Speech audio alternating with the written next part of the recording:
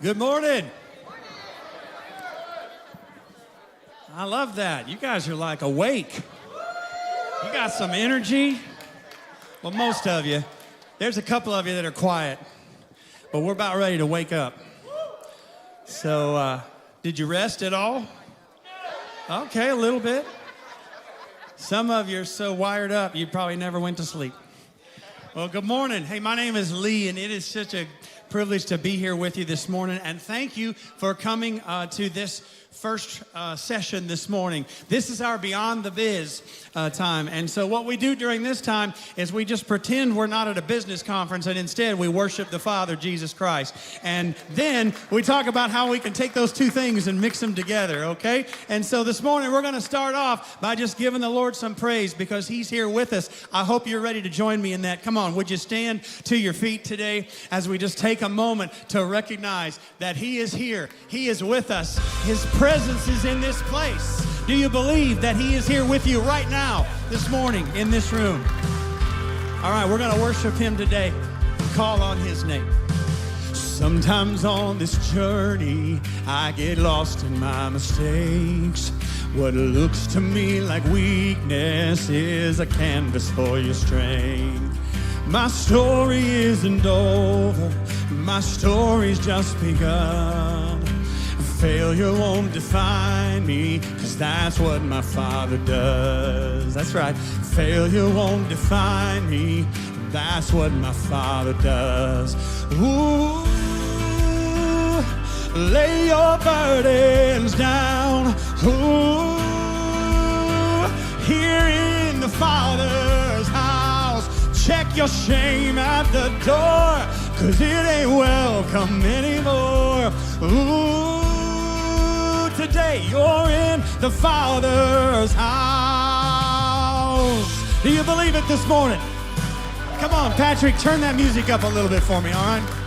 Let's get these guys going with me, all right? Now, if you know this, jump in and sing along, okay? Arrival's not the end game. The journey's where you are. You never wanted perfect, you just wanted my heart. And the story isn't over if the story isn't good, 'cause failure's never final when the Father's in the room. You remember that? Failure's never final when the Father's in the room. Ooh, lay your burden down. Ooh, here in the Father's house. Check your shame at the door, 'cause it ain't welcome anymore. Ooh, you're in the Father's house. The Father's house. Oh, thank you for your goodness. Thank you for your presence here today. Prodigals come home. The helpless find hope. Love is on the move when the Father's in the room. Prison doors fling wide. Thank you, Lord, the dead come to life. Love is on the move when the Father's in the room. I know some of you know this. Miracles take place. The cynical find faith. Love is on the move when the Father's in the room. And I know Jericho walls are quaking, strongholds now are shaking. Love is breaking through when the Father's in the room. Yeah, love is breaking through when the Father's in the room. Ooh, you can lay your burdens down. Ooh, here in the Father's house. Check your shame at the door, 'cause it ain't welcome anymore. Ooh, you're in the Father's house. Come on, let me hear you. Ooh, you sing it out. Lay it out. Lay your... Yeah, you got it. Ooh, right here. Here in the Father's house. Check your shame at the door, 'cause it ain't welcome anymore. Ooh, the Father's house. That's right. That's right. Man, ain't that good to know?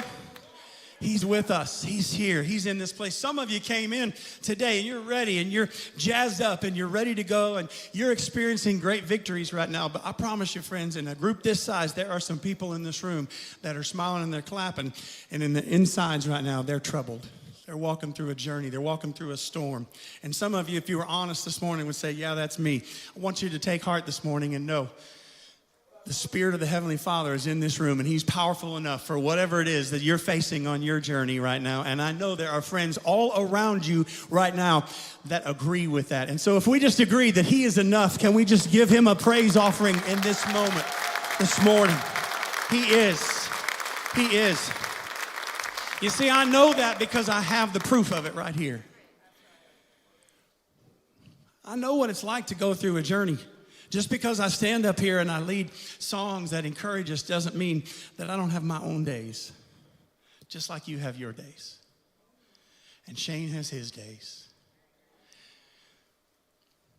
But God is faithful over and over and over. In John 16, this book tells me, plain and simple, in this world, I'm going to have trouble. But verse 33 says, take heart, for I have already overcome the world. I'm so grateful for that today. Whatever it is that you're facing today, I want you to know that we're going to just spend some time this morning. We're going to lift each other up to Him. And so here's how we're going to do that today. In a moment, Shane's going to come out and share. And I think Tullis is coming out today. And you're going to be encouraged by what you hear. But then at the end of our time, as we close out in worship, we're going to spend some time praying for one another. And we're going to do that in a personal way. And so here's how I want you to do this for me today. Patrick's going to put a text number up on the screen, okay? And you can take your phone right now while we're singing or while these guys are speaking, and you can just text a prayer request in. Now, you don't have to give your name. You don't have to give all the details. None of that stuff really has to be shared because God knows those things. But all of these people are your family in this room.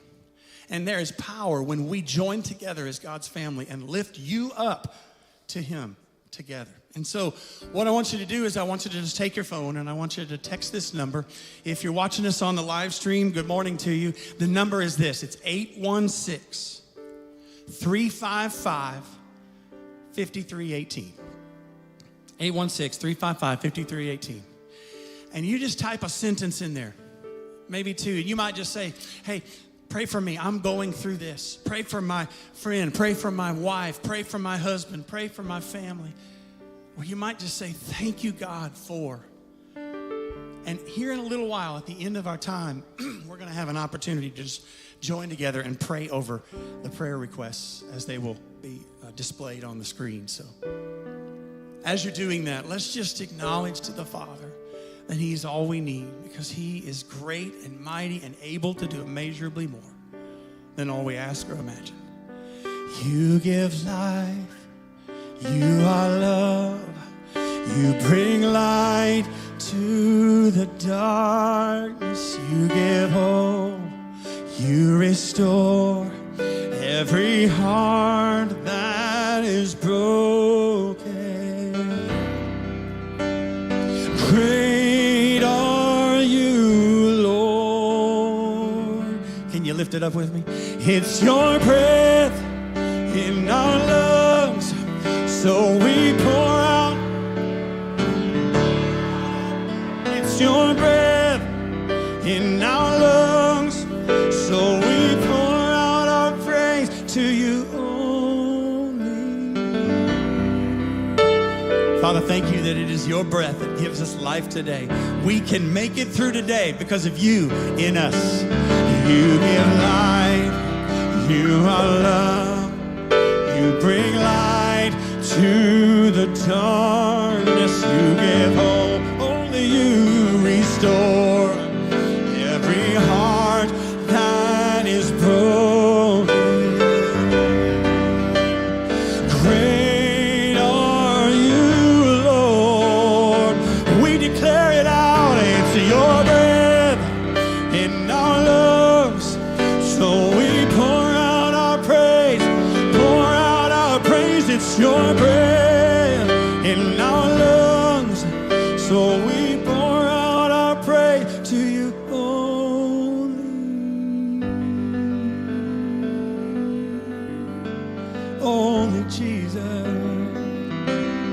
Let's just declare this. All the earth will shout your praise. Our hearts will cry. These bones will sing. Great are you, Lord. In one voice, can we sing it together? All the earth will shout your praise. Our hearts will cry. These bones will sing. Great, so great are you, Lord. You are able, you are enough. Yeah, all the earth will shout your praise.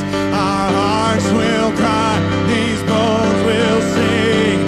Great are you, Lord. It's your breath in our lungs, yeah. So we pour out our praise, pour out our praise. It's your breath, yes it is, in our lungs. So we pour out our praise to you only. It's your breath in our lungs. Come on, you sing it. So we pour out. It's your breath in my lungs, Lord. So I pour out our praise to you. Oh, only you are worthy. This room, we're just a bunch of regular folks who are awfully thankful for what you've done today. You are worthy. Thank you, Lord. Thank you that you didn't leave us on our own. Thank you that you made a way. Thank you that you didn't give me just one chance. Great are you, Lord. So, Father, today for just a few moments, we just start this day by acknowledging you and your greatness, just saying thank you. And we open ourselves to you right now, God. There's nothing more important that we could hear today than what you have done and what you can do in us and through us. So God, come and speak. Speak loudly and clearly into our lives. Every ear may hear in this place. Every heart may be open to what you have right in this moment. And we're going to give you the glory for every single piece of it. Thank you, God. Thank you, God. As you're being seated, can we just praise the Father with our hands this morning? Thank you so much. Good morning, Shane.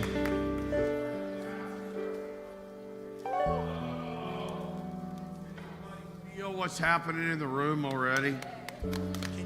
Oh my goodness. Yeah, my microphone on? Yeah. Is it muted? Is it muted? I wonder how many times music pastor, pastor of everything, basically. Yeah, I don't know. Is it? Okay, good. I just wondering how many times he has to look at the rear end of a speaker while he pulls up things back here, trying to flip on the mute because the speaker don't know how to flip the switch. Oh, man, I hope. Actually, I want to start with just a quick prayer. Dear Lord, I pray that you open the hearts and minds of everyone here today to hear. You use me as a vessel to communicate to what they are supposed to hear. I want them to pray for clarity. Give them clarity about what you want them to personally do with what we share, what Tellus shares this morning. Pray blessings on everyone. And I pray that everybody has an unbelievable day today. I pray all that in Christ's name. Amen. You know, doing something like this is one of the things that have forced me to get much better with efficiency of words. I admire people that can say so much with so few words. I have no idea why I say 587 different things to get to the point on one main thing. It's frustrating for me. It's frustrating for many people that have to work with me nonstop. So I pray to get more efficient with my words. But if anything comes out of this morning for you, I do believe, and this was not anything about what I was going to share this morning, but I do believe that God wants me to communicate to somebody in the room, somebody that's tuning in on the live stream, that you're supposed to leave your comfort zone and step into your true calling. Leave your comfort zone and step into your true calling. That is where you feel a sense of satisfaction and belief and comfort and confidence that you can't get any other way. And I know we have a lot of leaders that really, if there was a theme, I'm praying for efficiency of words, that would be it. I want all of our leaders to leave their comfort zone. That's what I'm supposed to be communicating. One of the biggest reasons I lived, so that I could share, leave your comfort zone. Whatever your calling may be, follow that calling. And if it happens to be with what we're doing together to try and help this country and benefit in the process, because you know what, look, man, if there's going to be a lot of money in the world, if there's a lot of money in the world, okay, whatever you want to, currency, whatever, however you want to call it, I would rather the people in this room have all the money because I trust them to do the right thing with the money. Amen? So push that common sense button again. He wants you to win. He wants to bless you. He's preparing you so that you will be mature enough to know and do the right things, to tithe the right way. Malachi 3:10, bring the whole tithe into my storehouse. And test me in this. Only place in the Bible where God gets in your face, pokes you, like it's like a boom, hits you in the chest, and kind of starts pushing you. It's like, come on, just see. Come on, just try it. See if you can outgive me. Because I will open the floodgates of heaven and pour out so much blessings, you don't have room enough for it all. None of that was prepared. So I don't know if that did good for my efficiency of words, because 4 of my minutes are already gone. But I guess he wanted me to communicate, pray for clarity about leaving your comfort zone and stepping into your true calling. That is where you will be happiest in your life. That is where you'll be most influential to the people you care about, your children, your whoever it is, you know. So, you know, when you're following your calling, God wants you to win because he ain't stupid, right? I tell you, when we write that, put all the stories together that many of you will be in for that book, 101 True Stories of Synchronicity, and then Divine Intervention, ? You decide. And it'll be a #1 bestseller, and a lot of you will be featured in it. And I hope over the next 16 months and 9 days, you're looking for that synchronicity that you could not make up, and nobody would believe that it happened the way that it happened.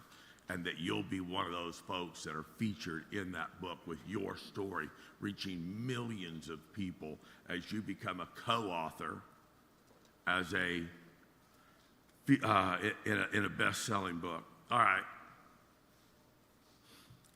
I mean, every day I turn around, there's another thing. I mean, Jody, this is how my life works, right? When you're following your calling, this is how it works.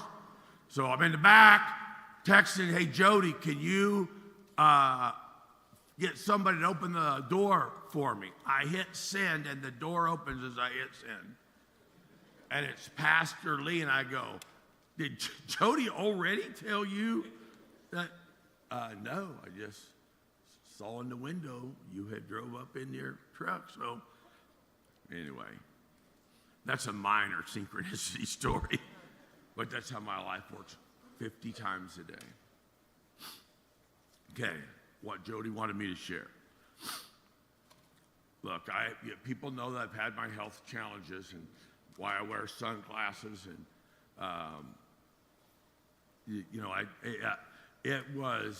it really kicked my butt. Once I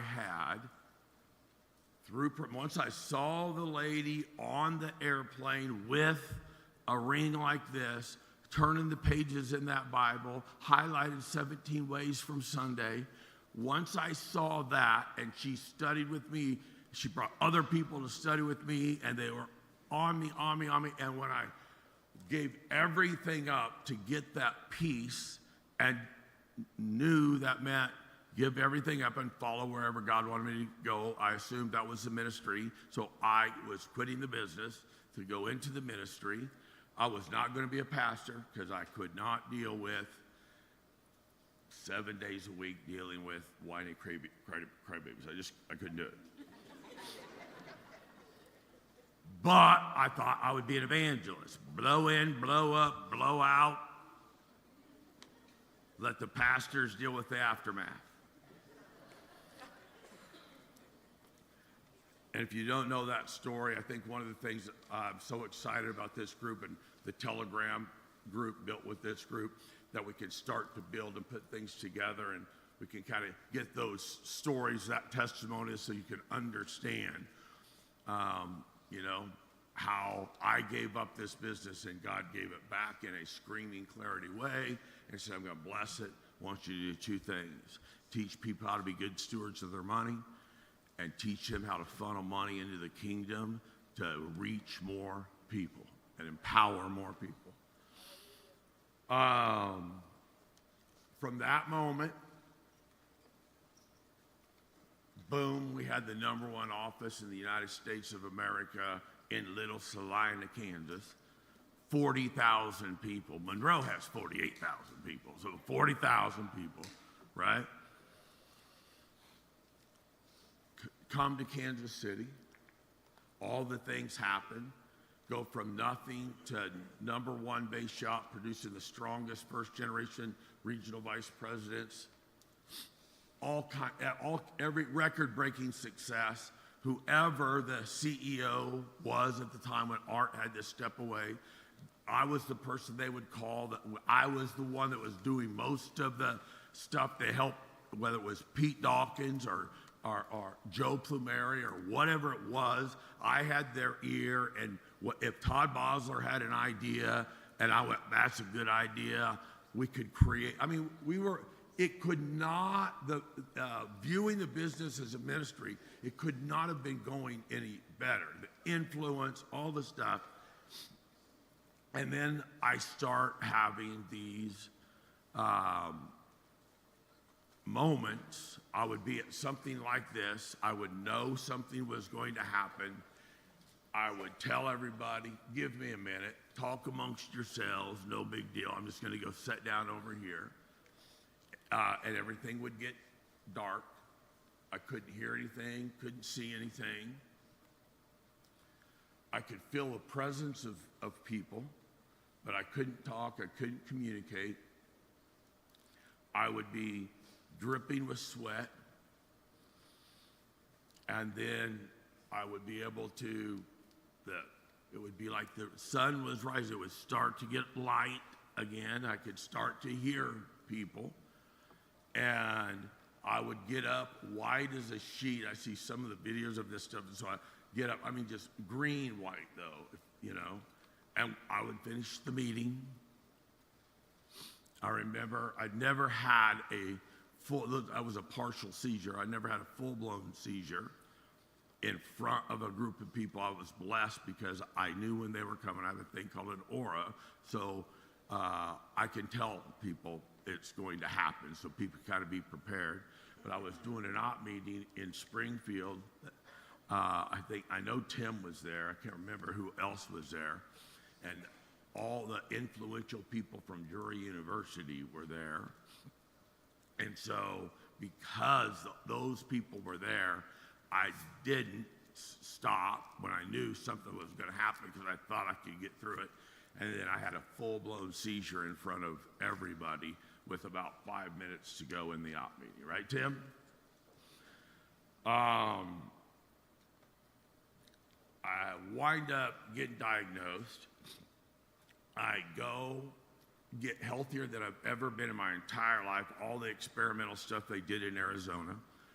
But bottom line, I never got better. I would always get better, but I never got better for more than about 45 days.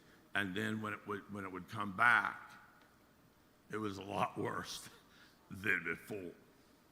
And I remember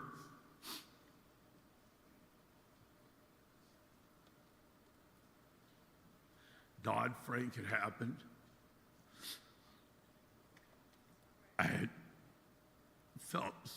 I hated letting people down. That's my only fear is I just don't like to let people down. And when we were putting on events like this, and then we would have something scheduled, and then I couldn't do it, it's so difficult on people's lives, and I freaking hated that. So I was always, at the time that I had, I was trying to make things better for everyone. Smart had gone away. The people that all these major, the most powerful companies in the world, Jamie Dimon, the most powerful banker in the world, JP Morgan, Chase, JP Morgan, how it is. He's the most powerful banker in the world.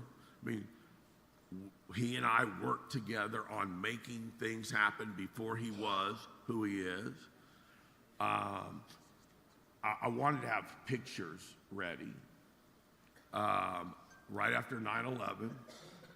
Literally, as soon as you could get on an airplane again, Jeff Gambala, I took Jeff Gambala and one other guy, Dave Hercules, I think is his name. And I wanted to have the pictures, to have stuff ready.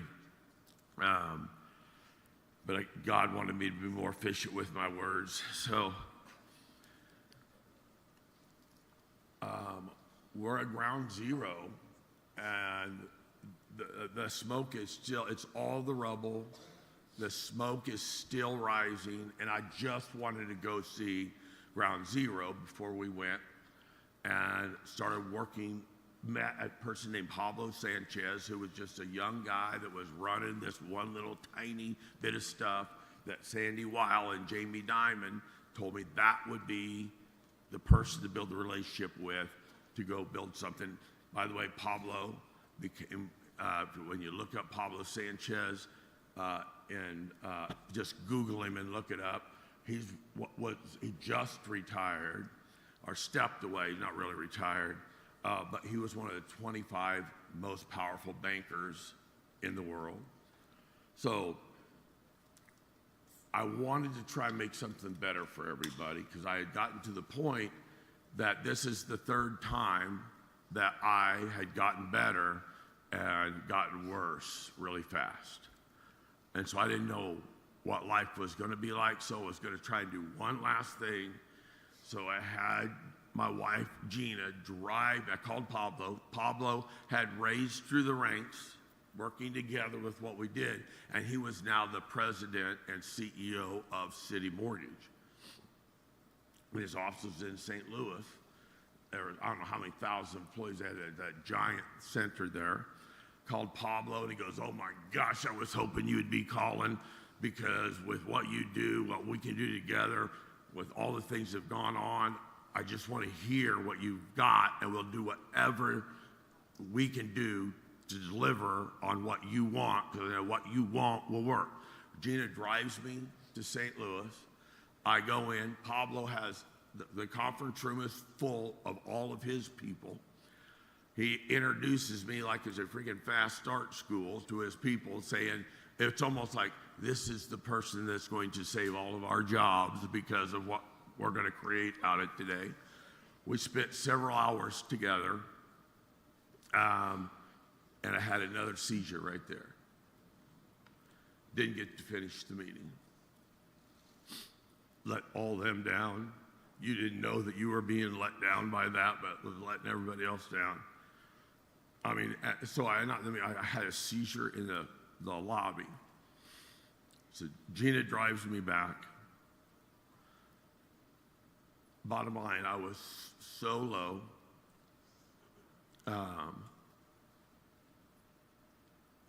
To the point that I couldn't say it out loud because there was too many people that it could affect in a negative way, their belief and what they'd experienced and grown with.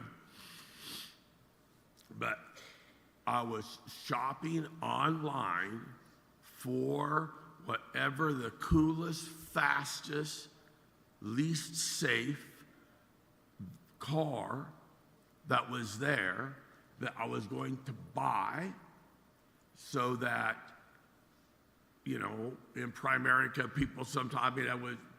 people would not think two things about that other than Shane went and got, the newest Viper at that time, which was the race ready. The Viper in 2010 was unbelievable.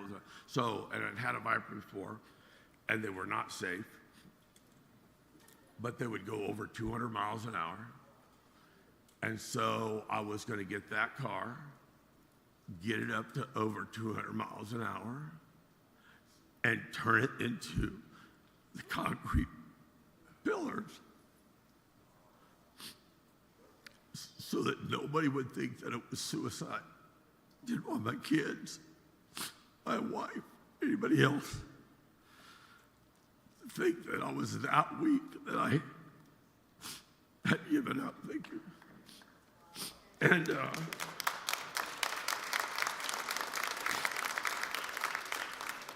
I had lost my faith. I couldn't even say it out loud.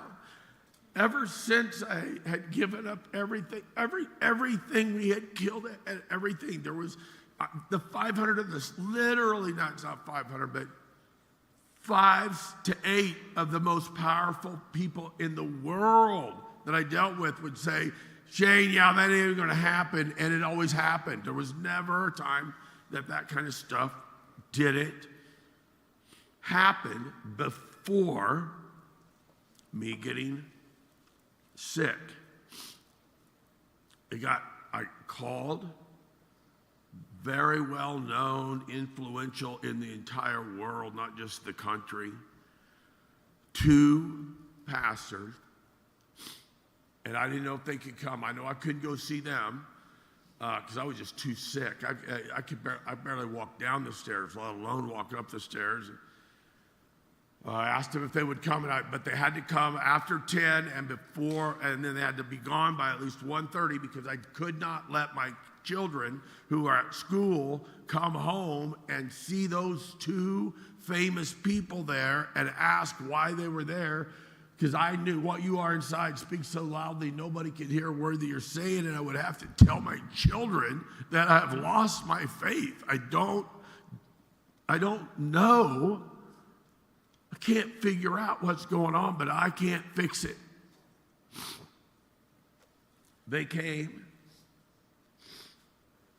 and one who has, he's a doctor of theology, and his whole purpose in life is to scientifically prove everything in the Bible, merge the things together to help more people believe.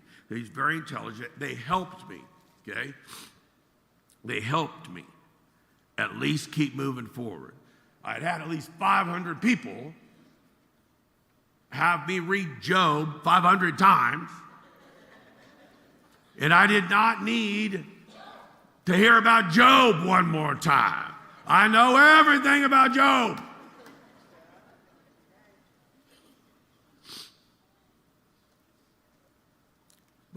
they shared a different perspective, and they were there for a reason. It helped. It got me going the right direction, but I still couldn't do what I felt like I was called to do. I wasn't very far away from shopping again online for those cars. And then I have a heart attack. I'd been sick for a couple of years. I had just a week earlier. I knew something wasn't right. Gina was going to kill me if I did not go and get my heart checked out. So I went to one of the top, heart people, went through the stress test thing. They wound up having the machine at the angle that's as high as it goes, okay? And I was going as fast as the machine will go, and the machine couldn't do enough to do the stress test because I had no problems, is what they said. And I go, I don't care about your little machine. I don't care about my out of shape right now. There's something that ain't right. And they go, it's in your head, so it's not right. Okay, it ain't your heart. And less than 10 days later, I have a heart attack. I'm laying there, and just like everything you hear described about near-death experiences, my entire life, and when I say my entire life, I mean everything in my life, that fast, experienced it all, all of it. No way to describe it. At some point, somebody needs to make a movie about it, kind of, but not me, but that experience. It's hard to explain everything in your entire life you experienced. The bright light. I did not see God. I didn't hear a booming voice. Sure. No, I didn't hear that kind of stuff. But I felt this unbelievable love, incredible feeling that I wanted to keep getting closer to. And I'm watching Gina, who is on the phone with the ambulance folks, and she reaches over while she's on the phone, and she touches my arm and holds my arm, and she just kind of shaking and go, "Hang on, baby, they're coming. Hang on, the help is coming." And I couldn't feel her touching my arm. I was watching her touch my arm, but I couldn't feel her touching my arm. And that's when I realized this is a different view than I've ever had, because I'm watching this from above, like the foot of our bed. I'm watching her grab my arm. And we had already had to deal with a lot of things to set things up properly for the family and everything. Something happened bad with my health. And so I realized I was no longer in my body. And me, who me is, was feeling those feelings, seeing that bright light, but watching back down as Gina grabs my arm. And so I was going to keep going. I knew what was going on. And I just wanted to tell Gina to tell the kids that I loved them one more time. That's all I wanted to do. I have no idea why I wanted to do that, because I'm the guy that embarrassed my children on purpose, telling them in front of all their friends how much I loved them, right? I'm the guy that when their friends would come over to the house, the door would open, And inevitably, somebody would go, oh my gosh, you're rich. And I would, wherever I was in the room, or house, we have a very open Frank Lloyd Wright floor plan, and I would yell, correction! Their daddy is rich. They are very, very poor.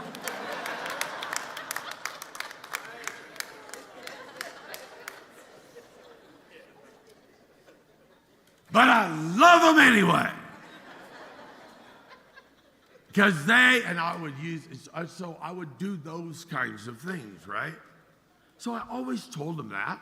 I don't need to tell them that. Why do I need to tell them that? But that's what I'm going to tell Gina, to tell them that, and then I'm continuing on my journey to this unbelievable paradise. But I'm not my body. I can't get my body to tell Gina to tell the kids. So then I want to get in my body just to tell Gina to tell the kids, so then I can head on to this unbelievable place. But I couldn't get back in my body, and I couldn't make any. I wasn't in there at all. I wasn't like a ventriloquist. I couldn't make it tell her. And then I started to panic because I had to tell, I don't know why, but I had to tell her to tell the kids, and then I was going. So then I was like, no matter what, I have to get back in my body. So at that point, I go, I'm giving up paradise because I've got to get back in there and at least be able to tell Gina. And the next thing I remember is a 6'3" or 6'4", 235-pound dude straddling my waist and watching his fists going wham. And I see that dude that's getting my heart back going.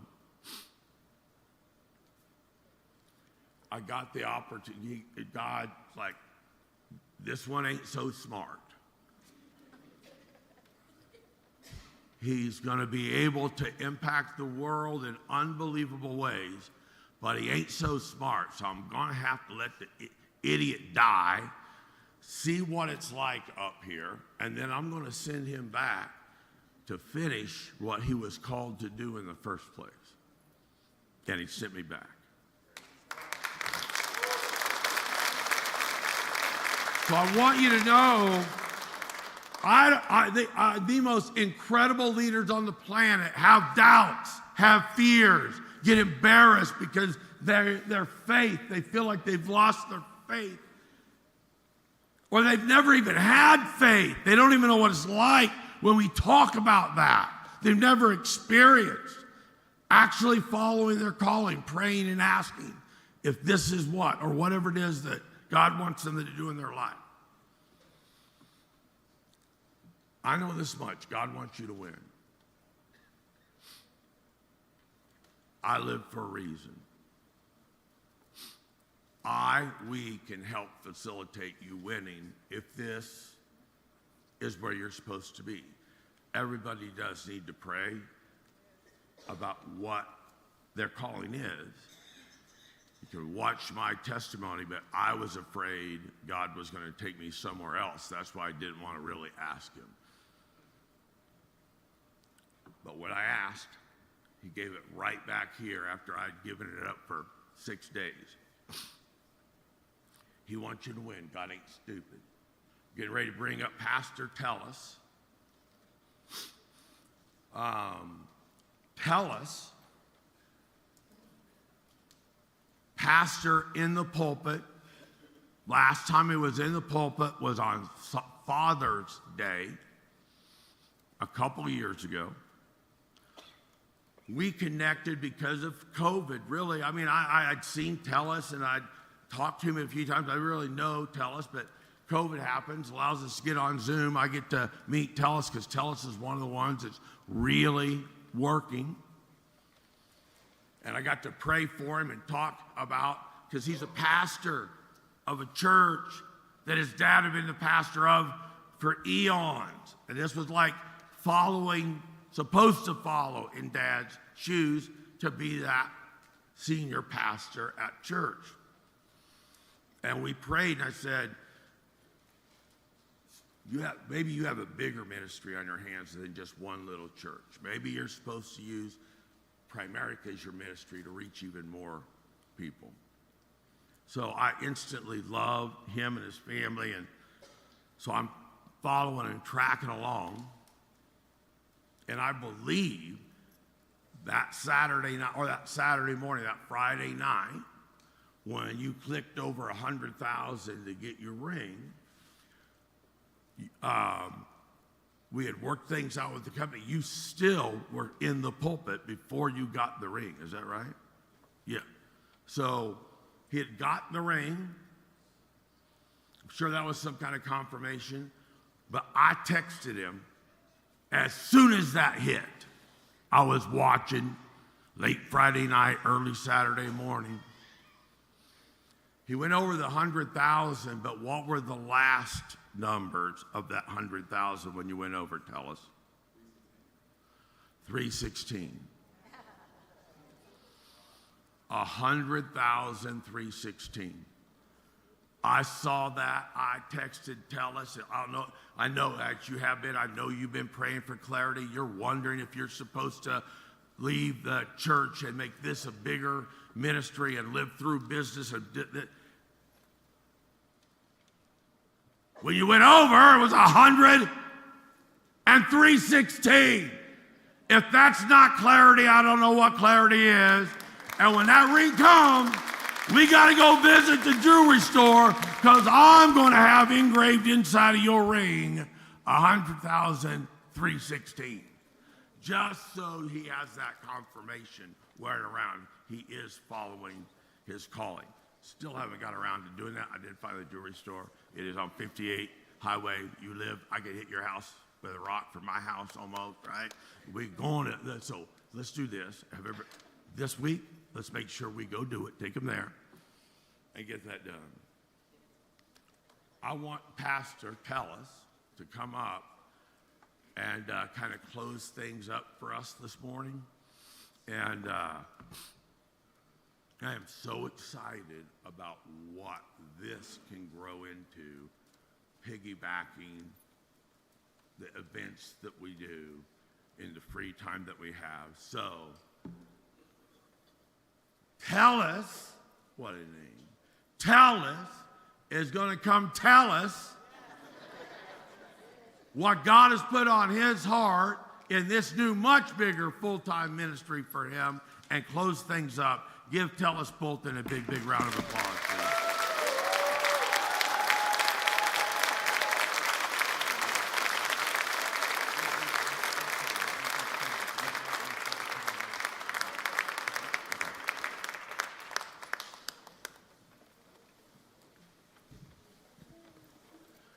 If you all would, just indulge me real quick. If you're excited that you're here and you're excited that God has given you another opportunity, if you will, put your hands together. Clap them like you truly mean it.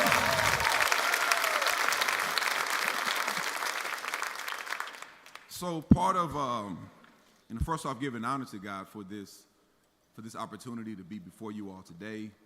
I thank God for, can y'all hear me? Thank God for a beautiful wife sitting on the front row. We'll be 20 years in this coming December.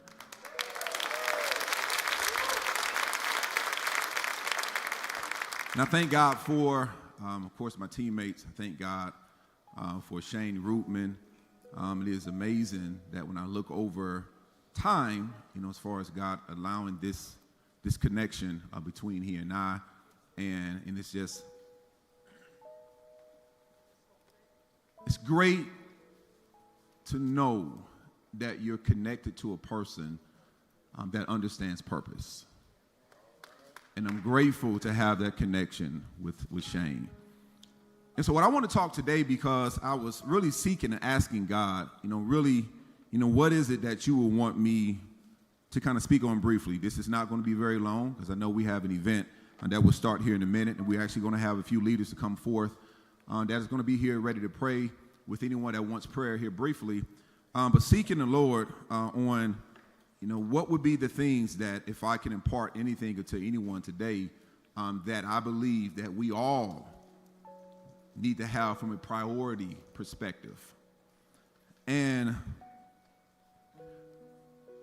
first off, when the leaders come down front, I would urge, if you've made prayer requests, if some comes about as you're sitting out still yet, I will urge you to come down, and pray with those that would be up front. From a scriptural perspective, it says where 2 or 3 are gathered together. And oftentimes you need somebody else that may have a little more strength than you may have in the present moment to help pray you through a situation.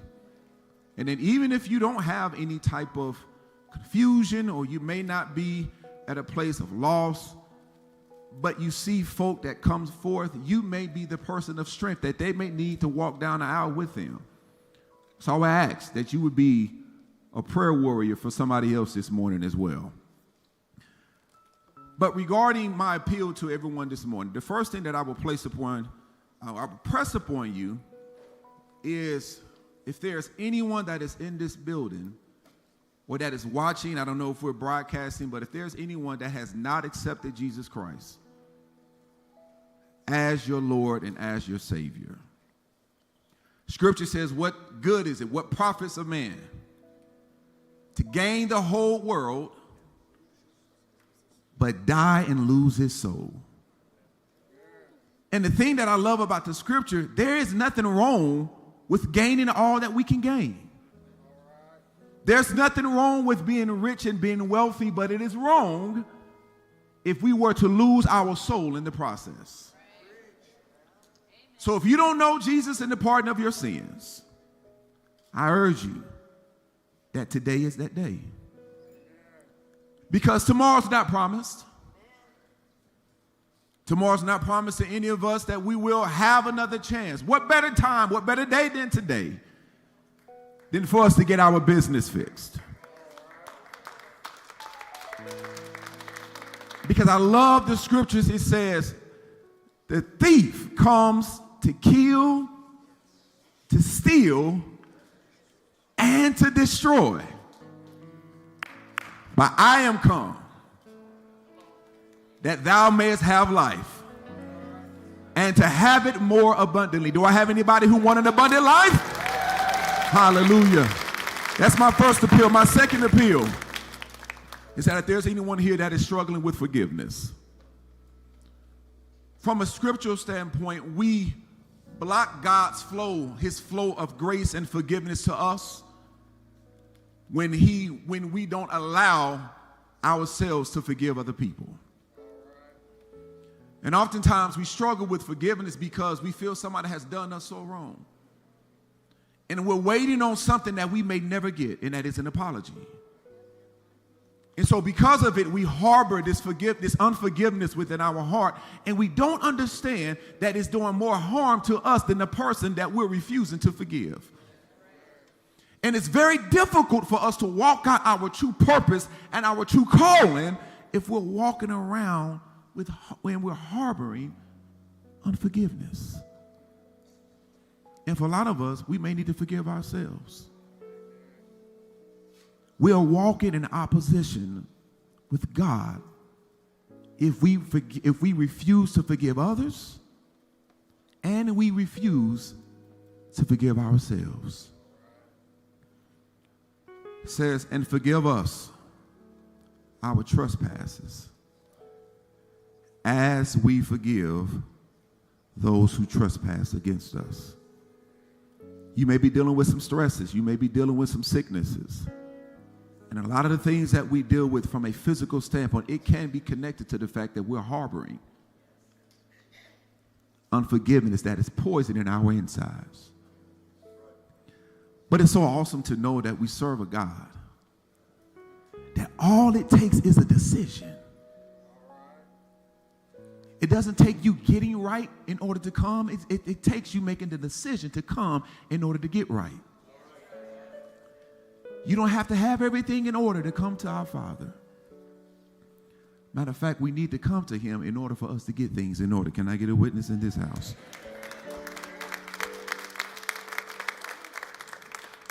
My last appeal, even before I say this one, if there's anyone here that, just like Shane, you may have been struggling where your faith is concerned. And I don't know, I mean, I've dealt with it myself, kind of questioning things where God is concerned. And I needed God to reveal some things in my life in order to give me the confidence and the assurance where he was concerned. And if that is you, you're welcome. I thought about that before I got to this last appeal, but some of you may be having that same struggle.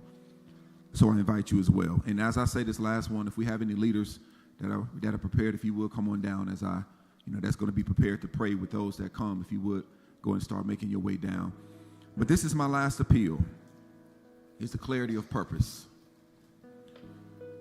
Some of you really do believe and you know that you've been called to greatness. And one of the things that Shane said while he was up talking is the struggle with praying to God for an answer regarding what is it that you're supposed to be doing. And oftentimes we find it difficult. I remember Shane saying this to me years ago. I'm saying he's saying it to me because I was in the crowd and I felt like he was talking directly to me, that you need to pray to God and ask him, is this where you're supposed to be? And I didn't want to make that prayer because I already knew on the inside that there was something else that God was calling me to. So for about 8 years, God took me away from here. I was still licensed, but I was operating full-time in ministry. But let me tell you this, operating and functioning in God's call to his purpose for your life, as difficult as the decision may be in the moment to make the decision, you will have more joy and peace operating and functioning in God's calling than outside of it. And I'm going to read this passage of scriptures. It's Romans 8, verse 26. It begins by saying, this is a New Living. It says, and the Holy Spirit helps us in our weakness. For example, we don't know what God wants us to pray, but the Holy Spirit prays for us with groanings that cannot be expressed in words. Verse 27 says, and the Father who knows all hearts knows what the Spirit is saying. For the Spirit pleads for us believers in harmony with God's will. Verse 28 says, and we know that God causes everything to work together for the good of those who love God and are called according to his purpose. So saying yes to God can be very painful, because oftentimes saying yes to him means we have to tear away from something that we have become emotionally attached to. But trust, you will have more joy, more peace in his will and out of his will. If you all would stand with me. And if there's anyone that needs prayer, you want someone to touch and agree with you, if you would come on down. Now is your time to come on. If you want to have somebody to touch and agree with you from the prayer request that you submitted, say come on down. If any of the points that we talked about today registers and hits home, we ask you to come on down. And for those of you that do not come down, what we're going to ask you to do is to pray from where you are. If you are a believer and if you are a prayer warrior, we ask for you to pray where you are.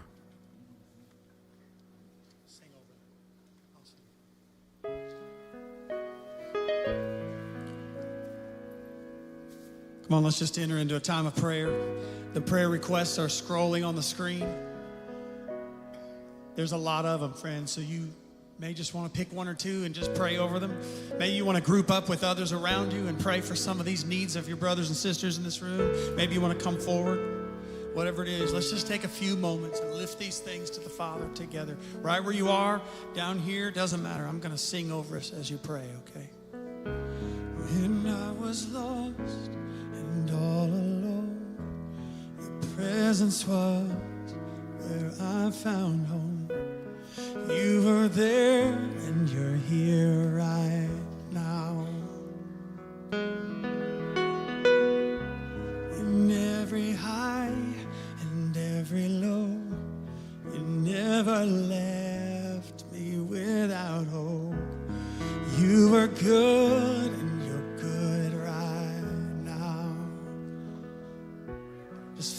this room with the sound of your prayers. 'Cause I've witnessed your faithfulness. I've seen you breathe life within. So I'll pour out my praise again. You're worthy, God, you're worthy of all of it. Your promises never fail. I've got stories I'll live to tell. So I'll pour out my praise again. You're worthy, God, you're worthy of all of it.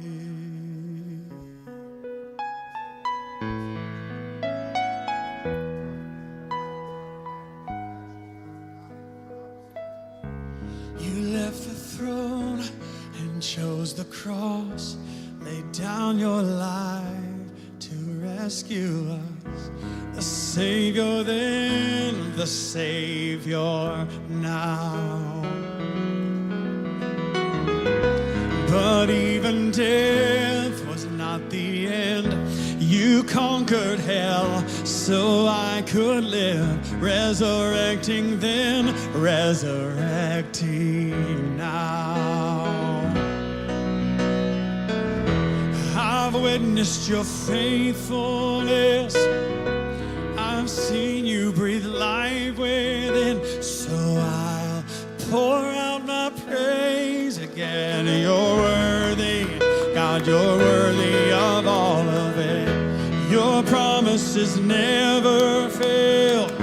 I've got stories I'll live to tell. So I'll pour out my praise again. You're worthy, God, you're worthy of all of it. Come on, clap your hands one more time in this building. Come on, put your hands together.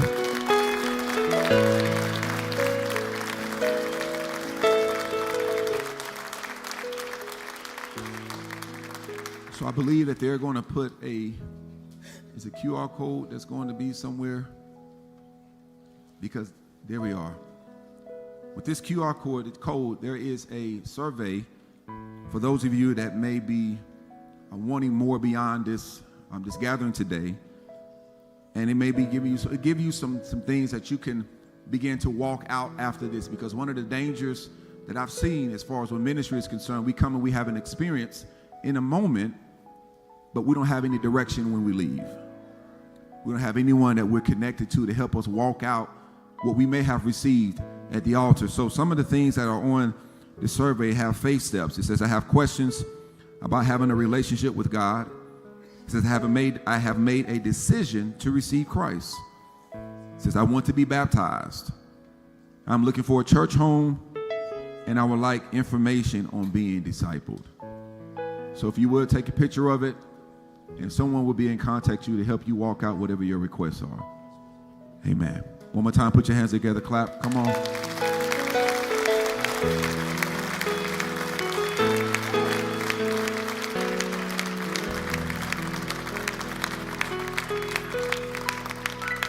Praise God, we're the luckiest people on the face of the planet.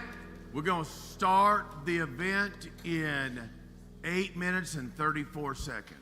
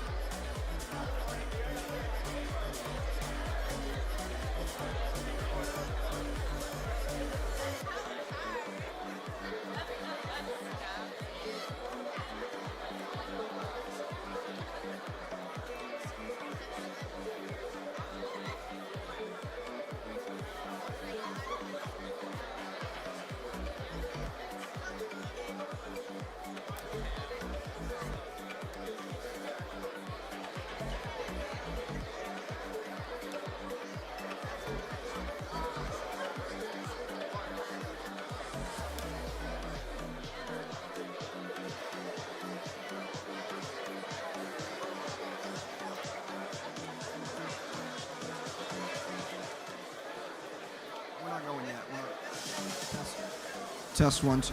Hey, everybody, we're going to get started in just another minute or so. So if everybody could grab a seat, we'll be getting started in just another minute or so.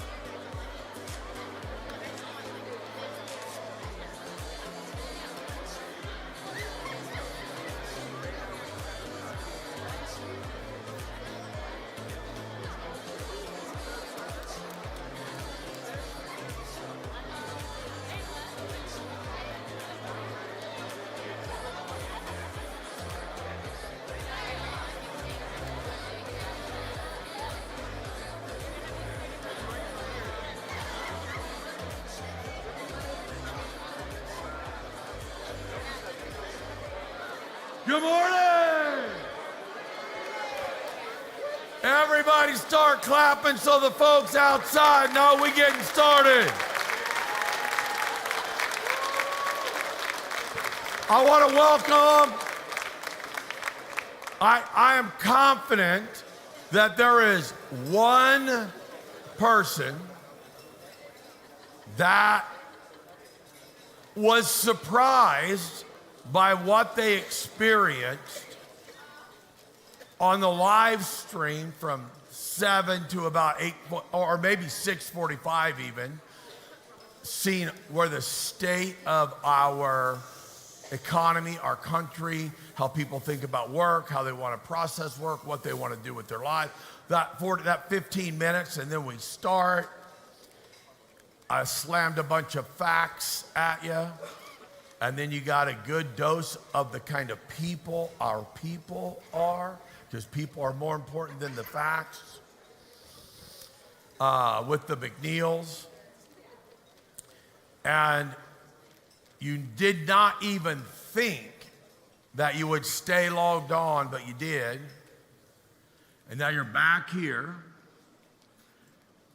and you have somebody back here with you. And if you're the back here with you person, have an open mind. I say push the common sense button on your forehead. Whoever asked you to join them to get some information about this company, companies, opportunities, plural, it's because they're excited about something. So I want you to have an open mind as you listen and see through the next 60 minutes. Those of you that are out there streaming, stick with us. I'm going to go through as much as I can, and it won't be, really there's about 12 hours of information to make you understand all the different parts and uniquenesses of our opportunity and how things are set up. But I want to get you some clarity on that in the first 25 minutes or so. And then you're going to hear from a gentleman that is leading the entire country in our debt elimination revolution, is what I would call it. Because I was just sent by my youngest child a news clip about what the current administration, just with the stroke of a pen, implemented that goes into place May 1st, that has nothing to do with income, nothing to do with anything other than your FICO score. And if you have a below 620 FICO score, which means you would not qualify for any mortgage lending product with any firm,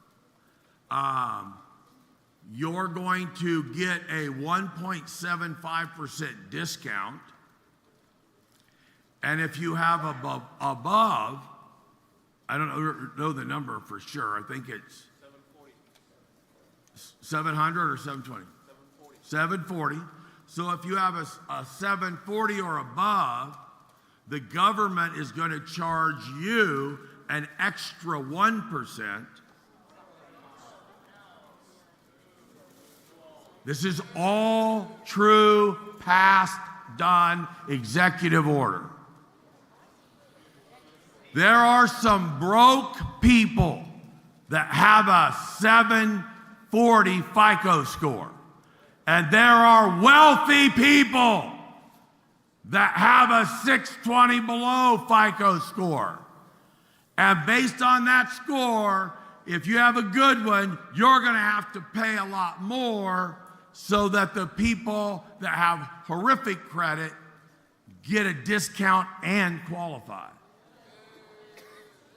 It is complete financial suicide for the country. That is absolute fact. Those of you that are tuning in, get a jury together that you want, get all the attorneys and all the smart people you want, and you just give me and a couple of my people that want to be there, and we will prove that that is certain financial suicide for the country. It will drive behavior. It is going to drive behavior that is the foundation of destroying our country. And that's not dramatic, that's not melodrama, that's not me trying to dramatize. We just got done with an optional worship service, and as I walk over there, my baby texts me and goes, "What the?" And I just knew it had to be a joke. Parody.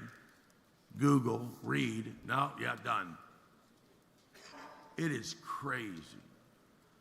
I am telling you, it is time for the common human being to come together, focus on things they agree on,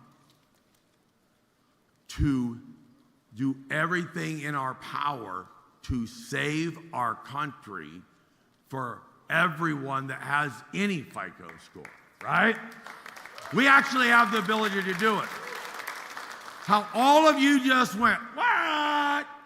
And and they're all going to be Googling all that stuff. I do encourage you to do it. Go ahead and Google at home, okay? You don't have to keep paying attention. Google, because this was not on the agenda. I just learned about this 5 minutes ago, okay? I want you to see it, though. Google, look on your phone, do your stuff, see what it is, because you couldn't make it up. You go, there's no way.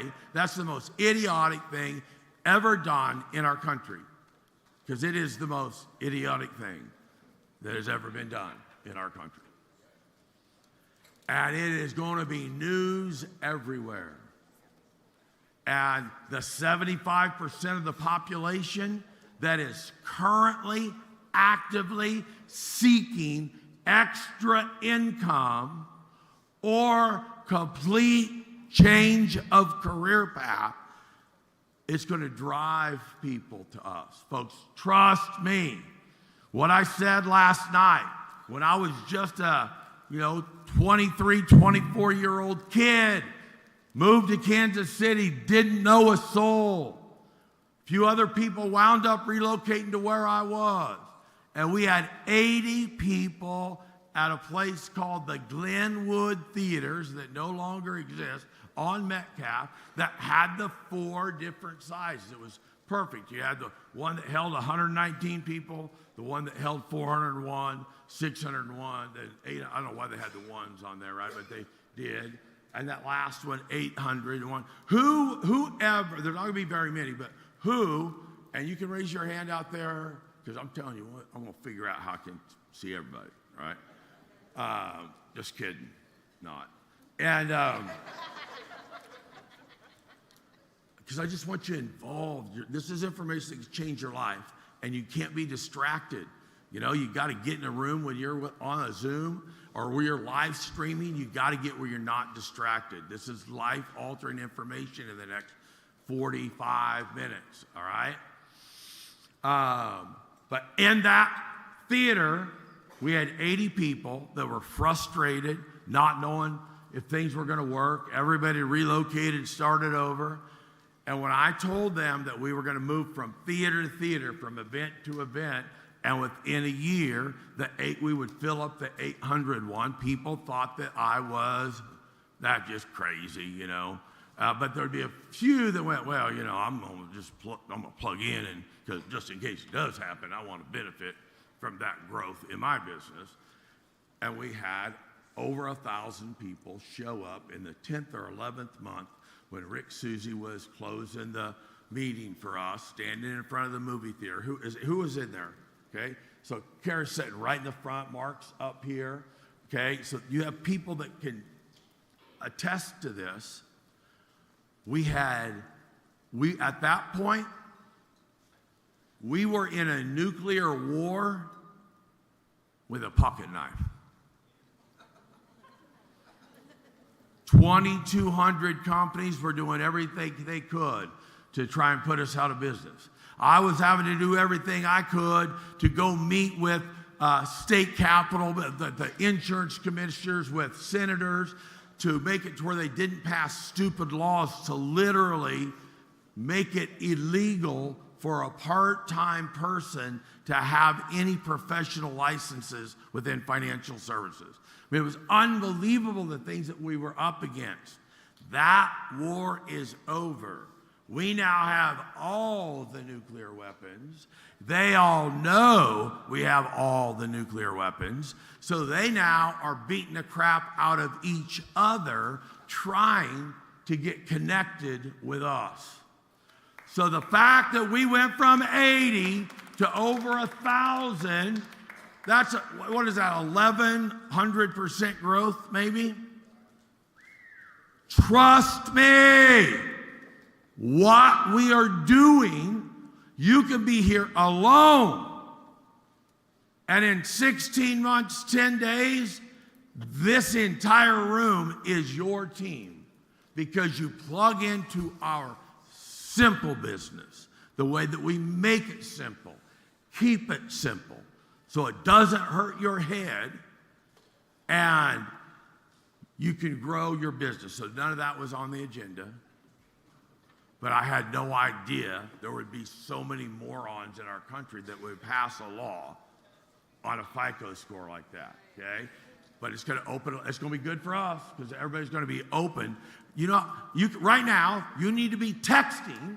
Right now, text somebody from where you're at. Tell that with the story or the screenshot. The thing I saw was a big Fox News logo thing. But send it and go, can you believe this? You should jump on this live stream and hear what this company is doing to protect families in the United States of America. You should invite people. Even you that are watching, you should invite more people. Okay, I'm really going to fly through this stuff where our unique economic hybrid. I want you to understand how unique it is. It's very hard if you have not been in business, owned a business, ran a business, and was intimately involved, or you went to and got the best business degrees you could and got your MBA, and then you went to work in a company that built companies. Unless you did that, you would not understand how incredible this is. And so I want you to get a little bit of a feel of what your opportunity is. Is this on if I walk away from that? Yeah, okay. All right. Greatest economic opportunity of our lifetime. People, I make that statement. People are like, oh my gosh, that can't really be true. I'm telling you, you do any research with your common sense button pushed, you're going to realize it is. You're being offered it. It's generational wealth. I have at least 150 people here that they're having to make decisions that our company makes them do. They go through online to have their succession plan put in place, because if you make over $300,000 a year with our firm, you are granted ownership in your part of the company. You own it. In our company, like ours, and the way that we're going to teach you to build yours, and we don't even need to teach you. All you need to do is we have a raging river moving. You're standing on the bank. All you got to do is jump in and tread water. And we are going to sweep you with the current of our environment and what we're doing. It is that simple. All you got to do is plug in, be positive, and we're putting the systems in place where you can just fly far down the river, and you weren't swimming, you were just, the current was moving, and all you were doing was treading water, right? But this is it, the beginning. You need to understand, it was intentional, but also, like we talk about, the MIT mathematicians say it's 1 in a billion. Believers would say it's divine intervention. I believe both are true. This is what you need. So we had intention, but then unbelievable things had to be orchestrated from something else for it all to happen. In the beginning, Art Williams was at Waddell & Reed, okay? And that's a whole story in itself I could do. By the way, Waddell & Reed has already now been bought in a way that I told everybody for about 2 years this would start happening. Waddell & Reed was bought. They terminated all employees except for 2. They kept the general counsel, and they kept the assistant to the general counsel, 2 attorneys, okay? But they got rid of 1,400 employees day one. They terminated all the financial advisors, took all of the assets for themselves, and the financial advisors that had kept their independent contractor status rather than being forced to W-2 status, they put them in a little package and sold them to a company that does not know what tidal wave is coming. And so Waddell & Reed plays a modern day story. You can Google their story, and that's what's going to happen throughout the industry. Those financial advisors need a place to come. They're going to come running here just like the average and ordinary people come running here. And you don't need to know really how to do anything except jump in, tread water, invite, to the things we got, and you can override those folks, okay? And it's a lot of money, okay? The dude, a guy named Tim Stiles, I don't know if Tim's here, owned a real estate brokerage firm. He's the guy that convinced me to do something part-time. He worked with me for 4 months. Since that 4 months, I can literally count on my, now 2 hands, I can count the number of times we've had a conversation since that first 4 months. He's been paid $10 million in royalty income from one college dropout, living in a trailer park on food stamps and welfare dude. So he's made $10 million in 16 months, 10 days. He should be making $1 million a year from one human being. You all have that same opportunity, much, much bigger, because of the point in time that we're at. What's the name of Gladwell's book that I quote all the time? The Tipping Point. Get that, read it. We're at a tipping point. The explosion's happening without any of us in the room or with us in the room. We just have the opportunity to participate, all right? So Art was with Waddell and Reed.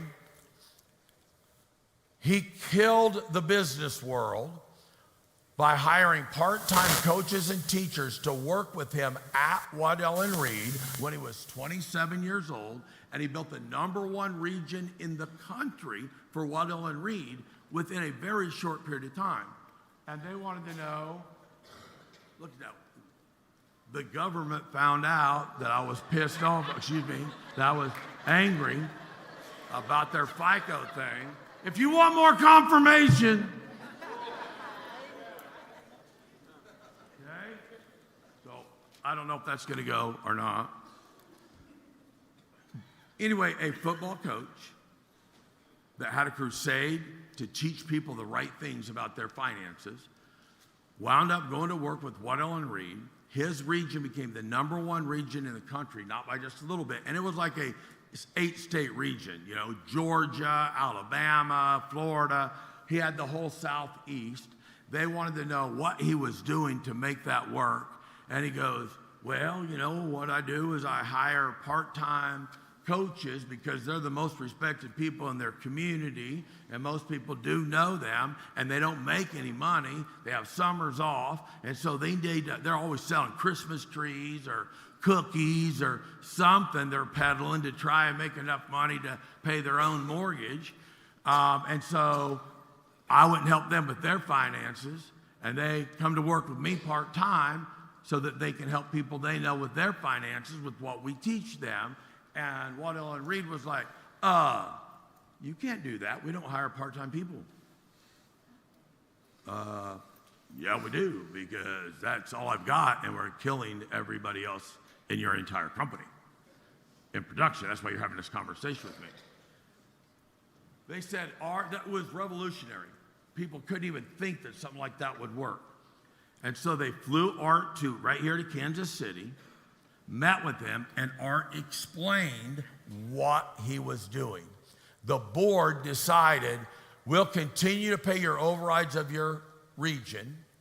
We want you to not spend the next 6 months in your region. We want you to go all around the country, visiting, talking to our vice presidents, and finding out if your concept will work in those areas. So Art did that for 6 months. He comes back excited to explain how Waddell and Reed is going to take over the world, and he doesn't even get to explain what he learned in 6 months.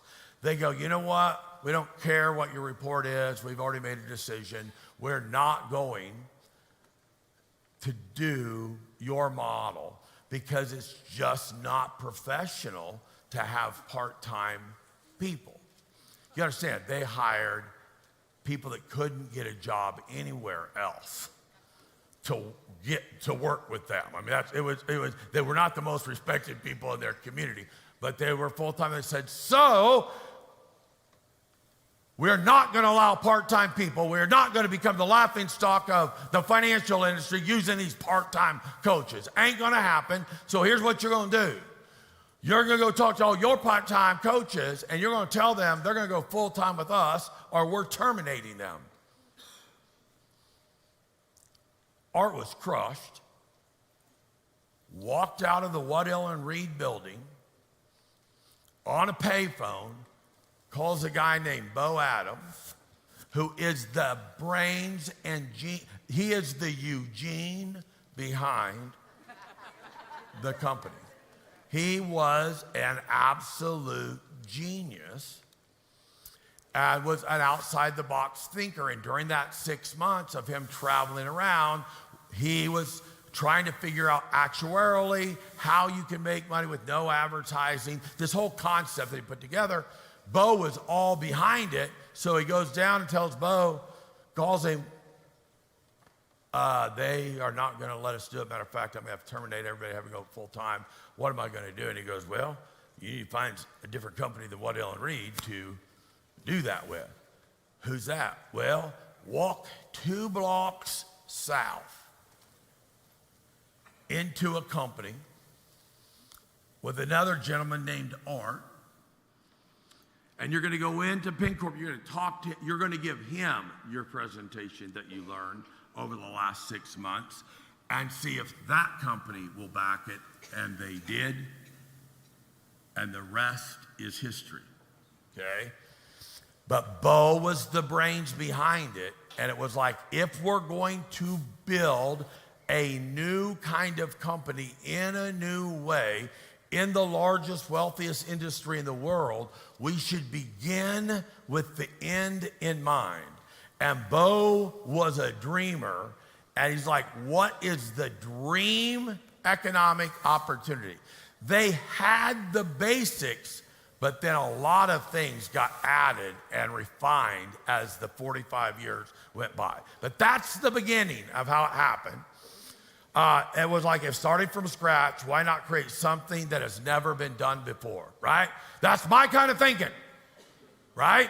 If you want me to join any kind of organization, nonprofit, whatever it is, when I show up and you don't know I'm there, you better say something like, if it ain't never been done, then why not create something that has never been done, better than anybody ever has done it, and make it revolutionizing to the world. If you ain't saying something like that, I ain't gonna be a part of whatever the crap you're doing.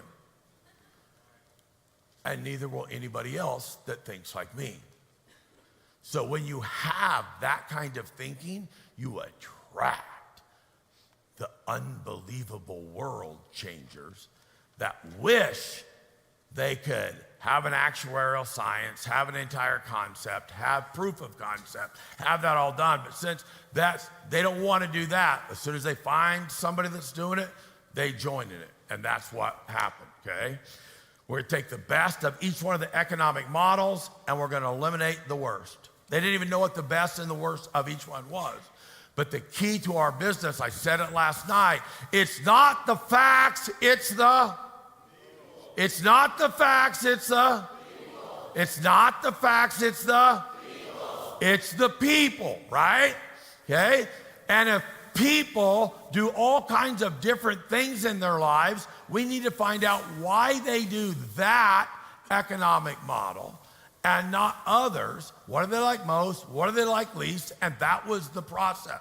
But very quickly, you had 150 to 200 of these unbelievable thinkers in the same rooms or in the same country. We ought to do this. We ought to try this. Let's try this. Let's get this legislation passed. And it was just all the way going through there like that, right? The 5 economic models, corporate America, start your own business from scratch, franchising model, multi-level model, brokerage firm model. Those are the 5 ways, those 5 legal ways. Well, even if you're a drug dealer, I guess you're in business for yourself, right? Okay? So, but they're probably franchising that by now. I mean, if the government's going to say, we don't care how well you are financially, we don't care how much money you have, we're just going to do this thing on a FICO score because it's easy, and so what we're going to do is all you that have done a good job, we are going to make you pay a lot more so that we can let people that can't even qualify for anything and we know will default on their loan and walk away from it and cause foreclosures out the wazoo, biggest crash you could ever imagine that will come out of all this. I have no idea. I'm going down the rabbit hole again. Corporate America, positives when you interview people, okay? Benefits. Benefits. Right now, that's the biggest thing. People go shopping for a job based on the health insurance they might be able to get without having to pay all of it themselves, right? Okay, so benefits is a big thing. It's why people stay even, because they feel locked in by benefits, okay?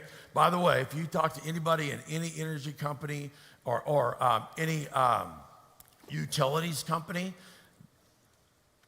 they're instant millionaires if they plug into what we're doing, because they're one of the last kinds of companies left, other than the federal government. Federal government's the same thing, where they have decent retirement that you have one chance when you retire or when you leave, you're going to pick an option: screw up royally or take your money with you. Well over 95% picked the option of screw up royalty. They just didn't know that they were picking that option, okay? They just wanted a guarantee. But benefits are big. Salary, consistency of salary, right? They want a consistency. They want to know that no matter what, they're getting the same paycheck so they can plan their lives out.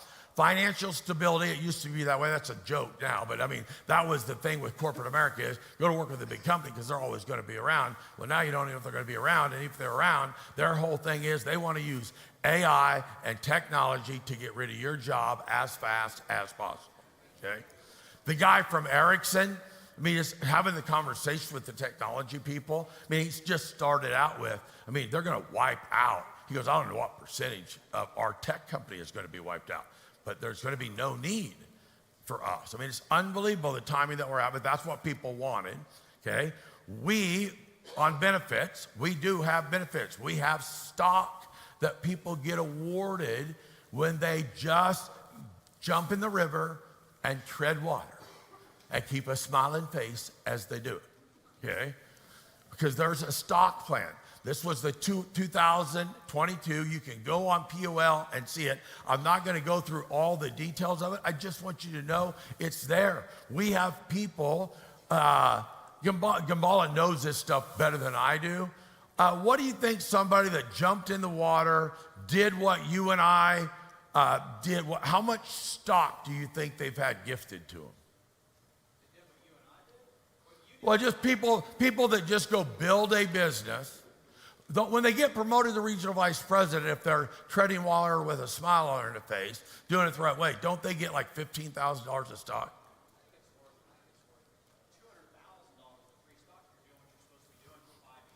$200,000 of free stock over 5 years if you just tread water moving down the river. Do the right thing, okay? So, I mean, there's so many different kinds of things that we don't talk to people about, all right? All the awards that are out there. What's amazing is the person that gets promoted to regional vice president gets stock. The person that got them promoted to regional vice president gets the same amount of stock. I mean, we are putting money. We want you to develop leaders, the headhunter concept, all right? All right, I got 15 seconds.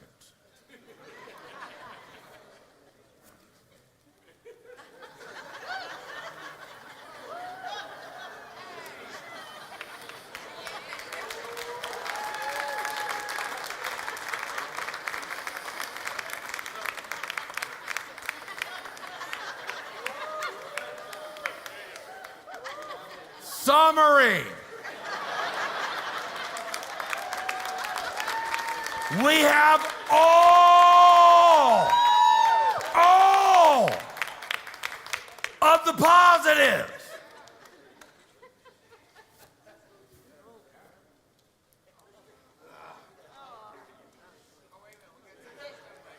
None of the negatives. This is revolutionary.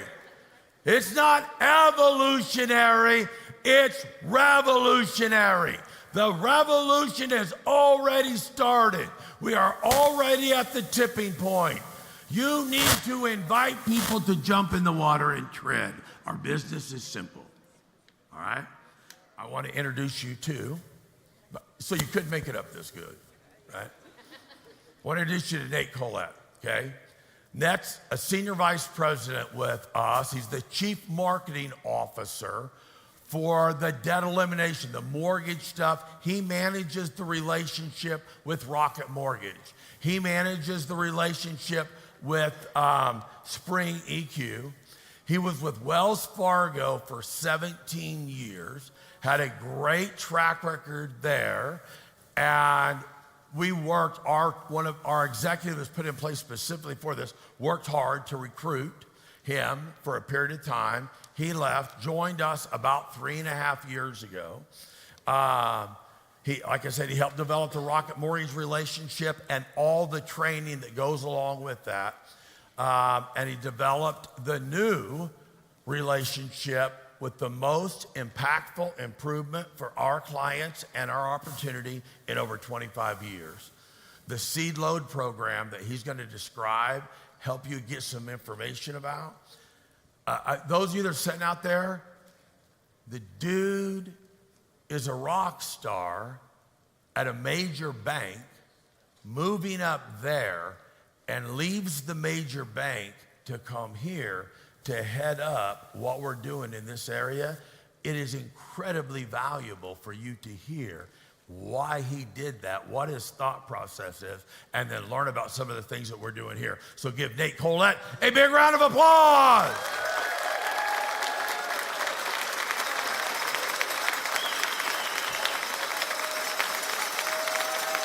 Thank you very much. Man, it is good to be here. I feel like I was just here, and it's so great to be with you again. I gotta say, being with all of you for a couple of days and rubbing shoulders with Primericans it reminds me of exactly what Shane was talking about, the reason that I came to Primerica.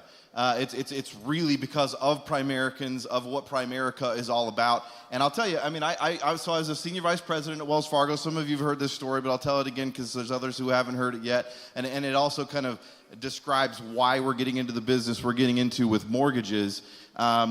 But I had a great career at Wells Fargo as a senior vice president there, but it always unsettled me. And I worked with some great people there and all this kind of stuff. We did some good things. It always was unsettling to me. Things like we couldn't, if our clients didn't have $500,000 in assets, we couldn't have them talk to our financial advisors or anything. We might give them an 800 number. We just didn't care, right? So almost kind of kick them to the curb. Come back and talk to us when you have $500,000 in the bank, right? So and we did similar things with mortgages, right? Unless you have a huge mortgage or unless you have this or that, go talk to somebody else. We're not here to talk to you. We're not here to help you. Sold lots and lots of credit cards to people that didn't need credit cards. And the list kind of goes on, right? And this whole time, it almost felt like you're convincing yourself. And I didn't know about Primerica. I didn't know what else was out there. So you sort of sit there and say, well, let's take the good of it and try to make the best of what is good here. So I learned about Primerica, and I was being recruited for this position here at Primerica, and I said, so the life insurance company, that's basically all I knew. And as I got to know more about Primerica and the vision about freedom for families and really helping all of those families that we weren't willing to help the way that we needed to at Wells Fargo, and I met the people at the home office who had such passion around Primerica. And I went out in the field and I did a couple of KT conversations, and I went to an ops night. And all of a sudden, it was kind of catching fire. So it was about an 18-month process, finally convinced to come over. But the thing that probably pushed me over the edge is not that this was such an amazing mission and an amazing ministry, as Shane talks about, that I wanted to be a part of, but the fact that there was this huge gap on the mortgage side. It used to be here at Primerica before, and by gap I mean we look at the decade of dominance and everything that Primerica is working to do right now to disrupt the financial industry and to help all of these clients.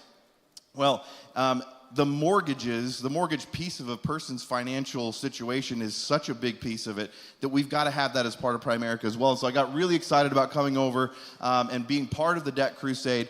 And so, and speaking of the Debt Crusade, these are recent headlines. You guys have all seen them.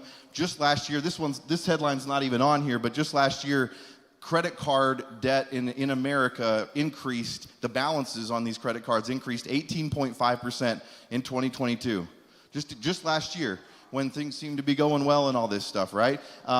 Simultaneously watching inflation rise, and so you've got, so the interest rates on those credit cards were increasing, the balance on those credit cards were increasing, so the payments on those credit cards were increasing, and you have people getting in worse and worse in debt. So this has been a problem for a long time, but it's worse today than it has ever been, and there's never been a time for us to take this seriously and go and dive into the Debt Crusade. So I come on board at Primerica, like we're gonna build this mortgage business, this mortgage arm of Primerica. It's gonna make it even that much stronger. So I've got kind of mortgage business on my mind. A couple of the reasons for me that made it so important is, number one, it's a $1 trillion industry.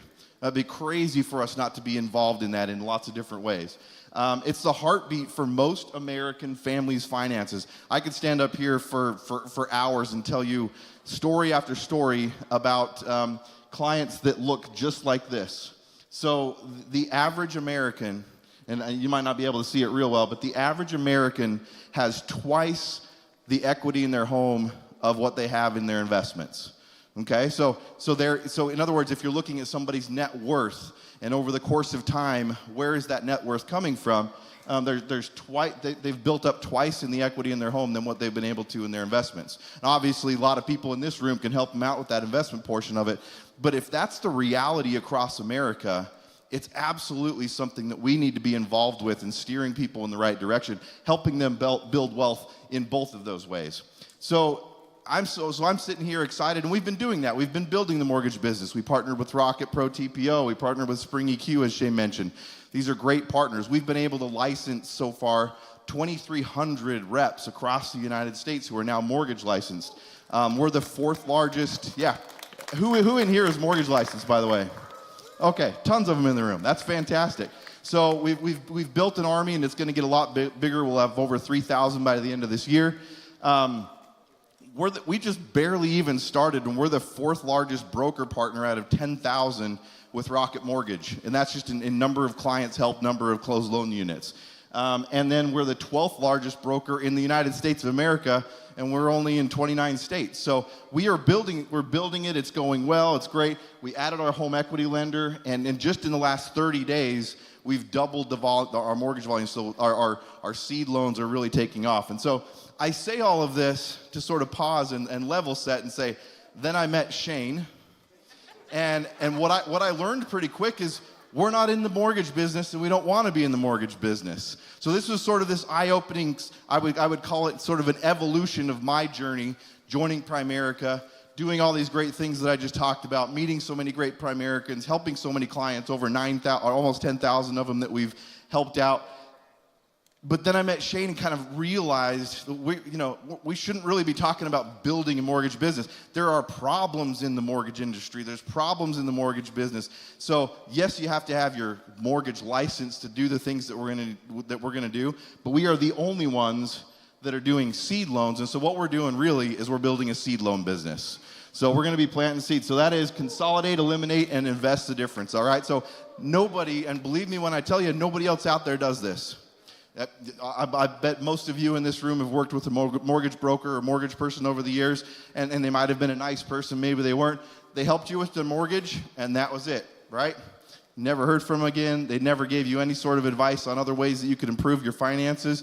I wish that I would have had a Primerican who did my mortgage for me and my wife and my oldest, who was like 9 months old when I bought my first home. If I would have had one of you all in the room, I guarantee this, if I would have sat down with one of you all to do my first home, do my mortgage, that would have been great and exciting.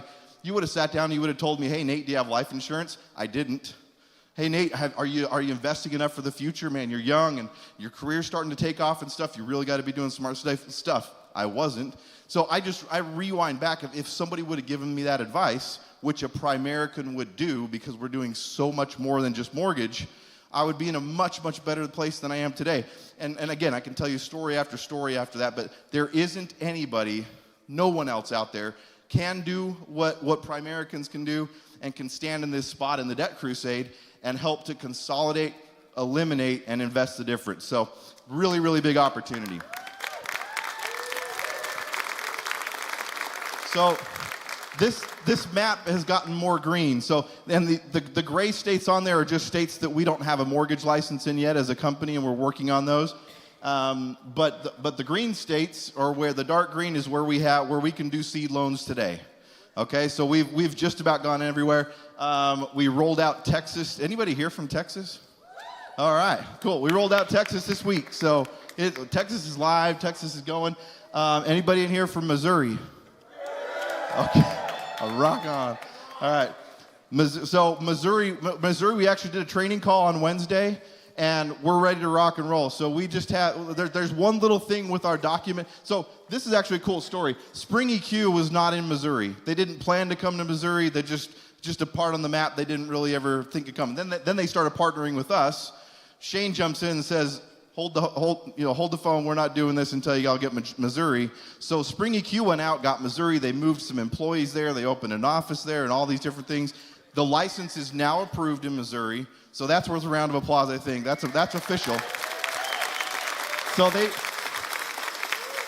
it'll probably take us about sometime next week. Their document provider just kind of, they're not used to them adding states and had to do a couple of things and get some things fixed, but that's right around the corner. But starting today, we are starting to help clients, and so I'm going to introduce you to Jose in a minute, but you can already reach out to him. If you're mortgage licensed in Missouri, we have a license in Missouri. We can start talking to clients. We can start running the numbers. We can start changing their lives the way we're talking about, and just within a few days, hopefully midway through the week next week, we'll be able to take that application, get that process started, close it fast, and they'll notice that difference in their lives, and so it's going to be a good thing. So we're rolling out, we're making it happen.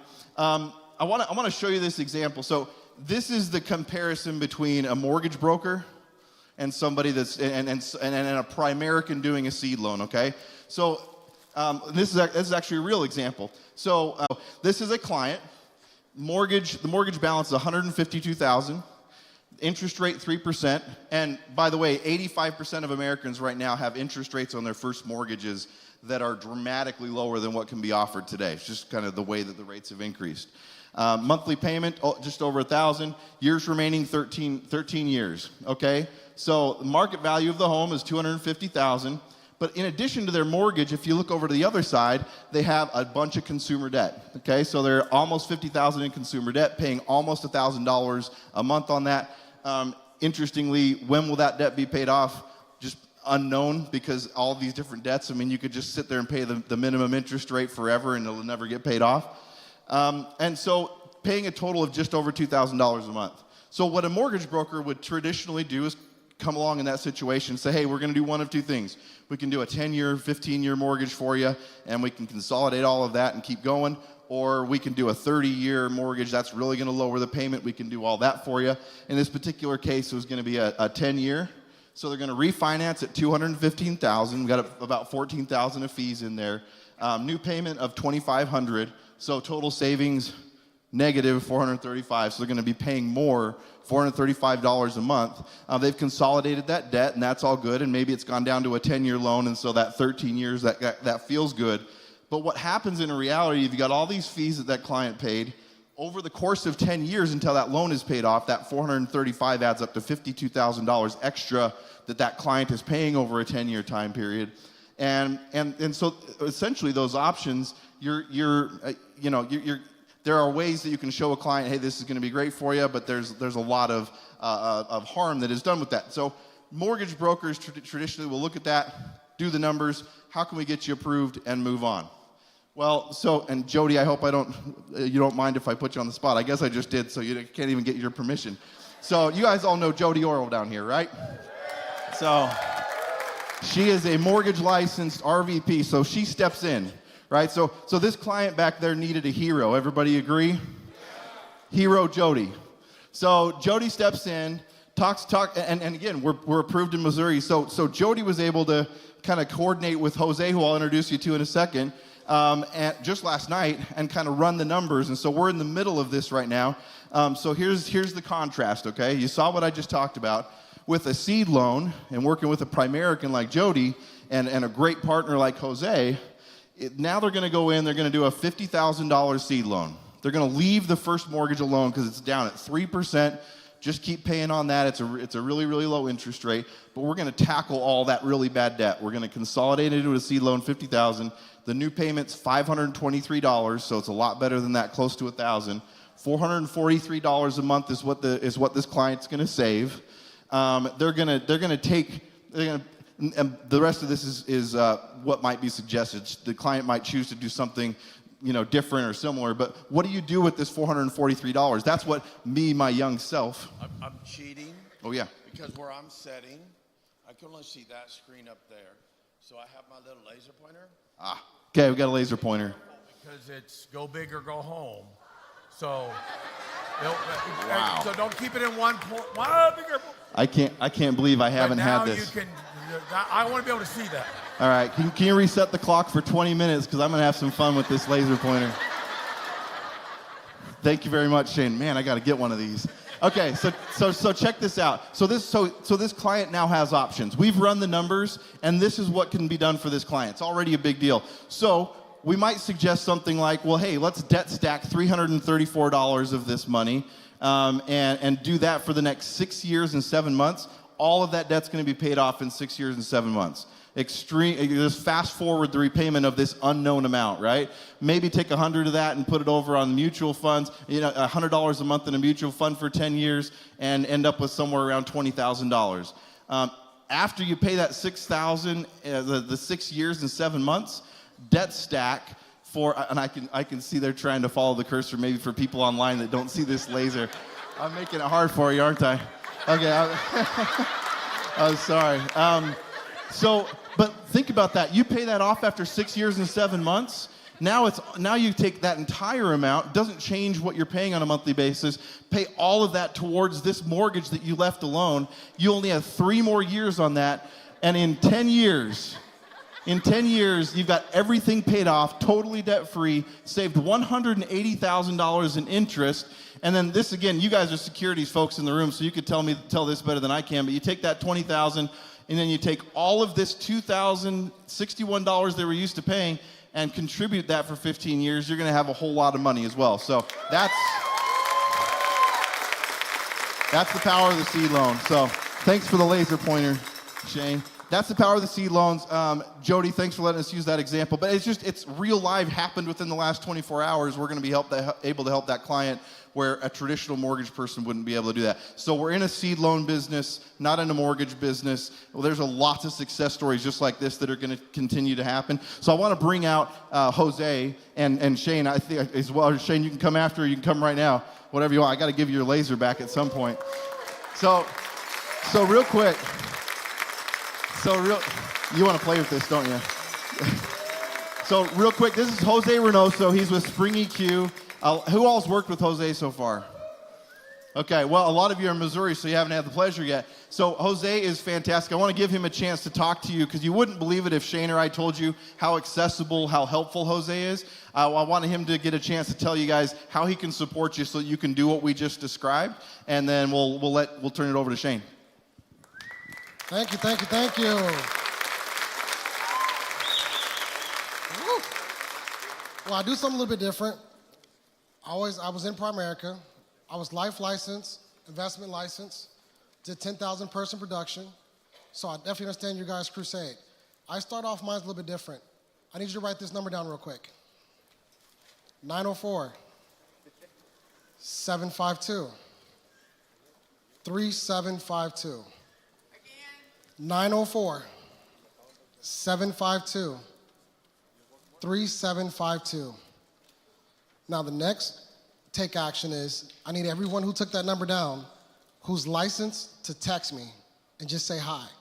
What I'm gonna do is get you scheduled on my calendar, and I'm gonna go ahead and get training started in your office. And the training I teach is not to teach you how to do the seed loans. It's how to grow your book of business by doing the seed loans, how to get your districts, your senior regional leaders in your office to actually want to go back to being field training to grow your business. So because I've been in the field, I understand what needs to be done. So again, text me. Anybody who's worked with me knows, I don't just tell you to text me, not available. Eugene calls at any time of the day, my phone, I answer. Shane texts at 3 in the morning, I answer. So I call this my RVP run. I work 7 days a week from 8 in the morning to midnight. I cover East Coast to West Coast. So whatever you need, I'm completely available. So I want you to realize how important it is to get into this business. Oh, definitely. That's what I'm here for. I'm gonna keep it to 30 more seconds, but I want you to realize how important it is. The impact you can make on someone's life and the impact you make in Primerica is now just multiplied by tenfolds. To be able to sit down with a client, access capital they could have never tapped into, free up, consolidate, give them emergency funds. A lot of your clients who actually call you to get money out their retirement early is because they don't have emergency funds. So you give a client an emergency fund, free up cash flow, debt stack and get an F&A, consolidate, get them back on the right game plan, and you can fix this in 30 days. So versus you debt stacking for 5 years, now we can accelerate that down in 30 days, fixing the problem, and get them back on track in the roadmap. Would you rather debt stack for 5 years, or you like to accelerate in 30 days? What would you rather do? So great, you guys got my number, text me, let's get on the calendar, let me train your office and get you guys going. A big round of applause. Are you done? Are you got more? Are you guys done? Are you right here? Yeah, this is our last, unless Okay. you need us up here. I'm glad that It's- he you was tell us when we're free to responsible, leave. didn't burn any eyes out with the laser pointer. But I wanted to be able to see that, and then I think that was probably Patrick, whoever that was pretty good. For the live streamers to be able to see what he was pointing at, right? I'm assuming that's what that was for. These guys, we are lucky to have them. This is the most revolutionary thing I've been a part of in 25 years with the company. The reason is the ripple effect of first impressions, okay? First impressions are everything. They'll never change. And when you go in and save somebody, like we did with Keith, $2,000 a month, show them what to do with that, and they know what they're doing with their money ahead of time. But because of this tool done right, they have everything paid off in their life. When they had 26 years left on their mortgage, everything was paid off within 6 years, and then they invested the difference. And how much was the invested difference at the end of the 26? $2.8 million. So consolidate, eliminate, invest the difference, and instead of just owning his home in 26 years, he owns the home within 6 years and has $2.8 million at the end of the 26-year period. It is like what we do for people is unbelievable because of these folks, okay? Jose, this is another 101 true stories of synchronicity that you couldn't make up. This was not planned this way. It worked out that will take way too long to tell, but bottom line, he, great at Primerica, fully licensed, was a financial advisor kind of mindset, went through some changes in life, wound up leaving the company for a while in the mortgage business. He's still, they won't care. There might be some Spring EQ executives watching. But once we get this thing rolling, and he knows he's got that whole team in place, I think he's probably back in the overall scheme of Primerica. Oh, his wife's already getting licensed. He already got to go, right?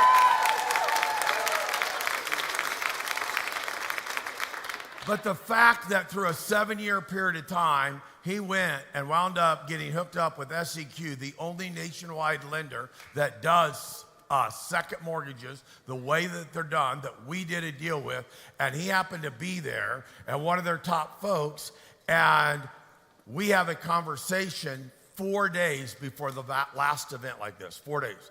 Met him over the phone. Liked him. And he goes, you got a fast start school coming? And he tells me about all of his stuff in the business. I'm like, you're making that up. There is no way you're the perfect person. on his own dime, without asking anything from Spring EQ. Not only does he fly out here on his own dime, he brings his family so that they can experience what this is and why for 7 days a week, he, for probably at least a year, he's going to be responding to my texts at 3 a.m., and having conversations. To have somebody at his level give you his personal cell phone number says everything, right? 35 messages already. Look, when like in Missouri, you can already start having a conversation with him so that you can have your clients ready so that when Missouri happens, which, it's, early May probably, but this the little things, we know enough and we have the license, all that stuff, that he can already start getting your stuff ready, just like we did with Jody's client. Jody's client is a member of this church. You cannot believe, and we're going to change their life with that seed loan. Matter of fact, the member of that church with Jody is the reason we have the seed loan, why I registered, trademarked seed loan. I mean, just all the things that happened was from that client. I'm so happy that that person can be the first one in line to be able to get help. Yes. And all the clients, all the people here that know her are going to benefit greatly. They're going to have, most of them are going to have $1 million to $3 million they wouldn't have had with the same amount of money. It's unbelievable what we do.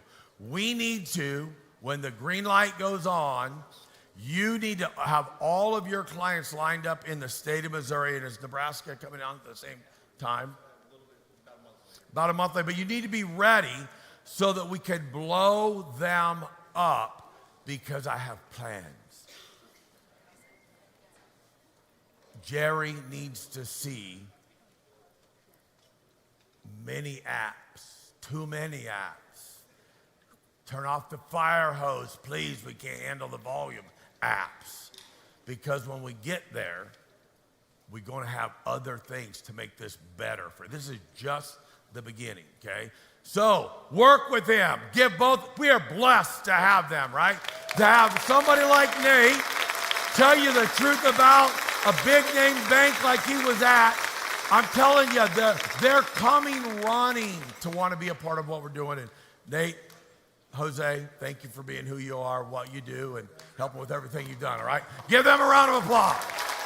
All right, everything that we do, all the stuff that we do for our clients, all the products that we have, yes, we want them to be properly protected, but we want to save them money so that they can invest. It is consolidate, eliminate, and invest the difference. It's buy term and invest the difference. It's save on your auto and home and invest the difference. It is on the legal protection, get 100 hours from the top law firm sitting right there behind you in any given conversation. You have a law firm on retainer that 100 hours is already prepaid. I'm telling you, we ought to just teach people what that is. You walk through life a little different when you know you got the top law firm in the state that you live in already 100 hours of legal stuff prepaid. The conflict with your neighbor goes a little different. You borrow confidence from that, okay? But it's always about invest the difference. I asked Eugene, those of you who don't know, Harvard, MBA, attorney, research freak, did some serious research before making a commitment to us, very successful with us, will soon make $1 million a year only on the investment side of our business that will continue to grow. And as I started, I don't know when it was, when I went down the rabbit hole. Sometimes it's good when I go down the rabbit hole, okay? When I went down the rabbit hole on the investment side of the business 2.5 years ago, I went, oh my. And we started putting all the things in place that we put in place. I asked Esty, another synchronicity thing. Esty was hired just a month to be the CEO of the whole thing before I got involved and went, we can do this. And then I asked her, said, as we're doing the big picture stuff, and as you're building the new platform, and the platform not just for clients, but thinking about the financial advisors, all the things that we're doing, I just ask that you have one of our people dealing with the details on it so that I can keep up to speed on the details. Eugene was that person for us. So he's been on the inside the whole time, building a new platform that rolls out in August, I believe, that our clients have been hearing about already. They're already finding out that they need to learn that we're moving to a new platform. Unbelievable things doing that. The 123 trillion that's invested out there, I said, explain to them, we already know. But get everyone out here to know why 100% of the 123 trillion would be better off for those clients if it was invested with us. So give Eugene Krupitsky a big round of applause. We're going to make it a grand recognition.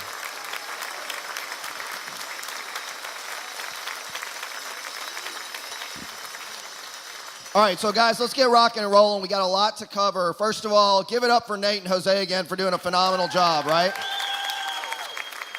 So for those of you tuning in live for the first time ever, what you're starting to hear is a theme. And that is that we do not sell products at Primerica. We are crusaders at Primerica. See, fundamentally, we are here to get families debt-free and financially independent while being properly protected. That's our mission statement. We do not sell products. We do not sell mortgages. We are here to build financially independent families. The company was founded on buy term and invest the difference. Now we've integrated consolidate, eliminate, and invest the difference. But the common element is invest the difference. And so Shane asked me, he said, Eugene, this is a tall task. But explain to people why $123 trillion is better off with us than any other firm in the industry. And so I think fundamentally there's three reasons. Number one, we're the only company that serves 100% of America. Number two, we take a holistic approach to our clients' finances. You just heard it. We don't sell mortgages, we do the whole solution. Out of those savings from the seed loan, we could build an emergency fund. We can make sure their life insurance is in place. We can save them money on auto and home. We are building their entire financial strategy for decades and decades to come that will pass on from generation to generation. And then last but not least, Shane started alluding to this, but because he had to go a little fast at the end. The reality is our distribution model gives us an absolutely inherent net advantage over anybody else in the industry. So let's start with why we're the only company that can serve 100% of Americans. And thankfully, Nate already did part of this job for me. He told you at Wells Fargo, you got to have $500,000 in assets before somebody will look at you or talk to you. But it's not just them. Merrill Lynch, $250,000. Morgan Stanley, Merrill Lynch, $250,000. But I love the line at the bottom of this. I'm not going to use the blue laser pointer. But at the very bottom, it says this. It says individual Merrill advisors may have minimum accounts as high as $10 million. Now, how many of y'all know people with $10 million? How many of y'all people know with $250,000? Right? The reality is the industry is not designed to help 99% of families out there because they are putting profits over people. That's just the reality of the beast. But you may say, well, Eugene, what about those brokers that we hear about? You know, the Vanguards, they're designed for average and ordinary people, aren't they? But this came off the Vanguard website.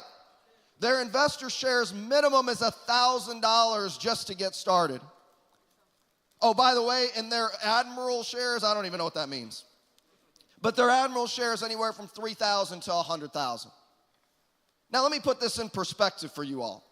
Because see, at Primerica, we can start an investment account for as little as $25 a month.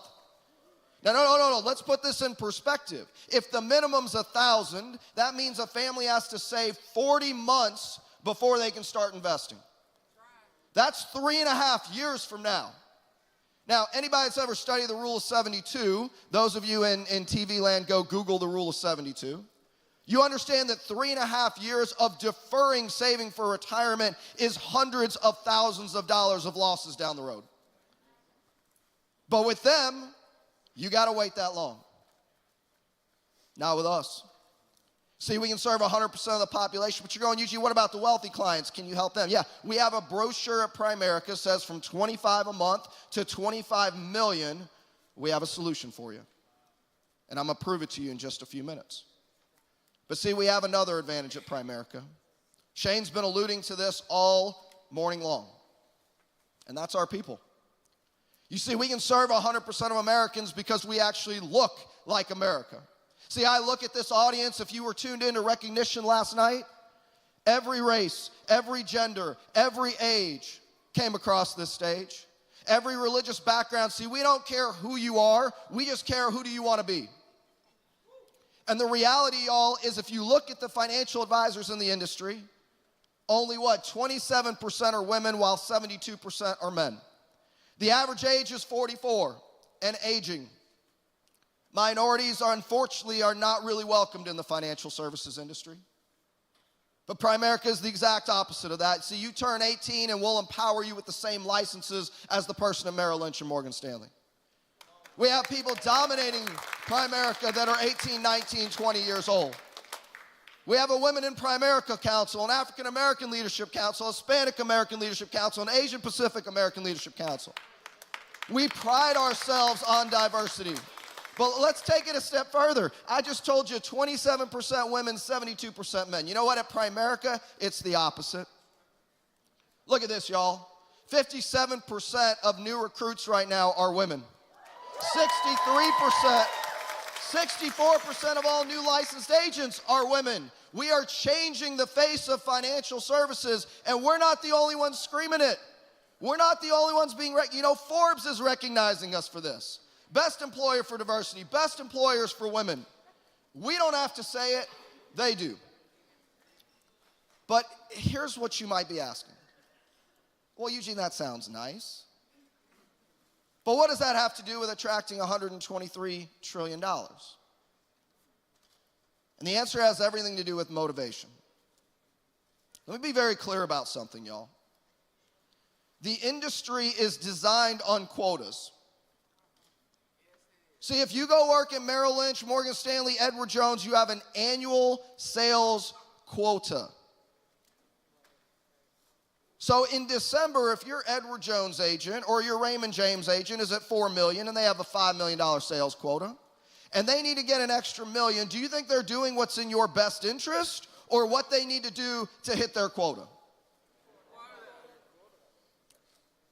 But you see, when you have a diverse sales force, when you will give others the opportunity that the industry will not, we then go into our communities and help those that are nearest and dearest. Now, I don't know about y'all, but if somebody was advising me on my finances, I'd rather be somebody that I know, that I trust, that I go to school with, that I work with, that I go to church with, that I'm going to see tomorrow, and not the person that's closing me because of a number. That is the strength of diversity at Primerica. But you see, there's more than just that. Because what Shane didn't really get a chance to go through in his slides is that we own our businesses. See, because of ownership, that's the uniqueness of Primerica. Because when I build a business, I can pass it on to my kids. Now, you understand, if that's my objective, I have to treat my clients fundamentally differently. Because if I want my kids to service my clients' kids, then I have to do what's right 100% of the time. It's not about a sale for us, it's about a relationship. And that means sometimes telling a client not to move forward with us. But when you're built on quotas, when you don't care where the next sale is coming from, you don't fundamentally care whether you're doing right by people. And that by itself is the reason why $123 trillion is better off with us than anybody else. But you know what? The industry is now recognizing that. This is from a week ago. Raymond James is a competitor of ours. See, after Merrill Lynch and Morgan Stanley, there's kind of that next tier of advisors: Edward Jones, Raymond James, Ameriprise. And by the way, let me be very clear, this is not a stock solicitation. This is not for you to buy Primerica stock, but Raymond James is. They just initiated a strong buy with a price target of almost $250 on our stock. And why did they say that? Because of an underappreciated business model. That's a nice way to say what Shane was talking about is we gonna kick everybody's butt. But wait, let's get into the details of what the Raymond James advisor said. He said this: we target middle income America, the large and underserved, meaning that Primerica has what? Little competition in the space. Because of all the things I just told you about, nobody competes with us where we play.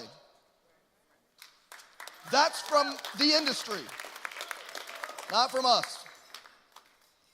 So, at this point, you're going, okay, Eugene, they say you're going to dominate middle income families, but what about those wealthy people?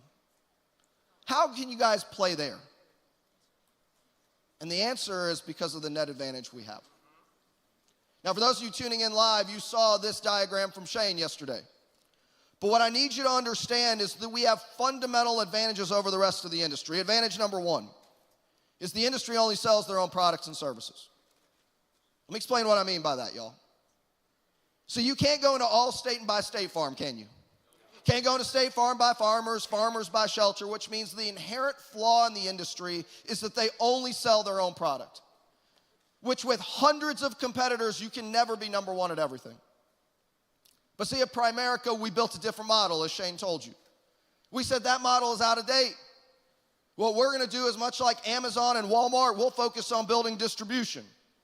And then the biggest names in the industry will all wanna do business with us, which means we can choose the best of the best of the best in every product area and bring those to the consumer. And nothing against a Fidelity, but you understand Fidelity does managed accounts just like we do. But they only market Fidelity funds. I need y'all to understand Fidelity will never fire Fidelity, which means they can never inherently do what's in the best interest of the client 100% of the time. You know what Primerica did when we built our managed account platform for those higher net worth people? We brought in an independent third-party intermediary that every quarter, they look at performance of our fund managers, and if they start underperforming, they automatically get kicked off the platform. So I don't care if you have 25 a month or 25 million, your money's better off with us because we have people that are making sure that what's done is in the best interest of you and your clients.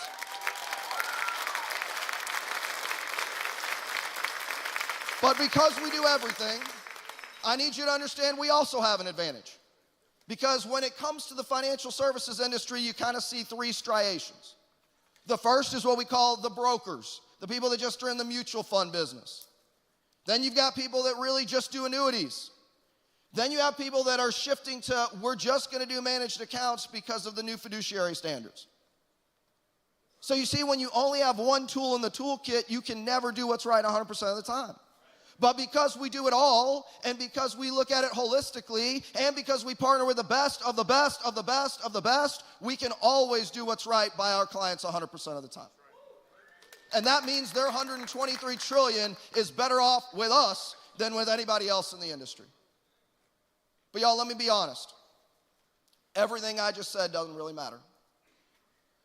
Oh, hold on, let's touch on this real quick, sorry. So when it comes to those higher end net worth folks, people go, well, Eugene, can you really compete with them? Not only can we compete with them, but we can compete with them at a price that nobody else can do in the industry. See, I won't tell you the name of this financial firm that's a partner with ours, but y'all, for them to get the same level of service, if somebody walked into their office, they'd have to have $10 million to get the same price point that we can do for our clients. That is the power of Primerica. That is why even if you have 10 million, you're better off with us than with anybody else. And let me prove it to you. This is one of our partner companies, Sage Advisors. Very, very well known. In fact, the founders of this company helped do the bond offerings that built Dubai. Do you think that's some pretty high net worth folks? This is just a sample of their client list. They, by the way, used to manage the NFL Players Pension Association. They also now manage some of these folks. Anybody ever heard of any of these people? They manage their pension plans, their retirement plans, and our clients can have the exact same portfolio as Nintendo, Chiquita, A&E for as little as $25,000. That's why nobody can compete with us. But fundamentally, like I said, everything I just mentioned to y'all really doesn't matter. Because I'll be honest, you can go get the same mutual funds somewhere else. There are other people that market similar annuities to ours. So what does this really come down to? Why are $123 trillion better off with us than anybody else? And the answer comes down to one word. And that word is trust. See, I started off this entire thing telling you that the industry is built on quotas. The industry is built on next, next, next. It is not about a lifetime relationship. It is not always about what's doing in the best interest of the client. It is about profits over people. And so fundamentally, the only thing that matters is if you're going to invest your $123 trillion with us, do we deserve your trust? And the answer is, the industry sure thinks so.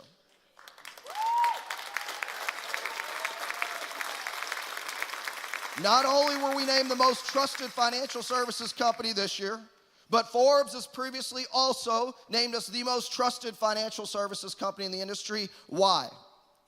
Because of everything I just explained to you all. Because nobody does what we do for people. Nobody takes the holistic approach that we do. Nobody allows part-timers that are really here to do what's in the best interest of people. So you got to understand, for most of you, what attracted you to Primerica was not the money. It was the ability to help others better themselves and in the process, better yourself. That is the heartbeat of Primerica. That is the reason why it's so critically important. And that is why everybody deserves their $123 trillion to be with us. Thank you, Eugene.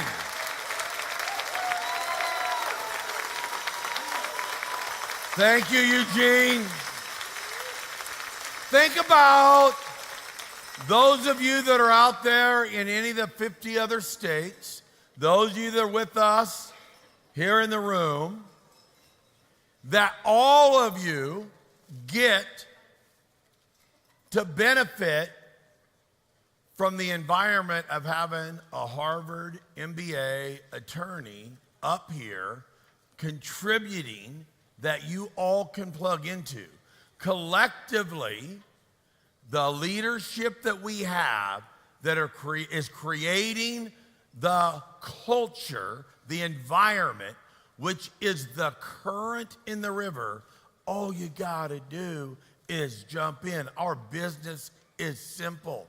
All you gotta do is become a master copy and plug in.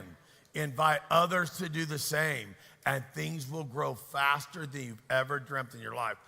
And somebody that is doing that, leading the charge, is ahead of most all of us, is our MVP of MVPs that you're hearing from next.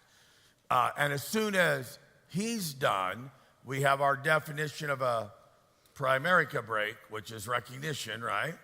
So those of you that are, pay attention as our next speaker's up here. He's already had so many things said about him. He makes over $1 million a year. His two oldest children were MVPs. David was the rookie MVP, RVP. Jacob was the MVP of the regional leader level. Number 3, Julia, right, is number 3. I've been, every time, Tom will tell you this, every time I can plant a seed, I'm like, if I had that girl, I say, this is the new generation. They don't need a degree. If she's not going to play in the WNBA, get her rear end home and get her plugged into the business, because she's gifted. She could be a mortgage specialist. There's so many things that she could be. And Tom is demonstrating, Tom and Kristen and David and Jacob and their fiancés and girlfriends, what is happening, what he is modeling, and what we are building to make it, because he's got 2 more babies coming after Julie. He's got one that is a sophomore or a junior that just won the state championship for Iowa basketball. In Iowa, women, girls that play basketball, they the best in the country. I mean, they're unbelievable, right? And so it's very competitive there. They won the state championship, okay, the junior. The 8th grader might be as good or better than all the rest of them. And she's in Virginia right now at a basketball tournament, okay? He's modeling what most all of us want to have or have our children to have. And we couldn't have somebody better to close up the live stream before we do our recognition than this person. I'd be inviting still to the live stream. Incredible leader, Tom Rice. God. Oh, yeah. Aha, got it. Right, so, come on. All right. Hey, guys, thank you. And what a company. You guys agree with that? What a company. Unbelievable. What an event. Give the event a hand, right? I think this. I believe we are at the right place at the right time. I know people put that up there a lot, and it is because we're at the right place at the right time.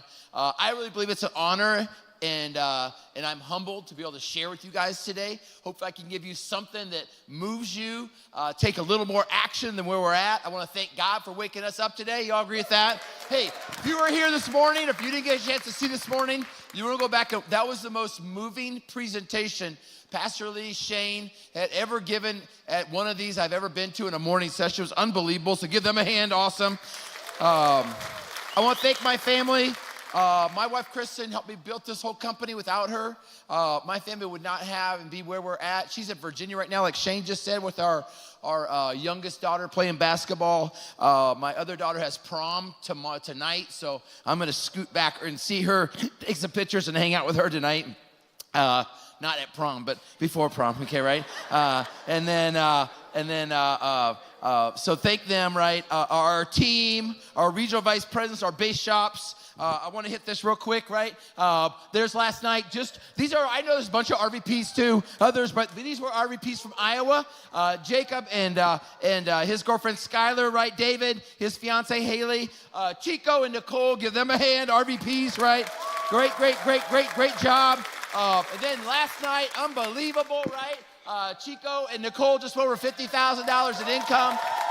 Great job, right? They're on the move, right? And you're going to hear from all those guys today, which I'm so excited to hear from them. And so congratulations to all the people that got recognized, but I always say congratulations to those that didn't, right, okay? Because in Primerica, you get to go from being the cruncher to the crunchy to the cruncher, right? And it's always a new competition, and things are live, right? But I just want to say thank you to everybody. How you make our family feel, how you make us feel is unbelievable. It really is incredible what's going on. So I hope this is what I want you to see, right? This is a person, and they're on one side, right? And then you got the lineman, the fear, the doubt, everything else on the other side, and that's where people's goals and their dreams are. Would you agree with that? And Shane just talked about the pointer, but on this side, right, we have a bunch of people that want to get to the other side. Well, guess what? On the other side, we're looking for 21,000 people that want to get over there, that want to make $100,000 a year.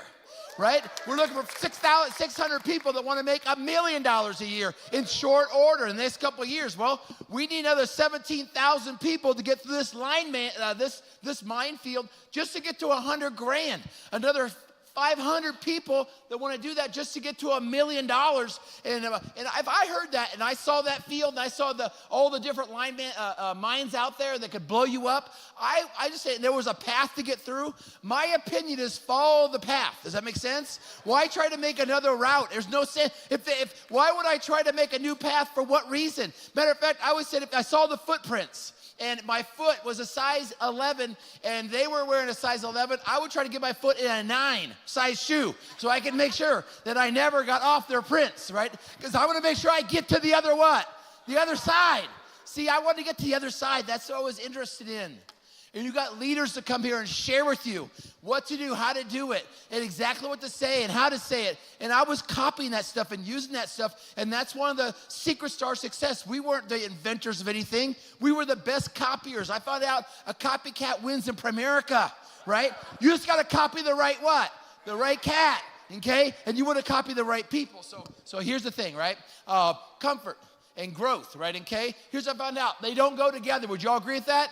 They don't go together, right? You're not going to have comfort if you want growth. If you want growth, you have to get out of comfort. It's not mean that you have to do things you don't want to do, but it's going to be things that you're not used to doing and making that happen. So let's go back, right? So here's the thing, right? Hopefully that you're getting the answers to your 3 big questions Shane always talks about. Is it for real? Can I do it? And will it be worth it? Because I promise you, right, okay, Primerica's for real, okay? And if people that come from where we come from, I'm going to show you. That's my story today. I'm going to talk about my story, right? If we can do it, you can do it. And will it be worth it? I always say it's never about how you came here. It's the decisions we make while we're here. It's what we do when we get home that makes all the difference. But Eugene just said, Primerica's not worried about who you are, but what you want to be. And that's all that matters here. What do you want to be, right? Primerica is a place of second chances and do-overs, where you get another chance to repeat. Maybe you messed something up. Maybe it didn't go the way you wanted. It doesn't matter. Erase it. Leave the baggage at home. Maybe you have another career that didn't go right. Maybe something happened, a failure, or something wasn't as successful as you wanted to do. Who cares? Man, it's a new month. It's a new day. Erase the past and get on with the future and make it better for you and your family. Would you guys agree with that? Let's go get big, right? So the only way to live to not win in Primerica is to give up. That's it. And I believe, and I say this all the time, if you work, it works. If you work, it works. And if one man can, another person can too. If one person can, another person can too. So here's the thing, right? Our story, I want to hit this and share this with you because I think probably the best thing that we have that I can share with you is the story of our family, right? That's my dad. My dad was incredible, right? We had a big, big farm. We grew up as a family. We did everything together. And I remember growing up, right? And I had 3 brothers, and I'm on one end, my dad's the other end. And this is what we did. We grew up on a pig farm. People say, you were a pig farmer? I go, nope. I was the son of a pig farmer, okay, right? I would say the only thing I got from it was the smell, right, okay, right? People say, man, Rice, you smell. I go, no, my dad said that's the smell of money. It's all right. Okay, they go, no, Rice, that's the smell. That's your dad's money. Okay, right? Okay. I go, you're right, right? And I would use special soap, try to get that stuff off and all that. It just wouldn't, right? Okay? And I'm telling you, right, I knew growing up that I had an incredible child, but I didn't want to smell like that forever. And I was looking for something, right? And trying to find something. And we saw this company. My dad was one of those victims. He was paying about $10,000 a year for 15 different life insurance policies. We could do the same thing for $3,000 a year through Primerica when we saw this opportunity, right? And what the products did for people. And we implemented it. You know what recruited us? Was what we did for people, and it made sense for us to implement it. So that's the one thing that I would do. If I haven't done that yet or checked that out, man, you need to own what we do. And Shane talked about that, right, yesterday, right? We wanted to become a client. We became a client. We became crusaders. We believed everybody needed what we did. Everybody was going to value from what we taught and what we did for people.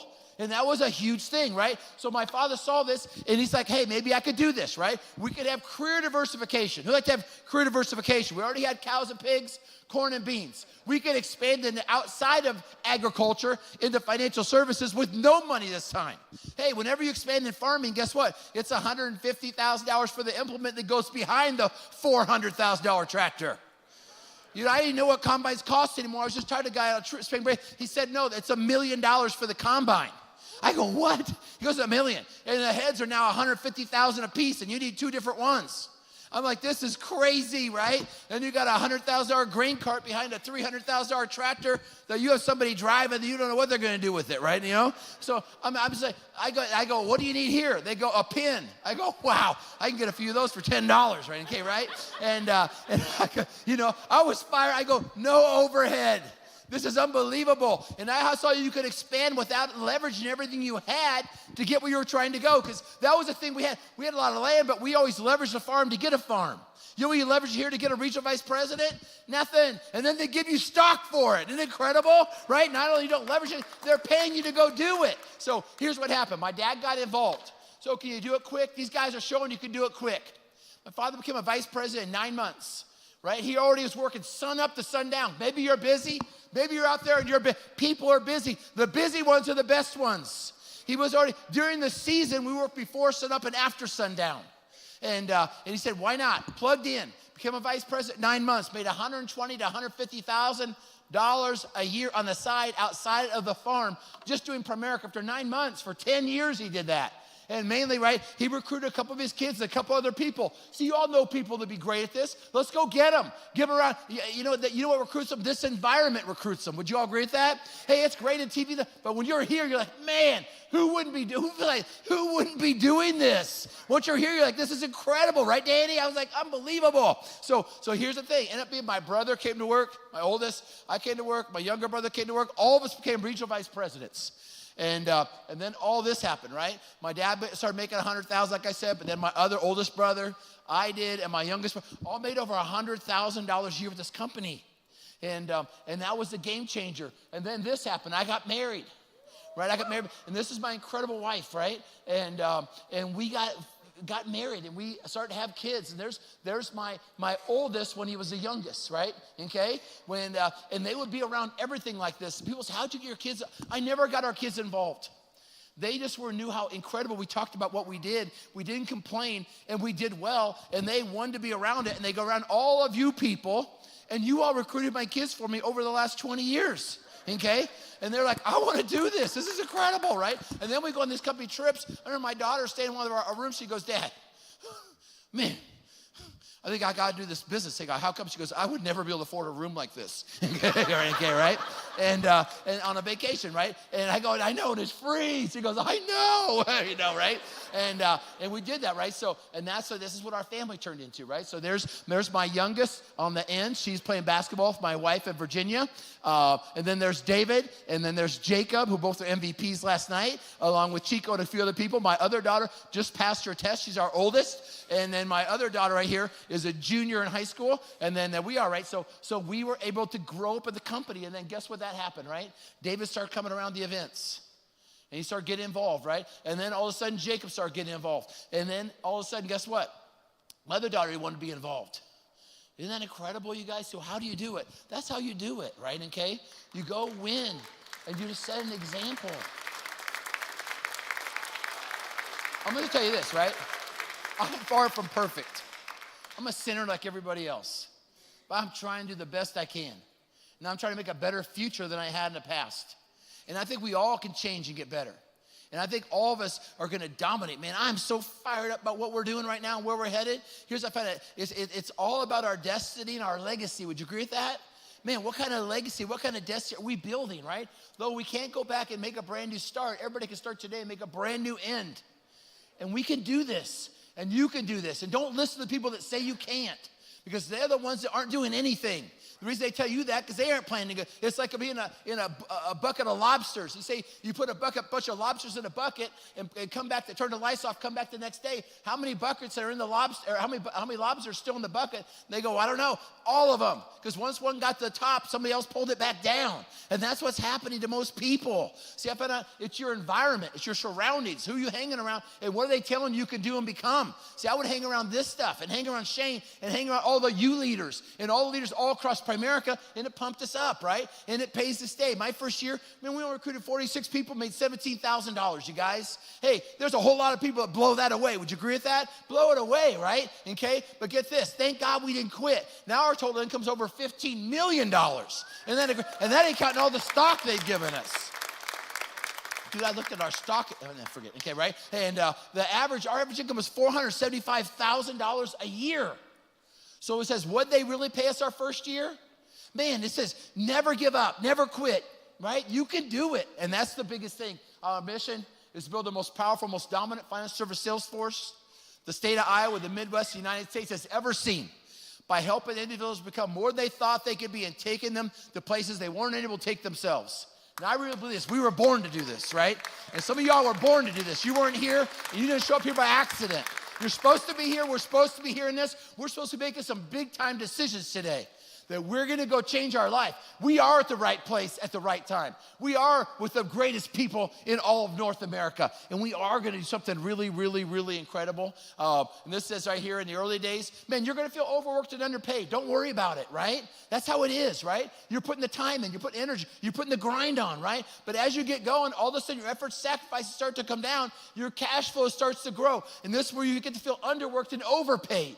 And the 2% get to live the dream. Are you a 2%er? That's the question. This is companies looking for 2%ers, people that aren't looking for a handout, but a hand up. I didn't need nothing from nobody. When I found out the opportunity, I said, give me a book, and I don't need an alarm clock. I'm on it, right, okay? And I saw what the company was available and what was people were doing. You got to go work for 3 to 5 years like others won't. And you get the opportunity to look like others don't get the opportunity to, right, okay? And that's the thing, right? They go, well, if your credit score is over 740, the rates are, I don't care anymore. I pay cash. Okay? Well, how do you pay? Cash, right, you know? So isn't that incredible, right? So here's the thing, right? All right, so, okay. Ask for the end, right, okay? Have the attitude, we don't have to, we get to. I believe this. If not us, if not you, then who? If not here, where? If not now, what? When? Okay? I love my wife. I love our family. I love this team. I love what we do. I love who we do it for. You know, the people that we serve. We don't just make a difference. We make a difference, right? Not just for a day, but for a lifetime. We get to impact people's lives and change lives. And Primerica is something special. Let's do something big. Let's do something great together. And, okay. They took me, they didn't want that slide, did they, right? Okay. Aim high. Let's go kick some butt.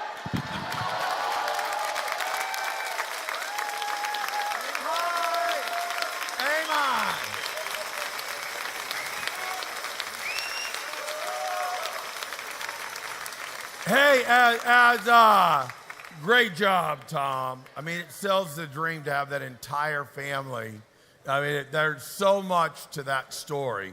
There'll be a movie made one day with that story. When I talk about this stuff, you know, the producers of some of the most famous movies made and the new ones coming out, I have conversations with on a regular basis. They are begging me to go into business with them to tell the stories that I tell them, the true stories. Because the world right now needs good news that's true, has good things that they can see. When you do all the surveys, that's what people want. The Rices, that whole family, there should be a movie made about their lives, and I believe at some point there will be.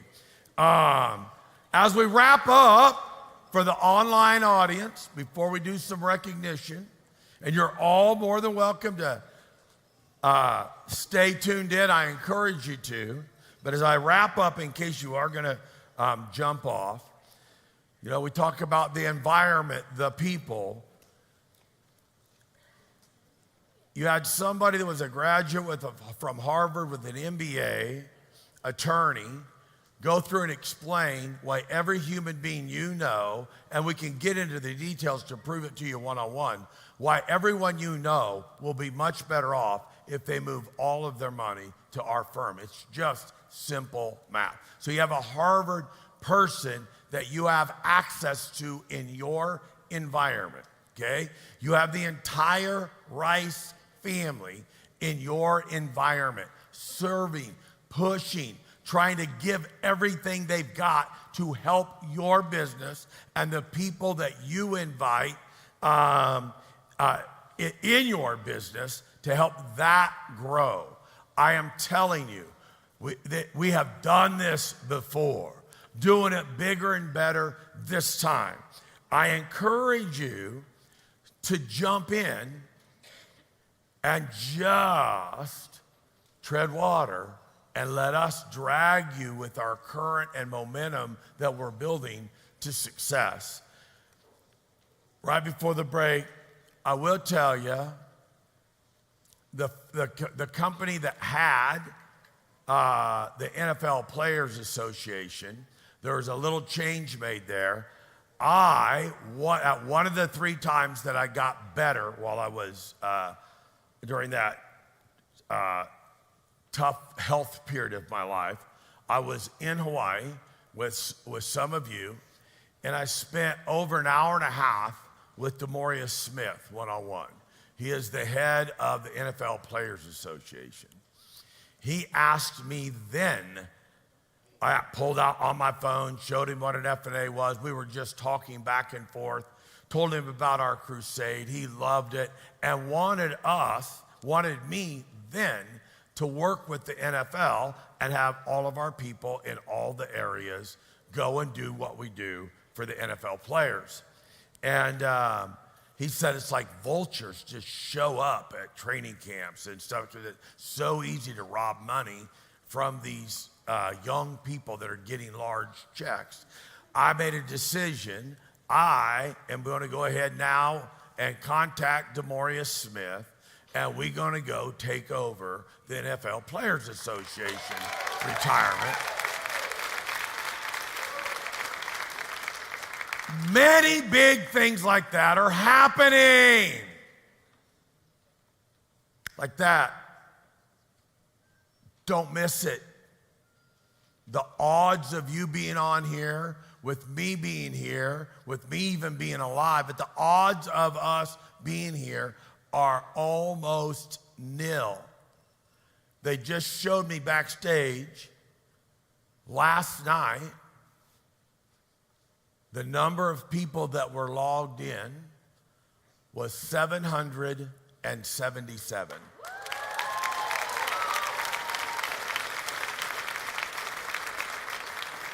$777. The doghouse that we're building is 7,777 square feet. For those you've been praying for clarity, we're going to share that screenshot and show you. He's trying to scream clarity into your life. You're at the right place, at the right time, most importantly, with the right people. It's scripture. It all comes funneling in. We're at the right place at the right time. Don't miss it. Hang around for a Primerica break as we celebrate people that have kicked butt and are out making things happen. So Jody and Dan Earl, if you'll come up and help do the recognition for everybody. And if Keith and Larissa Hageman, Tony and Katie Kaiser, Kenny and Elaine Engelmeyer, and James and Dusty Count, if you will come up and help hand out these awards, let's do some celebrating from some people that are competing and winning.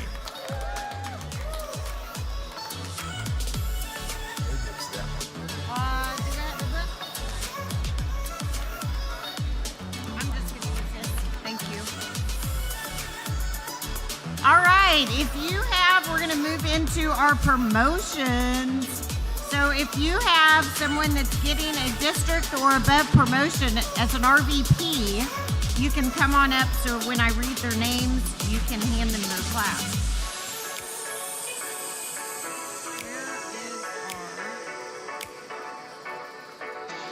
You can't hear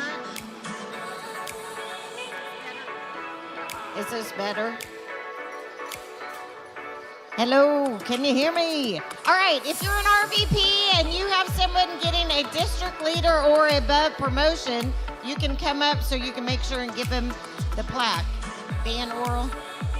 All right, here we go. District promotions, the awesome Amanda Williams, homemaker. Woo! Andrea McNeil, registered nurse. Gaston Humphrey, pharmacist. Bring up Valerie Perrine, accountant. How about Wanda Woods? Give her a big round. Cosmetologist, woo! We've got another district promotion, Kelsey and Ethan Scherer, homemaker. Melanie Lambert with is a fitness coach. Amanda Custlew, a registered nurse. Angela Brown from the MAC team, a teacher. And Carlos Thomas, a security officer, getting his district promotion. Moving on to Skylar Ray, a student. Brian Torres, a bartender. Courtney Johnson, she's a motor coach technician. Woo! How about Rebecca Tunate, a med tech? And Zane Hill, he was an Aflac agent. Aflac. How about Michael Blakesley, railroad supervisor? Chastity Follett, customer service. Maria Shabata, receptionist.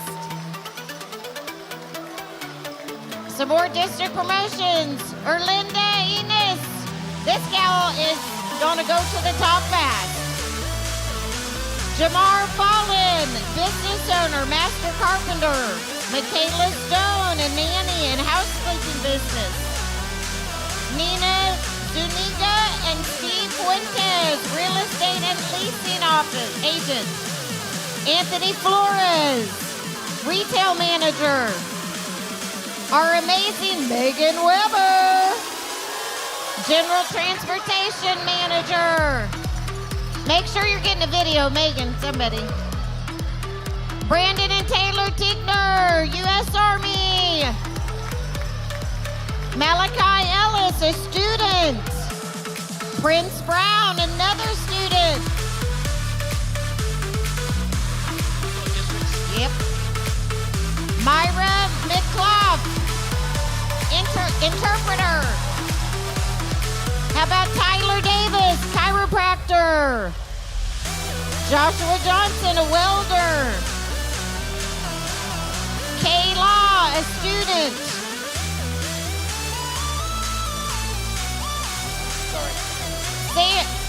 I got him.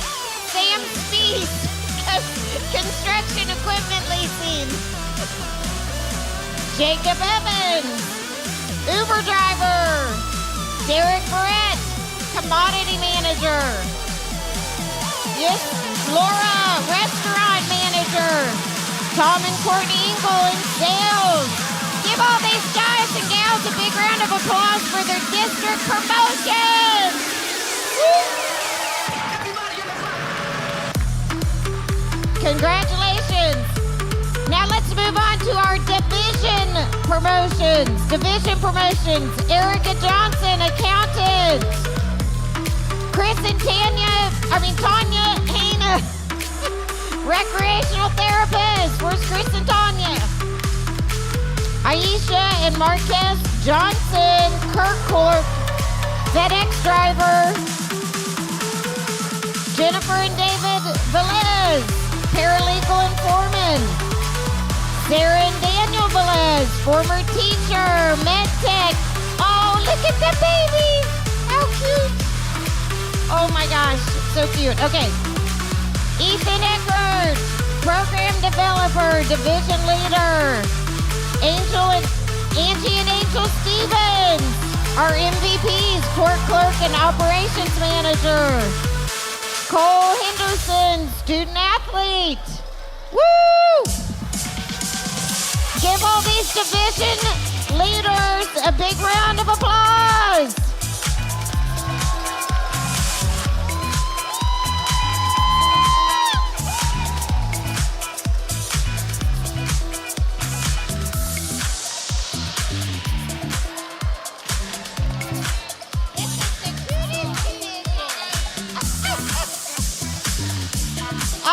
Let's move on to our regional leader promotions. Jacqueline and Anthony Jones, chargeback specialist. Scott and Amy Haas, chemical engineers. Connie and Bonnie Mendoza, LPN and medical entry specialist.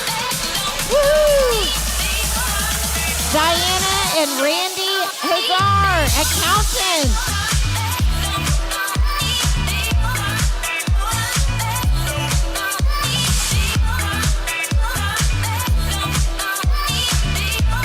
Congratulations, all the regional leaders. Give them a big round.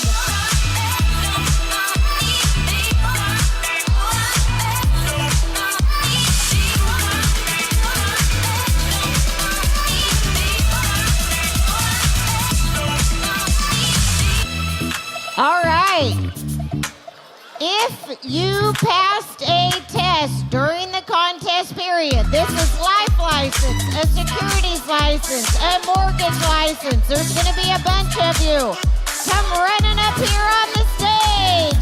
Any test passers, January, February, or March, come on up. Test passers, come on up. Just start running across. Here we go. High five. Woo! Give all our test passers.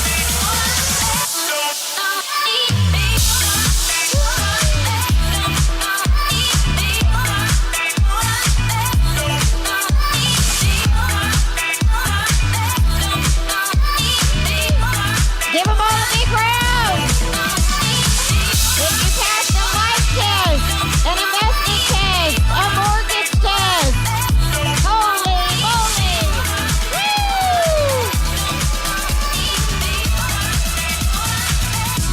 Woo!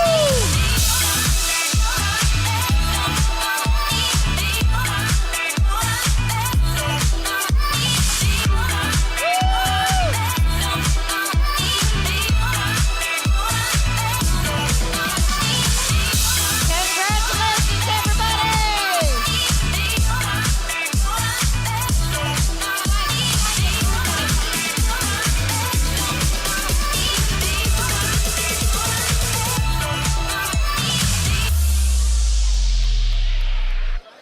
Woo!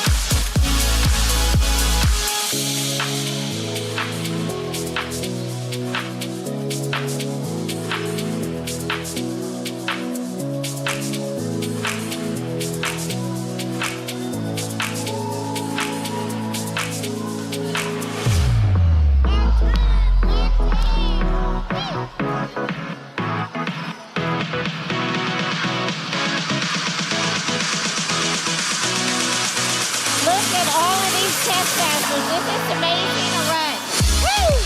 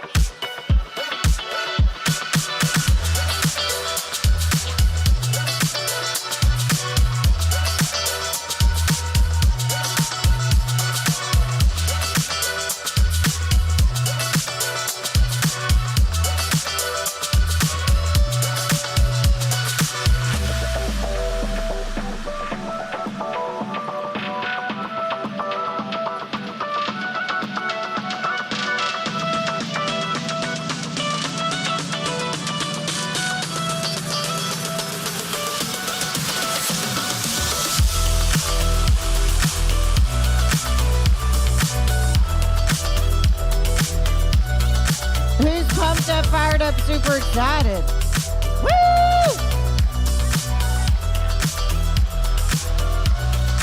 Who's gonna pass a test for our next event? Who's got a test they gotta get past? A life test, huh? Yeah. Come on, let's get all these licenses so we can help a bunch of people.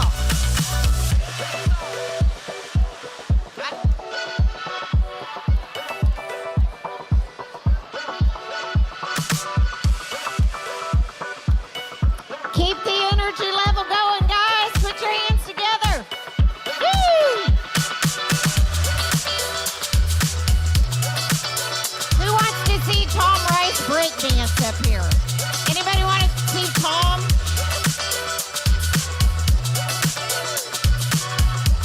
I want to see that.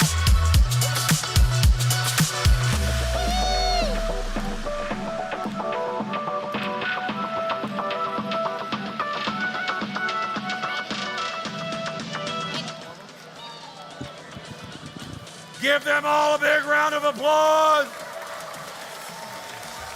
Those of you that are still with us online, because I know we got a lot of leaders that have their teams. Some have 20 people sitting in their homes with them together watching, which that is our future, James. Our future is you're here with a bunch of folks, with your incredible people, but there's 50 back in Oklahoma watching, right? That is our future. I want you all to expand your vision and your thought process. Our future is this is the broadcast location. You are always going to get more by being here, because the magic happens in the conversations at the break, over the lunch. The workshops are unreal. And as we grow technology, different things, we'll be able to do the same things with the workshops rather than just the main event on the live streams. We will get to the point that using Zoom, we already know, we will have Zoom, and I think I can get 42 right now up on a screen, Zoom locations through the feed on the live stream, so we can have 42 locations up on the screen where you see all of them while it's going on. And so I ain't joking when I say, we're going to be able to see you. And that's good, because it's like you're there. You're participating in it. You can, we'll have competition where, how many do you have? How many do you have, right? So Hoss still wants to get as many people as he can up here from Texas, right?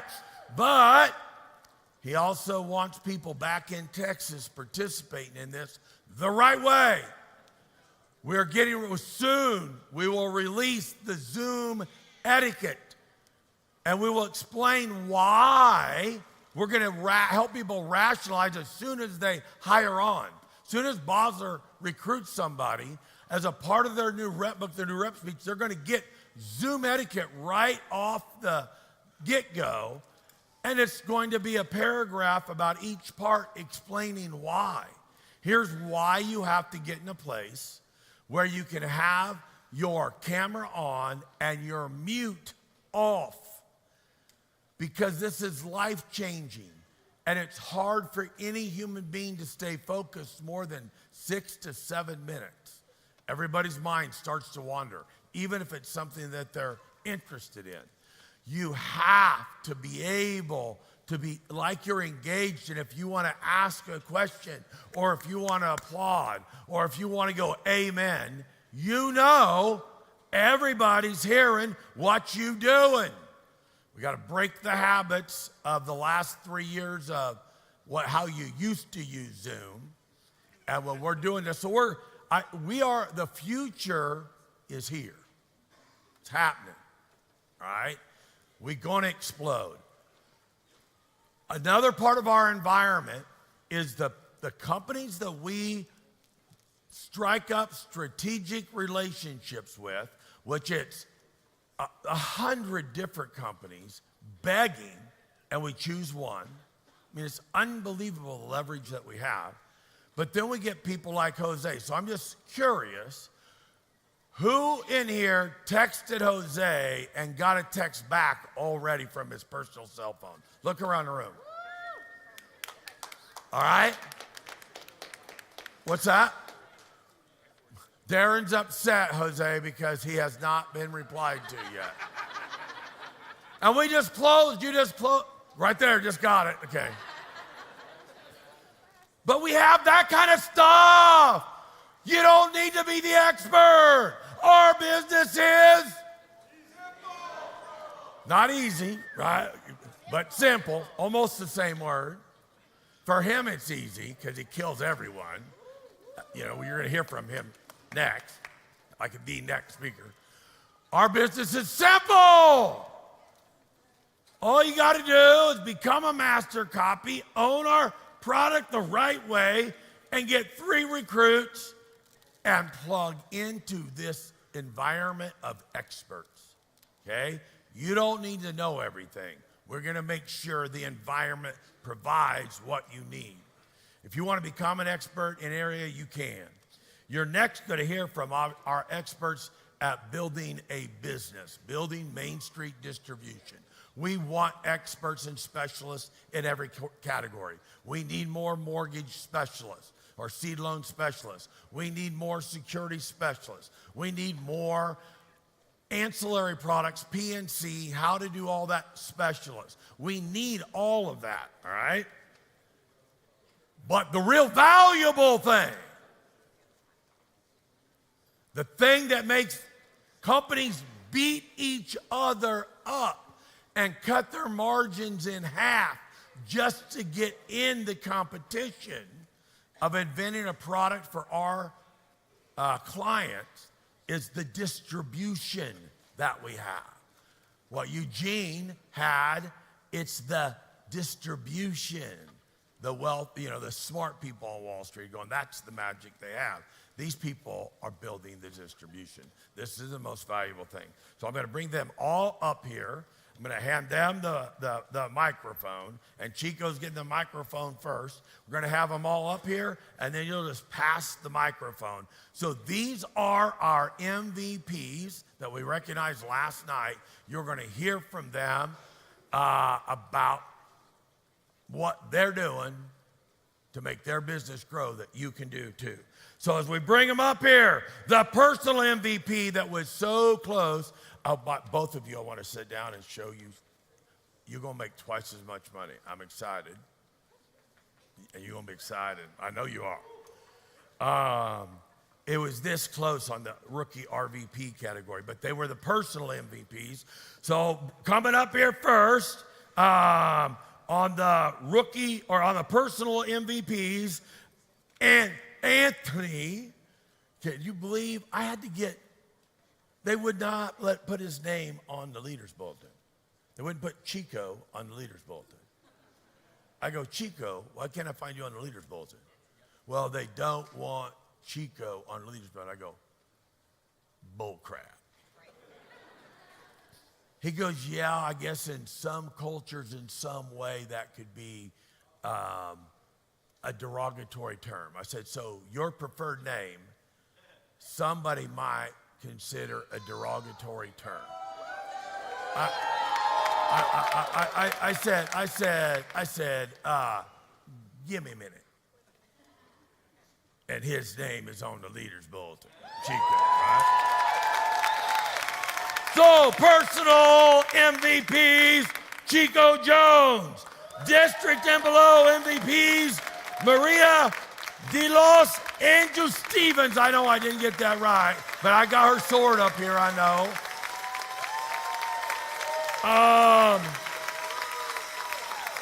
Division, Sandra Portillo Rodriguez. Regional leaders, Jacob Rice.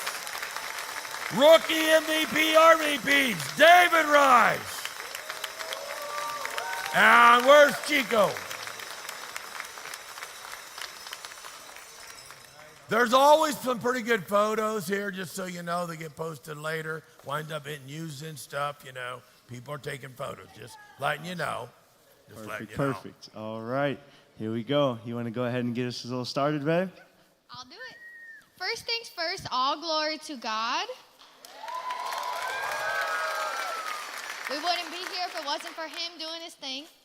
So it's simple. When we went RVP in January, we made a decision very quickly, like literally overnight. We called Daniel and Lundy. We're like, hey guys, I think we're taking the contract. I think we're signing tonight. We're doing it. We're going all in. So before we went RVP, I was kind of like supporting. I never not supported, but I wasn't all the way in. So when he said RVP, I said, all right, I'm going to give this everything we got. I'm like, we're going to sit down. We're going to review everything, organize it, and we're doing it all in every day, and we're not stopping, period. So that's what happened, and we went over 50,000 last night, and we made, and we made more than half of that in just the last 2 months, guys. So when you make a decision, your income, your life can change just like that. And I knew we were more powerful together, so I was like, dang, we were missing out on that by me not working.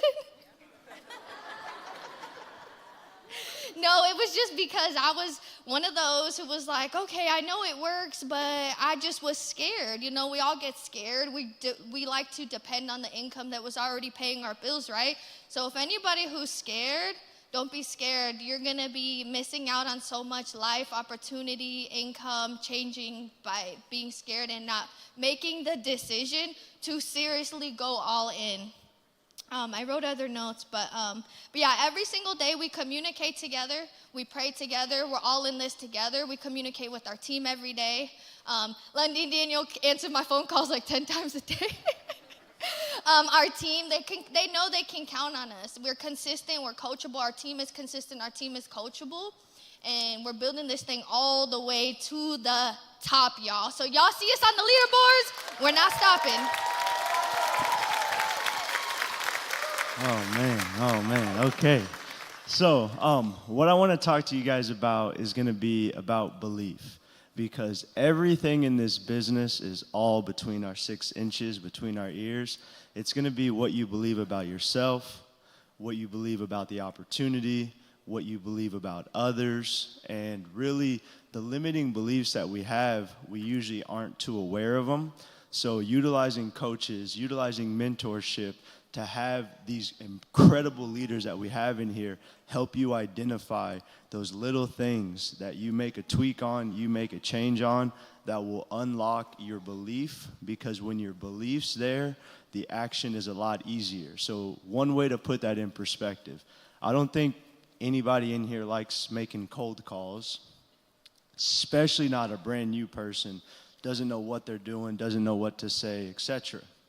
But I can almost guarantee you, if I took a brand new person and I sat them down and I said, hey, if you make 100 calls off this list right now, the 100th call is going to give you a $32,000 check. Let's say they've got a rollover coming out of that.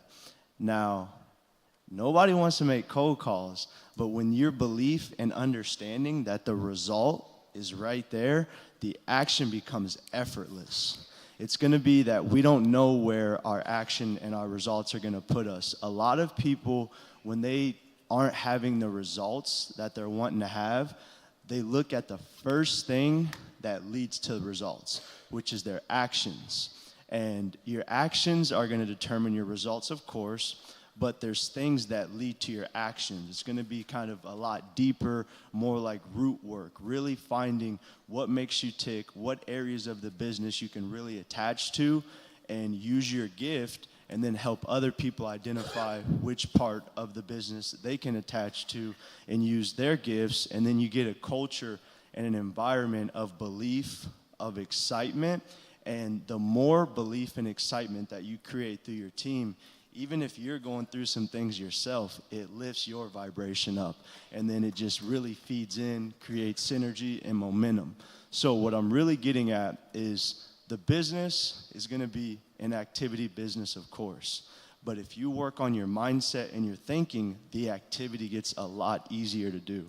And who wants to build a business quick, fast, and easy? Now, who believes they can build a business quick, fast, and easy? All right, that's where it starts, guys. Let's get in our books, let's get with our coaches, and let's figure out what it's going to take to go win whatever we came here to do.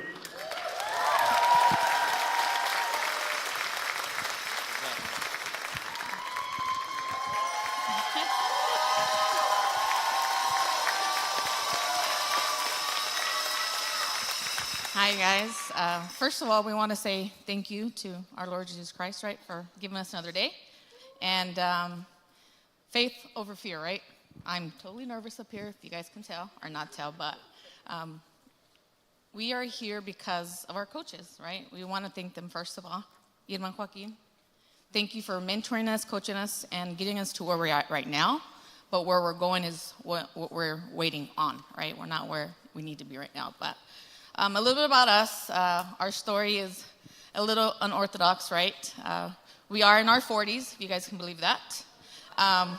We were told that we're not the average, right, for Primerica, because, you know, we're already set in our ways, we're comfortable. But we wanted something more with our lives, right? My husband is a utility manager. He's been doing this for about 20 years. And he's not going to talk about himself because he's very humble. He's super humble. He's never going to say that, but he's worked his butt off for the last 18 years to provide for us, right? We have 6 kids together, right? Our oldest 24 to our youngest 7. So they are our motivation to be here and to do something for ourselves, right? Not for anybody else.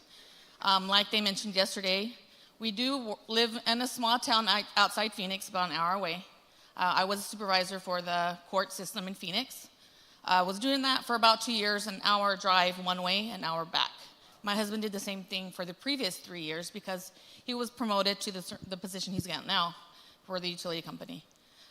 We said, we'll figure it out. We moved our kids from one house where it was going to be our forever home to somewhere in the middle of nowhere. And we're like, we'll figure it out. If this is where God wants us to be right now, we'll be there. That's where we're needed. So we moved our family out. And I'm not going to lie to you guys. I don't know how he did it for the first 3 years. It was hard for me to leave my kids at 4:30 in the morning, go to work, get there at 7, come home, and miss everything. I'd get home at 6, 7 o'clock sometimes at night because of traffic in Phoenix. If you guys ever been to Phoenix, you know the traffic. And literally, I cried every single day when I left my house.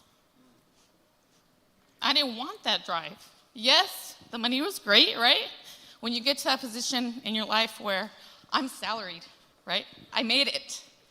That's not what we wanted. Yes, the money is great. He's not going to say that. He is a 6-figure income earner right now, what he does. But that's not what we're looking for. And Primerica gave us something else, okay? Babe? Oh, good job, babe. No, guys, thank you, guys. And she's right. I mean, we lived super comfortably. My nephew, Anthony, he brought us into the company. You know, we were Primerica clients previously, didn't think nothing of it. I mean, we all pay life insurance, right? Or we think. So when we were introduced to Irma Joaquin, you know, it just automatically clicked, guys. I says, you know what? That was my dream, was to get my wife home, stay with the kids. We were making decent money, correct, in corporate America. So I was like, we made it. Irma Joaquin says, you know, they sold us on the life insurance. They closed us. We were happy. And Irma offered us the opportunity. Well, she offered Angie. Well, she offered both of us, but I says, you know what? Get her home. I was like, convince her, and I'm good. Like, that's my dream. I want to get her home. That's it. So as I'm at this point, I'm walking out, and Irma goes, yeah. She goes, me and my husband, Joaquin, our other mentor, our coach, we had brunch at 10 o'clock. Hey, I was like, whoa, a light bulb went off. I was like, man, I want that. And I mean, obviously, I love eating. I I enjoy it, right? So right then and there, I peeked my head back in, and I was like, what'd you say? And she goes, we had brunch at 10 o'clock. I was like, that is awesome. I want that. So right then and there, guys, it just clicked. I was like, this is it. I'm going to support her in whatever she needs. And I was hesitant. I mean, we've been in the business for 9 months. She left her job, 2 months after? So we both got licensed at the same time.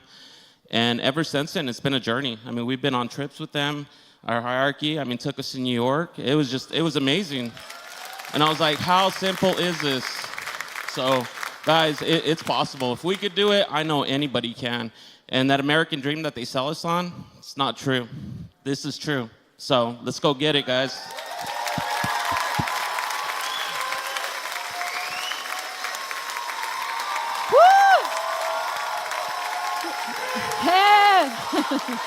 Yeah. All the glory to God, guys. Thank you guys so much, to having me here and to speak. And I'm super excited. Number one, all the glory to God. He is here. His presence, He was here since the beginning, right? Even before we came here, He was here, and He's going to be here, and He will go with us, right? That's His promises. I'm so grateful, guys, because look, 6 months pregnant, okay? I'm not 20, okay? But look, God is good. God is powerful. I started this business as a single mom with 3 beautiful kids, okay? And I was like, God, if you send me someone, okay, I accept him, okay, make sure it's from you, okay? I don't want somebody that, they're gonna sabotage my future. So thank God, okay, I have a man at my side, Jacob Evans. He's the father of my baby. And also, I have my daughter in this business. She's the instructor, okay, in a local office. I'm so proud of her, 19 years old. She's amazing. She's amazing. Also, I'm so grateful with Charlie and Ramona Santilla, and they're here. They're my RVPs. Shout it out to them. They've been put up to me a lot. I'm so grateful, okay, because God put them in my life for a reason. I'm so grateful for them. Also, it took me a few years to grow inside as a leader, right, in this business, and I'm okay with that. I'm grateful with that. I embrace the journey, okay, as a single mom and learning about this business. But then God worked in the mysterious ways, right? And He bring the man of my life, Jacob, and he was a freaking recruiter, right? And he was like, let's go. He was talking about recruiting. I'm like, that's what I was needing. That's what I need in this business. God, thank you. So God was putting, things on the right place at the right moment, right? And we'll start working. Also, I have a beautiful team, okay? Beautiful people. Bianca Carter, easy that she got recognized today. She got licensed. Derek Barrett with his wife, they're over there. And Jacob, he got licensed. He got promoted. Very proud of all of you guys. I love you guys. I'm so grateful with you guys for everything that you guys have done for the team, okay? I'm representative of you guys. Thank you guys so much, of course. And I'm just gonna share something with you guys, okay? How to have with the right mindset in this business. And I'm talking about every day, guys. Every day, if you have a shitty mindset, you're not gonna do nothing. I'm sorry, I don't like to say bad news, right? I don't want to bring bad news, but that's the truth. If you have bad attitude, guess what?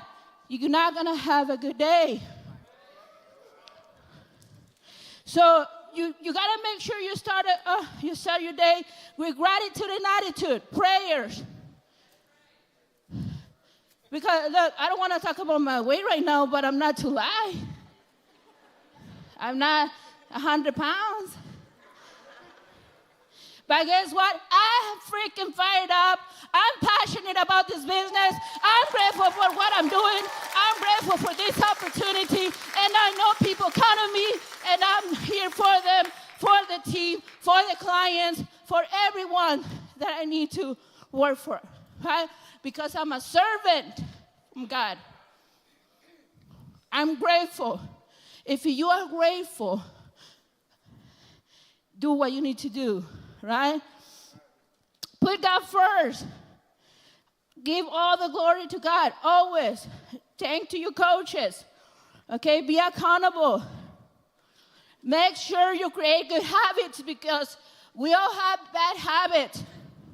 We need to change our mindset. We need to change our habits. Okay, get rid of the bad ones, right?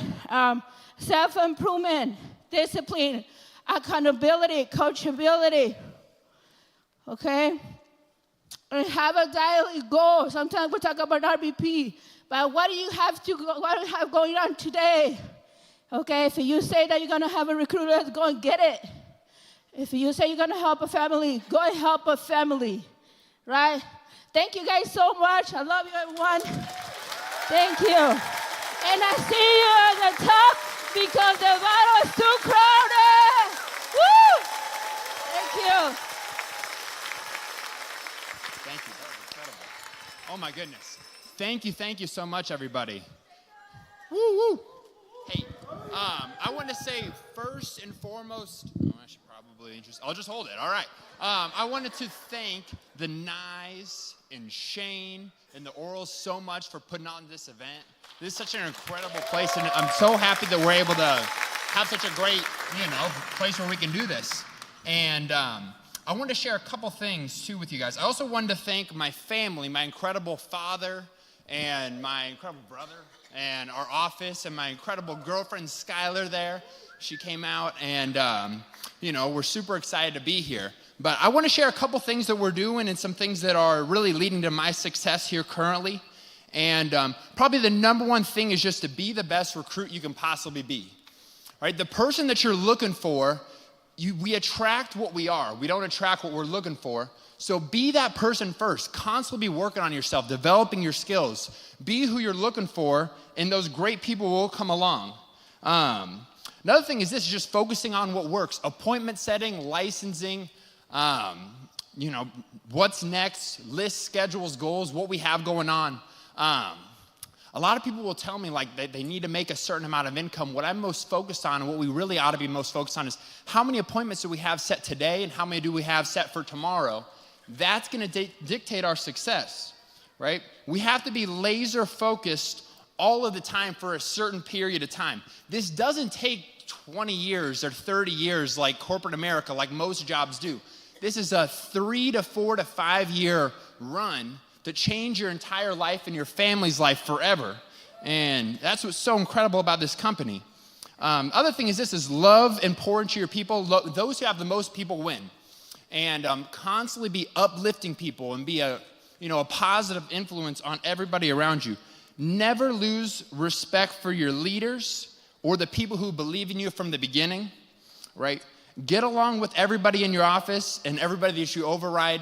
A positive environment attracts people and does it for you. Just having a great environment for people to plug into, right? Be constantly self-improving. Who are you listening to? The Hector Lamarck, the Shane Rubin, the audios. What are we plugging into all the time? Our car is like a mobile classroom. This is what I always say. Always be improving yourself, right? Invest and recognize your people. Most people only get recognition for the bad things that happen in their life, right? That's what you get called into the office for. With Primerica, if you're getting called into your RVP's office, that's a really great thing. Anywhere else in North America, if you get called into your boss's office, that is a horrible thing. Focus on growing codes and field trainers, really pour into your people, develop personal relationships with everybody. right? Coach and celebrate like there ain't no tomorrow. And I just want to thank you guys. This is such an incredible company. I'm so glad everyone is able to come out here today. Thank you all, and we will see you at the top. All right.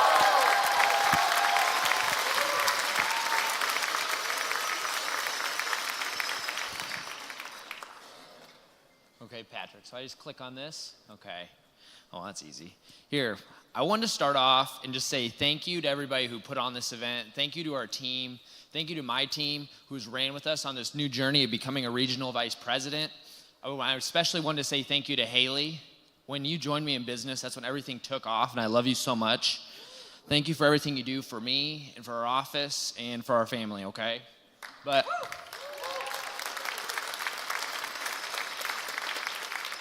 a little bit about me is this, I'm a graduate of Iowa State, regional vice president in Primerica, and one of Tom's 5 children.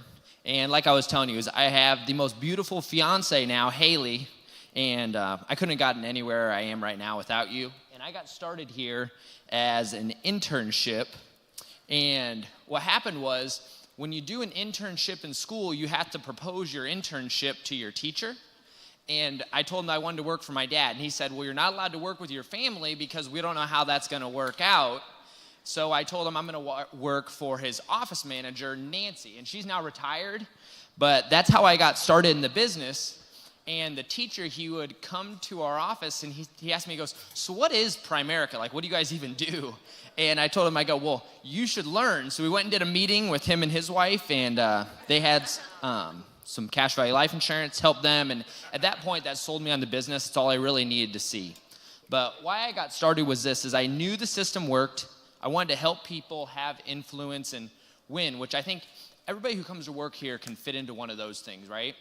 And I always tell people is this, when they're making phone calls in the beginning, or really no matter where you're at in your Primerica career, I think this is what everybody feels like, at least on the inside, right? And, oh, that's real small, but I just want to let you guys know this. This is something I tell myself that's a game changer. I don't make my calls, I'm telling myself no, rather than letting them. And what I found out is most people are going to say yes because what we do is unbelievable, right? So just make the phone calls. You'll feel really good about yourself. And remember this, God gives his toughest battles to his strongest soldiers. Don't give up, you'll ruin his plan. And I wanted to go through some of my numbers because I think a lot of people think that you have to be like some kind of fanatic or something crazy in order to be able to have success with our company. And I just want to share with you guys is all we focus on is having consistency, because if you took any of my annual numbers and divided them by 12, it's really nothing that impressive. And I want to show you this. This is when I went over 50,000 in income the first time. So in 2019, I was in college. That was my last year of college. I graduated in December. And my personal production numbers for that year was 21 personal recruits, 25,000 of personal premium, and $241,000 worth of investments, and made $24,000. I got plugged in here because I thought if I could make a couple $1,000s a month, that would put me through college. I didn't really have any money left over, but I was able to do everything I ever wanted, right? And the most terrifying thing to me in our business was this, is when I graduated school, I had this realization that like I had to do something with my life, right? And I decided at that moment that I was going to go make things happen. In my first 6 months full-time in the business in 2020, as a regional leader, did 23 personal recruits, so more than I did the year prior for the whole year, 19,000 of premium, about 1.8 million of investments, and made $46,000 in those 6 months, right? So do you need to be a regional vice president to make money in Primerica? No, right? Ultimately, that's where you want to get, but people, they should make money at all levels, right? And then when we went over $100,000 in income and got our Power Builder rings, here's what it looked like. By the last 12 months, personal and then the team numbers, did 41 personal recruits, 44,000 of premium, 2.4 million of investments, and 14 licenses. And on the team, we did 165 recruits, 125,000 premium, 3.3 million of investments, and 43 licenses. Made $101,000 as a regional leader, right? And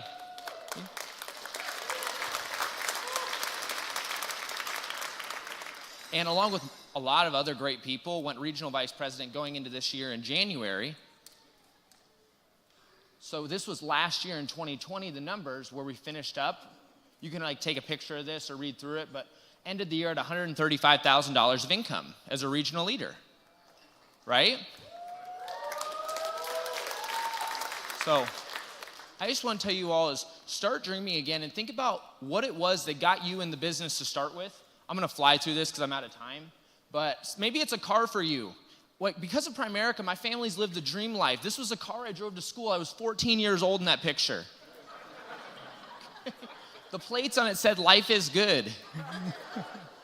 And life is unbelievable when you're a Primerica kid. And that was the first car I purchased with my own money. It was a Mercedes GLE Coupe AMG. I loved that car. I really wish I still had it, but it got like 12 miles a gallon, and I didn't really want to keep it that bad. And then I found out there was this thing called a Tesla that was even faster, and it completely drives itself. You just put the GPS in your car and put it in drive, and it's gone. And I got that. It's like twice as fast, goes 0 to 60 in just over 3 seconds. So I love that thing. And I wanted to relive my childhood dreams always, so I bought another Mercedes SL here going into this year. That's my RVP car right there. And if you guys are into BMWs, that's okay. I probably will never buy one, but we all get started here for our reasoning, right? And I put on the back of it, "What a biz." And what a business we have here at Primerica, right? And then that's Haley's car right there. And maybe it's houses for you. That's a house I grew up in. We moved there when I was in 2nd grade, right? And you remember the black car that I drove? When I got pulled over going 80 and a 30, that's that white car I drove afterwards, right? And that thing was completely rusted out. But, you know, tough love is a good thing. And that's a sky view. One of my buddies took that shot with a drone. Maybe it's traveling. The company takes us on trips all around the world for free. First trip I won was to Disney World. And that was an unbelievable trip because when I was in 8th grade, my dad told me, he said, "David, I'm doing the math on this. I think the next trip, the first trip you could ever win would be to Disney." And the first trip I was eligible to win was Disney, and we won that, and it was an unbelievable thing. And there's a list of trips. I've won 10 company trips since being with the company, 7 while I was in college. And yeah. 3 generations deep now. I'm really proud to be the first ever 3rd generation ring wearer that earned it as a below regional vice president. And my grandfather, Larry, was the one who started all this. And I praise God for him every day for having the courage to be able to do this with him and his boys.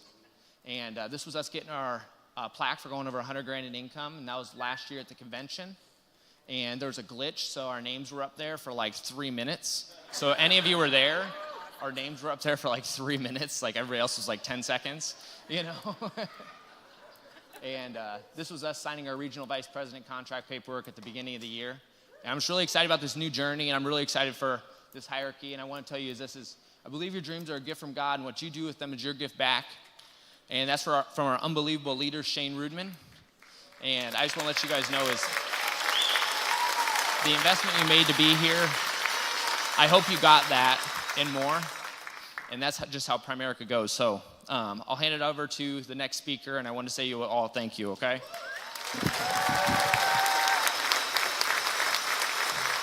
Thank you, guys.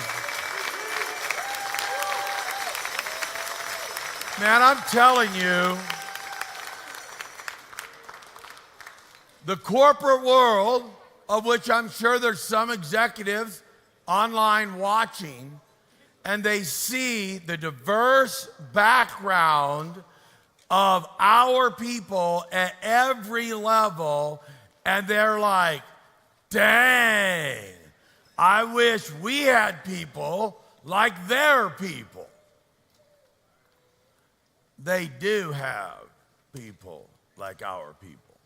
They do not have a culture and an environment like we have to help them grow and then have an economical opportunity that allows them to do unbelievably well financially. It is generational wealth. The 150 families I have conversations with, they're having to figure out, okay, if I'm not here, who's running the business? Are we selling the business? Our business sells, especially if you build it the way we show you to build it, sells at many times the multiples of other companies out there. You got to understand, most companies, their revenue, how they sell is not anything like ours. If I had time to go through the whole hybrid speech on the details, you understand that the company sending me over $1 million a year for the 12 to 15 years that I put in 1 hour a year, which is literally 1 hour a year compliance, that was it, okay? There might have been a couple hours here and there when I was trying to help, before I would get sick again or whatever. And my business expenses, now we're smart about taxes. We teach people to do the right thing. Make sure you win every audit. Don't do anything you shouldn't do. So there's a lot of things that you can write off in our business. But if you look at real expenses, our net profits are like 95% over that 15 years with me. And it didn't need me. So it can sell at 20 and 30 times that number rather than 5 to 7 like a typical business. It is generational wealth. We have families where it's starting to happen. You watching, this is not some deal or something. This is bigger than Apple. This is bigger than Tesla. This is bigger than any of those things. And you're on the ground floor. Do not let your own poor self-image bias your opinion on what this opportunity is. Okay? Our guest speakers, I already told them everything they do today is a bonus because I got enough on an hour and 7-minute phone call while they were on the road on Thursday night that I'm going to implement. I'll share with everybody. But the things that they shared yesterday, absolutely phenomenal. Champ, rather than the different kinds of things that you can do with names, we're going to do some incredible stuff with making duplicatable training for all of you to be able to have from some of the stuff that they shared.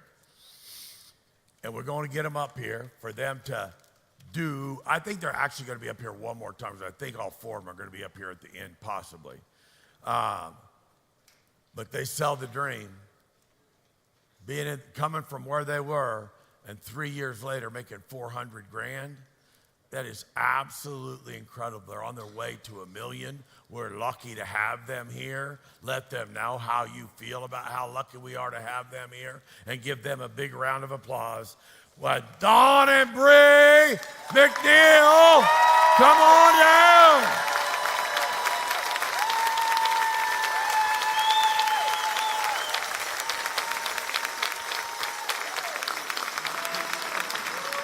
All right, guys, how y'all feeling? Y'all feeling good today? All right, we got anybody in the room that's fired up and ready to win? Get some big things happening? Look, we're so excited to be here. We've been excited since we got here. We were excited on the 9-hour drive up here to be able to get here and spend some time with you guys. We get the opportunity this morning to tell more details of our story. Now, for anybody in the room, I don't know what it took you to get here to Kansas City. I don't know what it took for you.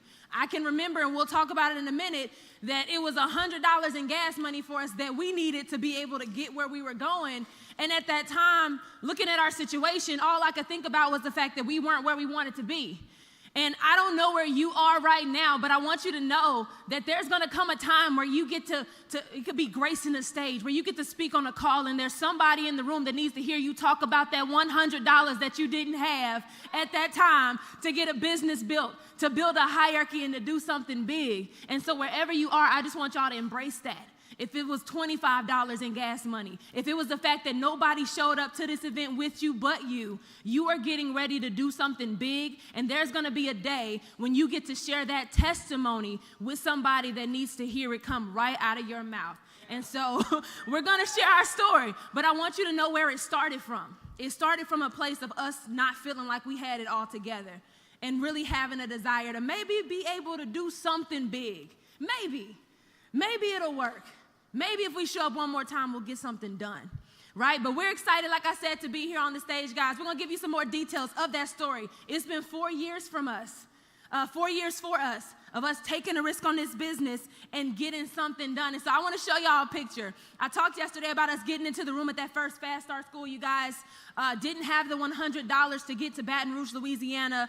Before this big event, though, Don had that meeting at Whataburger with Derek Simpson, and they talked about what could possibly happen and what could happen in the business, and he didn't sign the IBA at that time. And about 2 months later, we both went down to Baton Rouge, Louisiana, gas tank on E. Coach gave us that gas money, no place to stay, didn't really have anything, but we took advantage of the moment, and we drove down. It was 3 hours away. And in this picture, guys, Don hates this picture because I told y'all, like, we kind of pieced together our outfits. You know, I found a cute dress on the clearance rack. But Don hates that jacket because I think it was his dad's jacket and he borrowed it and he put it on with a silver tie. And, you know, we showed up like, hey, we're here for the event. They said, come dress, you know, fancy. We look fancy, right? But we showed up and we sat in the back of that room and we soaked up so much information. We heard great people grace the stage. Bill Whittle, Blake Whittle, Collis Temple. There were so many. Sam Shepard was in the room and he was talking and we sat there and we listened and we got fired up. And we said, man, what if we go home and we do something? And we signed our IBAs. That $248 that we didn't have that came off of a credit card. Do you know how afraid you have to be when you don't have money and you got a credit card tucked away that you shouldn't touch? And you pull it out and say, let's see if this thing could work. And we both signed our IBAs. And a week later, we were in licensing class. A week after that, we both passed our state exams, as you can see on the pictures up there, you guys. And then we were off to the races. But I want to give you some specific things when we talk about like what we were doing. We came in humble. We knew nothing of Primerica. We knew nothing of the industry. We knew nothing of what to do. We were super coachable. Anything that our coach told us to do, we were doing it. Even if we were like, I don't know if that works or not, but coach said do it, so we're going to do it. And we did that over and over again, guys. We were excited. We didn't procrastinate. We were so urgent to get to the next thing. How fast can I do it? He'd tell us, hey, you can get your license and serve a client. How fast can I do it? Okay, if I serve one, can I serve 3? Okay, how many can I do in a day? So if I write 10, is Primerica going to pay me for all 10? I'm telling y'all, we were testing all the boundaries that we could test, and we made sure that we gave it our very best shot. And I want y'all to understand our mentality when we came in, because some people that come in, they're like, well, I'm just a rep.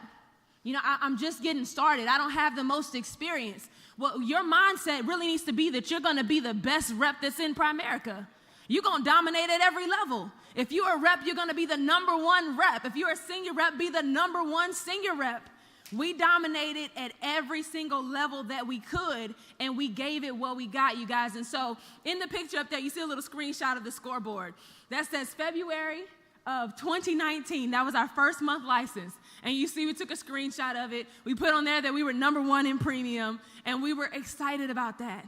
And I got to make you laugh right here real quick, because when we came in Primerica, guys, we had no business background. We didn't know how to do anything. We didn't know anything about, you know, calendars on your phone and, you know, how to do stuff the smart way. So we went on Amazon and we purchased a physical calendar. It's laminated. And we put it on the wall. We got some little markers. And we started marking out everything. But when you look at that calendar, you can see little tally marks at the top. Those were the number of appointments that we had set in the next 2 weeks, and there's over 15. When you look at the calendar, you can see when we wanted to become regional leaders and RVPs. Guys, this was February of 2019, maybe 2 weeks licensed, and we were already planning out what we were going to do in this company. We were dreaming, and we hit every goal on that calendar except RVP. We didn't go as fast as we wanted to. We took a little bit longer, but we did what we could with what we had. With the little knowledge that we had, we did something big, and we got off to a fast start, and we really put ourselves out there and said, look, even if I look crazy, I'm going to do what I can. Even if it's a physical calendar on the wall that doesn't make any sense, I'm going to do what I can. And that carried us right into us getting off to that fast start for those first 90 days in business. Hey, who's fired up? Man, I'm loving the team shirts. Who's got the baddest team in the room? Who's got the baddest team in the room? I don't know. I see the team. I see the team. I see the team.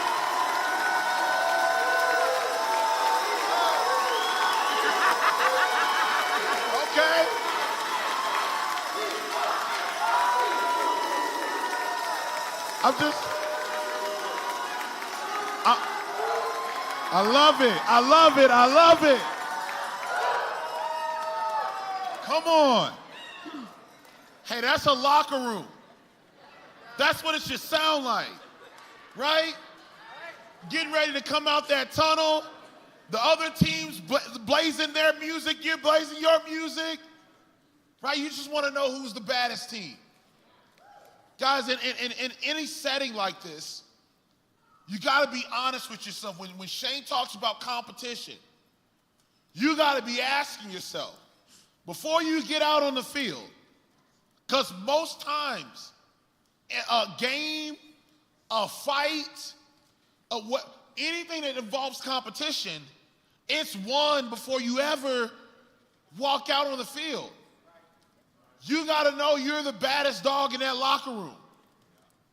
Right? That you're you got the baddest team. That we're not going to quit. We're not going to stop. Right? And we're going to do whatever it takes to put our team number one. And me and Brianna, like she told you, at that fast start school, with no IBA sign, Sam Shepard's in the room with his team. And Bill and his base shop, and Blake Whittle, and that's our hierarchy, and Mike Hayward, and Derek Simpson was on stage, and all these other leaders and winners, and Coach Goodlow, and there were so many people there. But one of the things me and Brianna knew, we were the baddest dogs in that room. We hadn't wrote a policy yet, but we knew that we were the ones. It's a feeling. And you got to fight until you get that feeling. You might not feel like that today, but you got to work until you get that feeling where I know that I'm the one. And that's what we started doing. We started rebranding ourselves because we knew who we were. So former football coach, graphic designer, give you a tip, guys. If you're not too pretty, get an ugly background. You look better in front of it, right?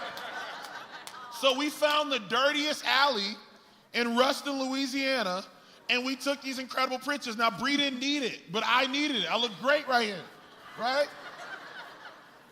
But the reason why we did that is because this is where we lived. And we knew we couldn't bring people to our house because we live in a hut on the backside of a golf course. So if you ever, golf, there's a house somewhere on the court where they can get drinks and, it's kind of like a bar and they can take a break or whatever. And it's usually like one room. So Bree, show them our one room, right? This is our one room. Brianna and her dad, because they're the fixers, right? I don't know how to drill nothing. I can't drill nothing. I can't do an oil change. I can't do none of that. I built a big base shop, though. Right? So you come to my house, don't judge me. If the toilet's broke, the guy's on the way, okay? I'm not doing none of that. I don't know. So Brianna's dad builds these cabinets, and we separate the bedroom from the living room with these cabinets. The kitchen is across where the bar is, and the bathroom is to the left of that door. That's the entire home that we call it a home. I call it a hut. That's the hut that we lived in, boyfriend and girlfriend. Now, I'll tell you how quick we got married. Pretty fast. You see her get up from the bathroom to go to the bedroom, to the kitchen, to the living room. That's hard. Stop looking, right? Right? So it's hard to stop looking. So we couldn't wait to get married officially. We went to the church and we was like, hey, sign these papers now, right? And that's kind of how it happened. So we were married for like 6 months before we actually had a wedding. But we ran our business out of that home, but we wanted people to recognize us as this. So I don't know what home you go back to, but when you go on your KTs, you 100% control how you look. You probably can't change this, but you can change your appearance. You can change your tone. You can iron your clothes. You can make sure that you're sharp. You can have a pen and a notepad and a pencil. You can make sure that you look like where you're about to go. And that's one of the things that we did. And 3 months later, we were MVPs at Bill Whittle's Fast Start School.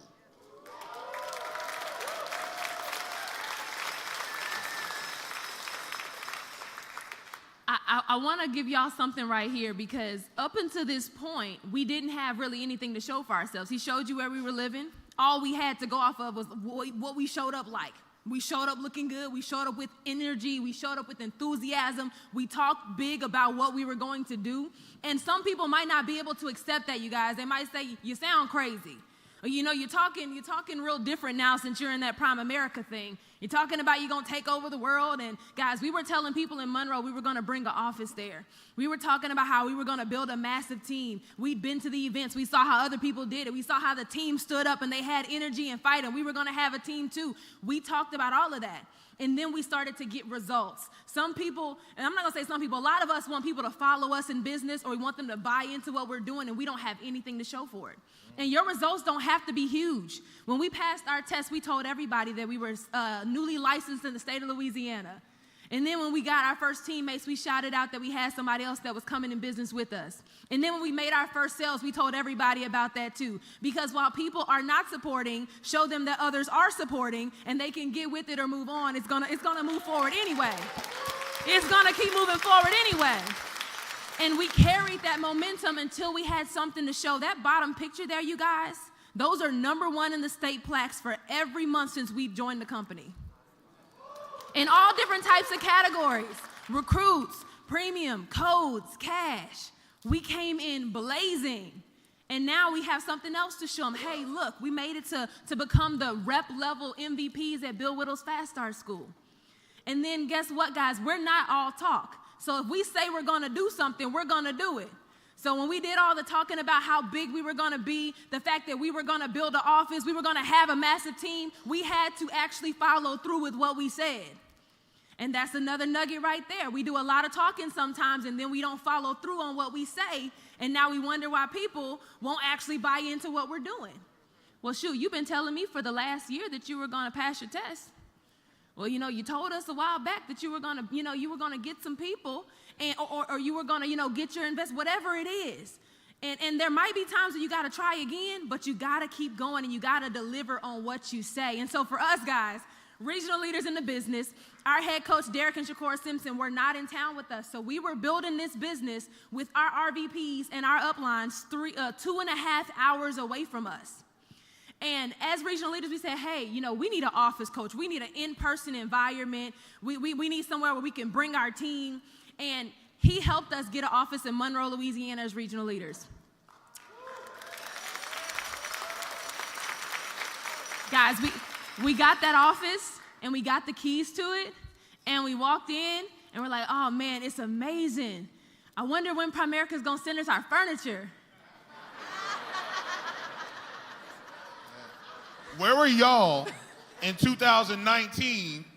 Because we didn't know Primerica didn't send furniture. We thought we just needed the office, and they were going to put everything in there because we saw the pictures. Right, you get your 26, they send the furniture, put the sign up. We had a sign, too. We had a sign, the building, and nothing in the building. And it took us a minute to realize they wasn't sending no furniture. And we had spent all of the money on the office and the sign, so all we had left was enough money to go get 10 folding chairs and a folding table. And red paint for the back wall. And we begged the landlord to let us paint the back wall red so that it just, it gave us a little bit of pop. But that was it, and all we had to show for ourselves were the #1 in the state plaques that are going across the very top of that wall up there. And in that moment, we could have been a little defeated. We could have said, man, this isn't good enough. But maybe we just crazy because we brought people to this office anyway and we walked them around. We said, isn't it great? Look at it. It's amazing. And they did think we were crazy. They're like, no, I don't see nothing. I don't see nothing. I'm like, it's an office. Like, look at it. And we kept that energy and we kept bringing people to it and we talked about what it was going to be. And that other picture up there, you see the plaques on the walls. Those are all district leader plaques and promotions that came out of that organization that year, you guys.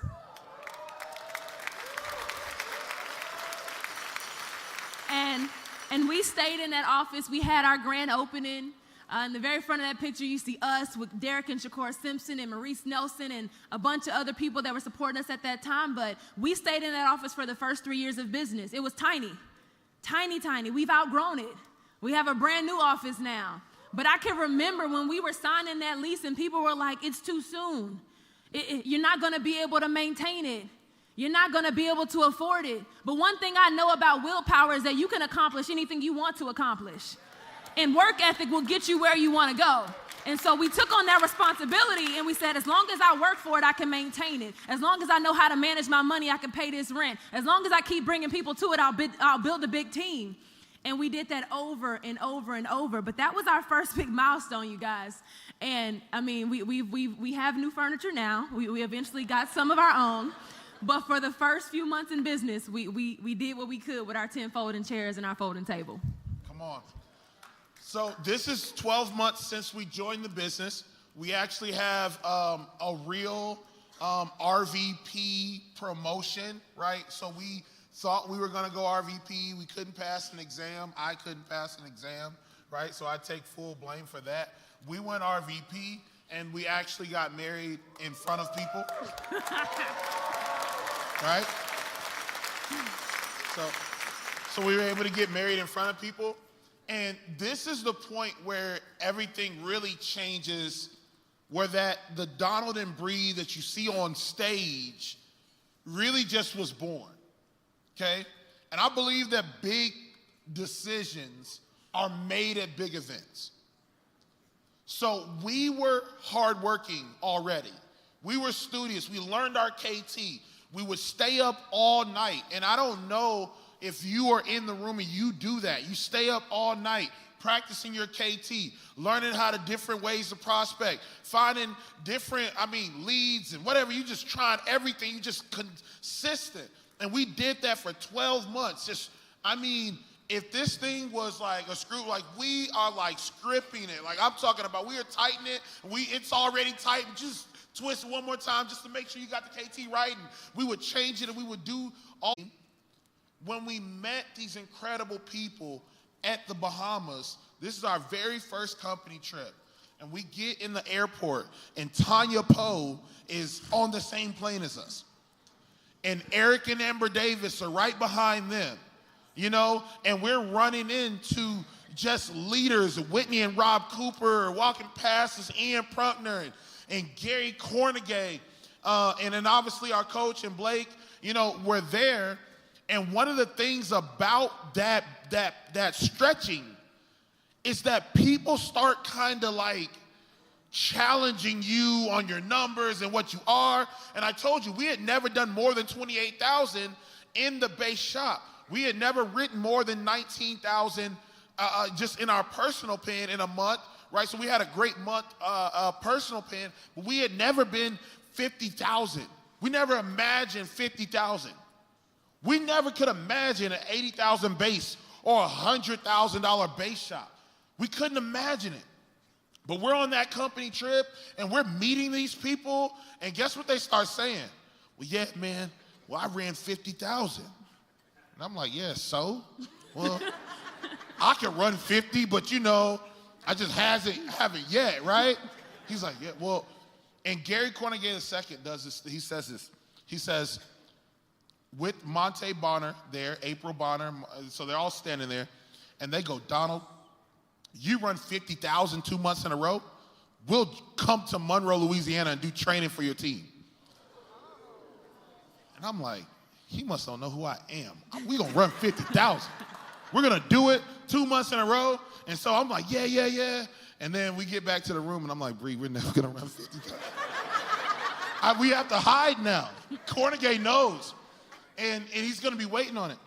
And when we got home, right? When we got home from that event, one, we had the support of our family, right?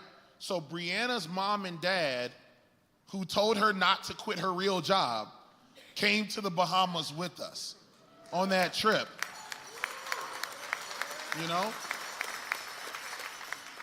And when you get that type of, when you work hard to get the results and you include your family and friends with the results, it changes the way they see you do the business. And after we had went to the Bahamas, they knew we would go all out. Guys, the first month back, we did 48,000 in premium. The first month back. And it was because now Primerica's real. The Bahamas, the passport, all of that, you don't know psychologically what that does. It unlocks the thing that's like, I can be fanatical about this.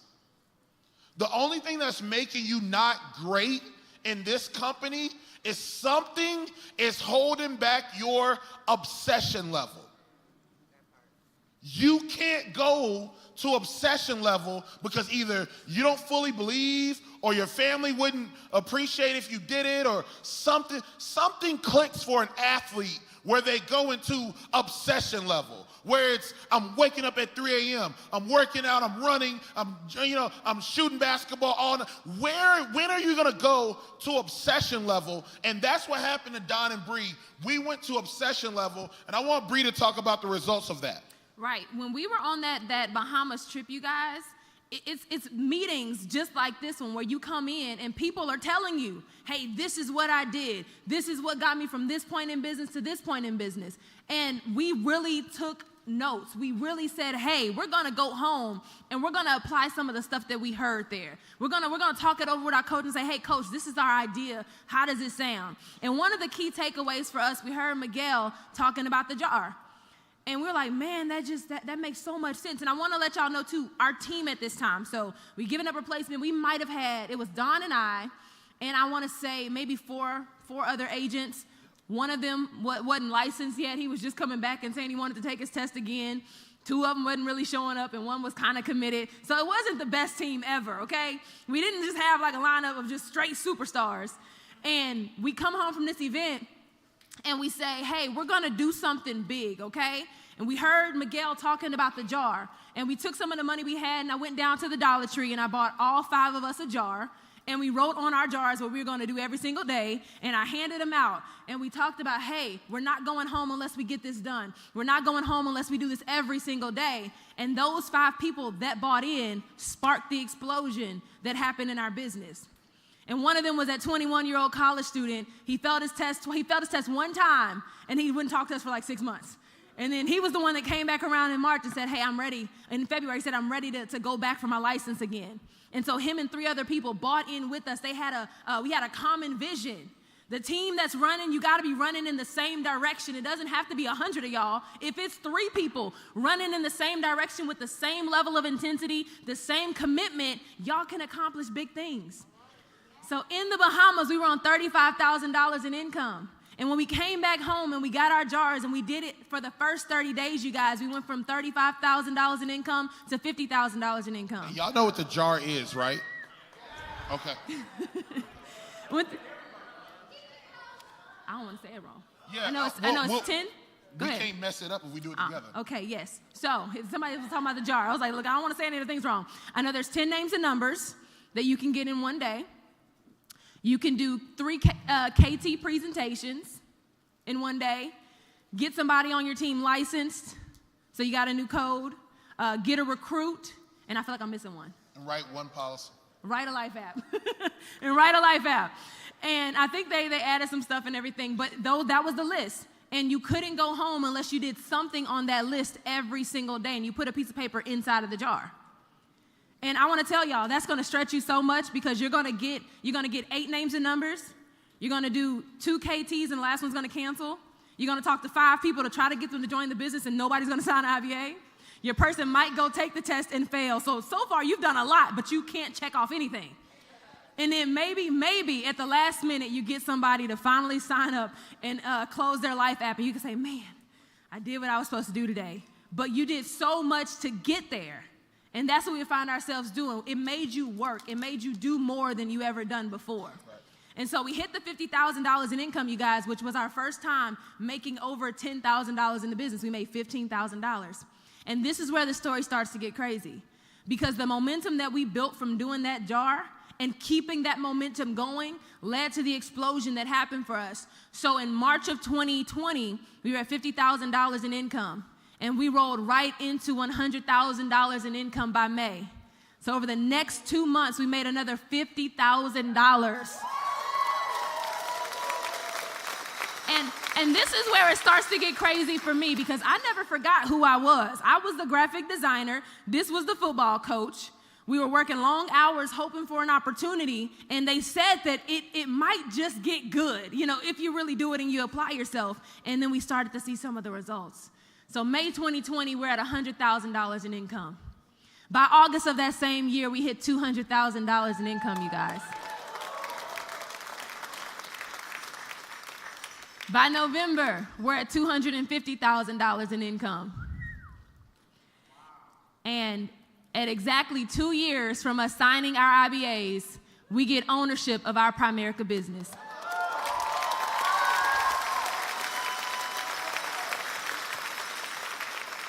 Now, I don't know about you, but when I think about it and the fact that I was in school for a master's degree, working 2 jobs, hoping to build something, there wasn't an amount of time that it could have taken me in Primerica to where I could say it wasn't worth it. If I knew that there was a possibility that I could build a business that I could own. My mom's getting ready to retire soon. She's super excited. She's getting ready to retire from the state of Louisiana in November. But when I think about it, I'm like, man, she's going to get all her benefits. She's going to get everything. But she's been there for a long time. And I'm like, man, what if that was a business that they say, thank you so much for what you've done for us. Here's your share of the business. Hey, actually, you own the business. Actually, you get to pass it down to your kids now. We're going to make sure that they're taken care of year after year after year because of what you did for the time that you spent with us. And when I considered that, I'm like, man, I got my hands on something special here. So it didn't matter if we didn't do it in 2 years. It didn't matter if we didn't do it in 5 years, you guys. If I had the opportunity or the possibility of building something that I could own, I would work 10 times as hard for that than I would for anybody else. I'd show up day after day for that, over and over again, because of the possibility. And so now we have a business that we own. And there's so much power in that.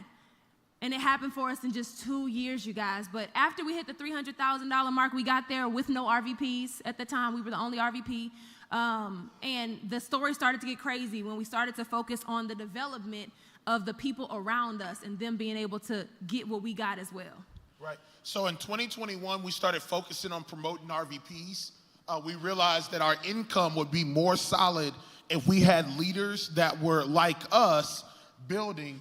And so we made a big push in January to start promoting RVPs, and it took us 6 months to promote our first. But when we promoted our first, right after that entire summer, we just got all that RVP summer, right? So we promoted 3 RVPs that summer out of running like a $150,000 base shop.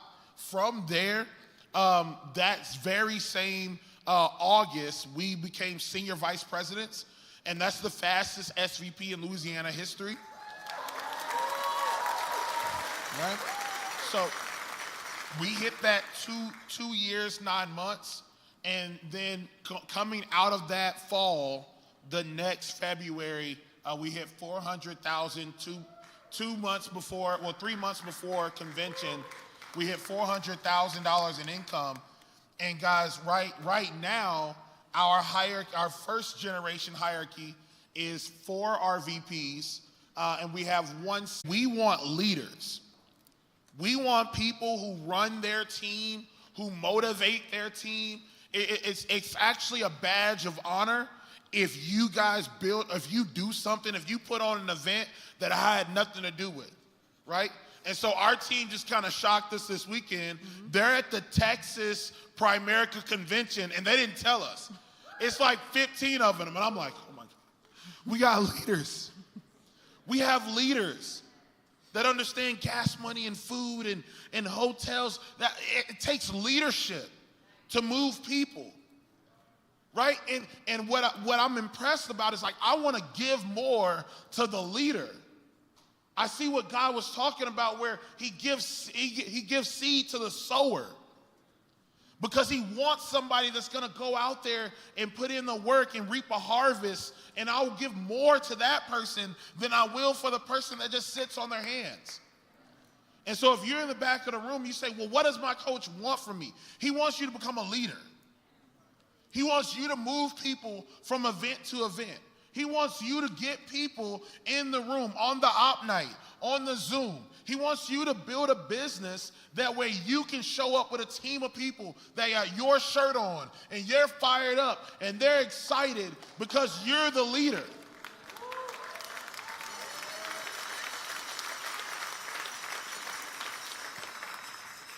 And we're going to show you what leadership does, right? It doesn't start huge. Brianna's going to go into the details of this, and I'm going to close us out today. But it doesn't start big. It starts small. You got a small team. It starts with a small team. That nucleus of people who are able to attest to your character, your integrity, your hard work. You need the few.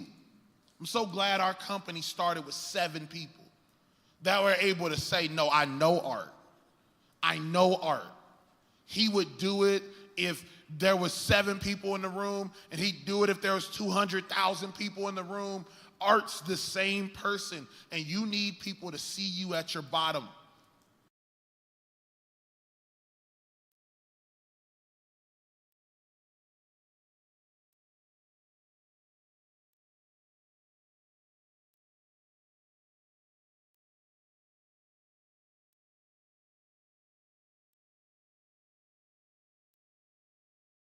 Worthy, because when you got a team of 300, you know what everybody's gonna think? Oh, it's easy for you to say that now. Oh, look, but that core group's gonna say, nah, that guy was like that when he didn't have $50 in his pocket. No, that girl was like that when nobody else was showing up. No, she's always been like that. So you gotta have this moment. So go ahead. Look, this picture you guys are looking at, so to make the timeline add up right, we went to our first Fast Start School, Bill Withers Fast Start School, in January of 2019.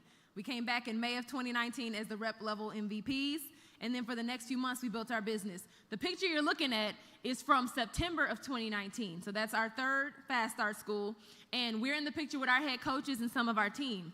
And so Don was just talking about leadership and what it looks like, you guys. This event was in New Orleans, Louisiana. We were still, we were full-time at this time. Both of us had quit our jobs, so we're just straight in on Primerica. We're making money enough to pay the bills. We don't have a lot right now, though, right? We're learning money management skills and everything, but we understood what our head coach did for us to get us to that first Fast Start School and how important it was to be in the room. And so we got together with our team. We said, hey, guys, let's go in on an Airbnb. We'll all get in the cars together. We'll drive down. We'll stay however we have to. And we buy this Airbnb, you guys. It looked great online.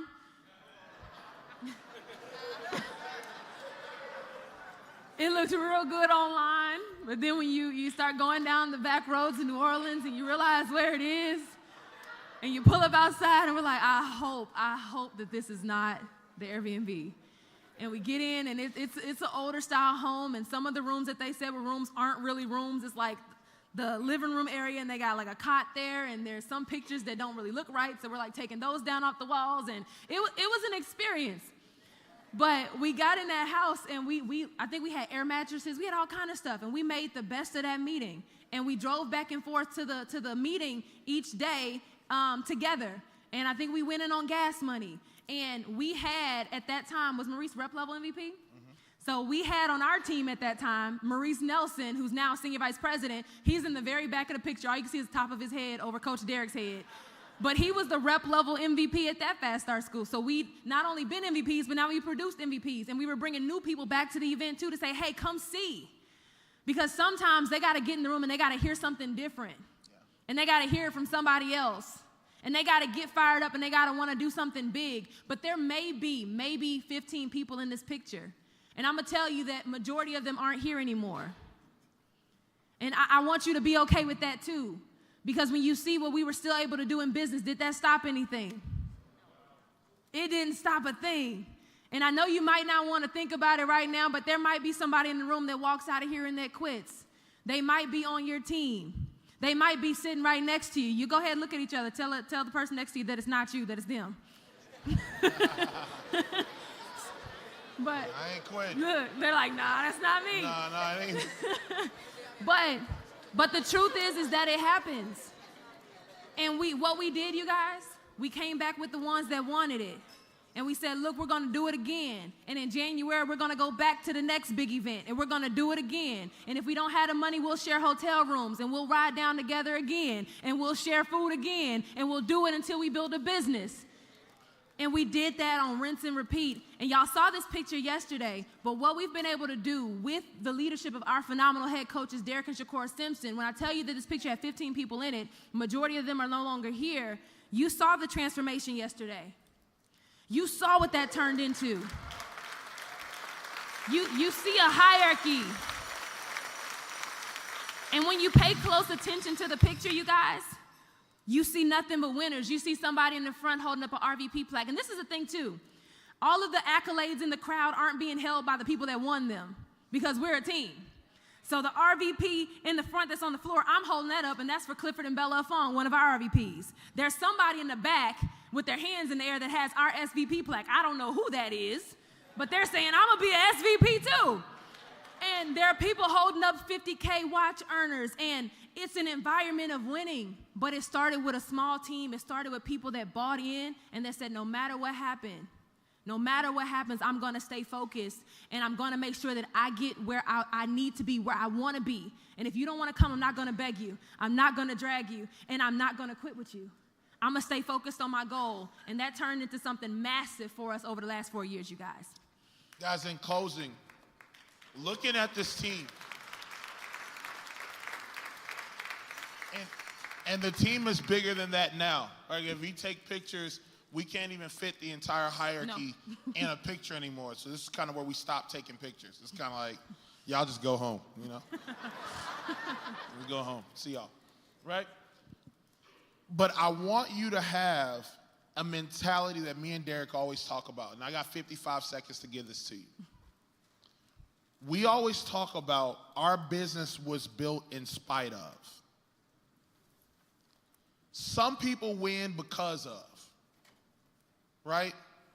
Because I had this, because I had that, because this worked out in my favor, because of, I want you to know that you got to have an in spite of. In spite of the family background that I have. In spite of the fact that I didn't have the people skills in the beginning. In spite of the fact that my spouse didn't support. In spite of the fact that we're from Monroe, Louisiana, nobody had ever built. In spite of the fact that I just don't have the intellectual properties that other people have. In spite of the fact I'm not as pretty as other people, or I wasn't as cool, or I wasn't the starting quarterback, and I didn't come from the wealthiest background. In spite of all that, you will win. And you can win. But don't ever let because of interrupt your in spite of. Right? Because there's going to be some things that happen to you. And you're gonna feel like because my car got a flat tire, I can't go to the meeting. But you need to say, in spite of my car getting a flat tire, I still made it to the meeting. You gotta have an in spite of mentality.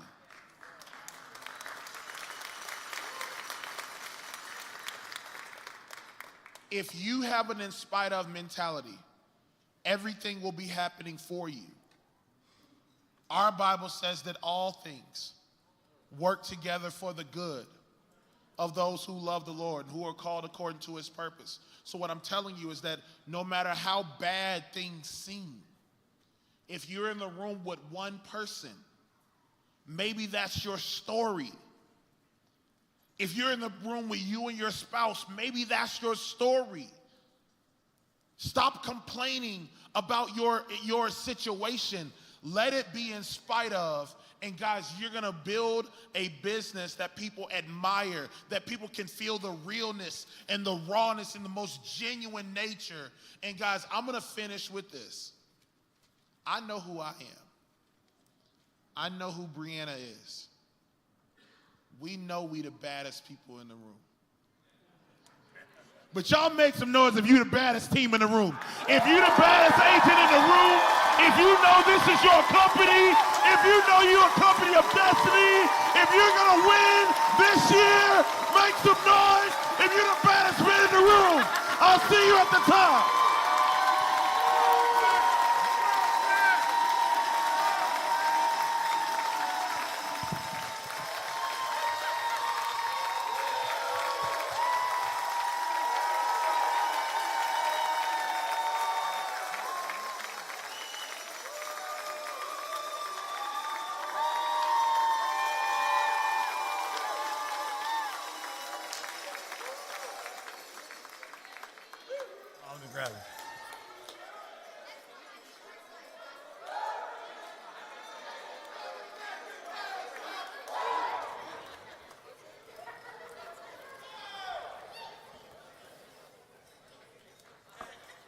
I know what some of you thinking.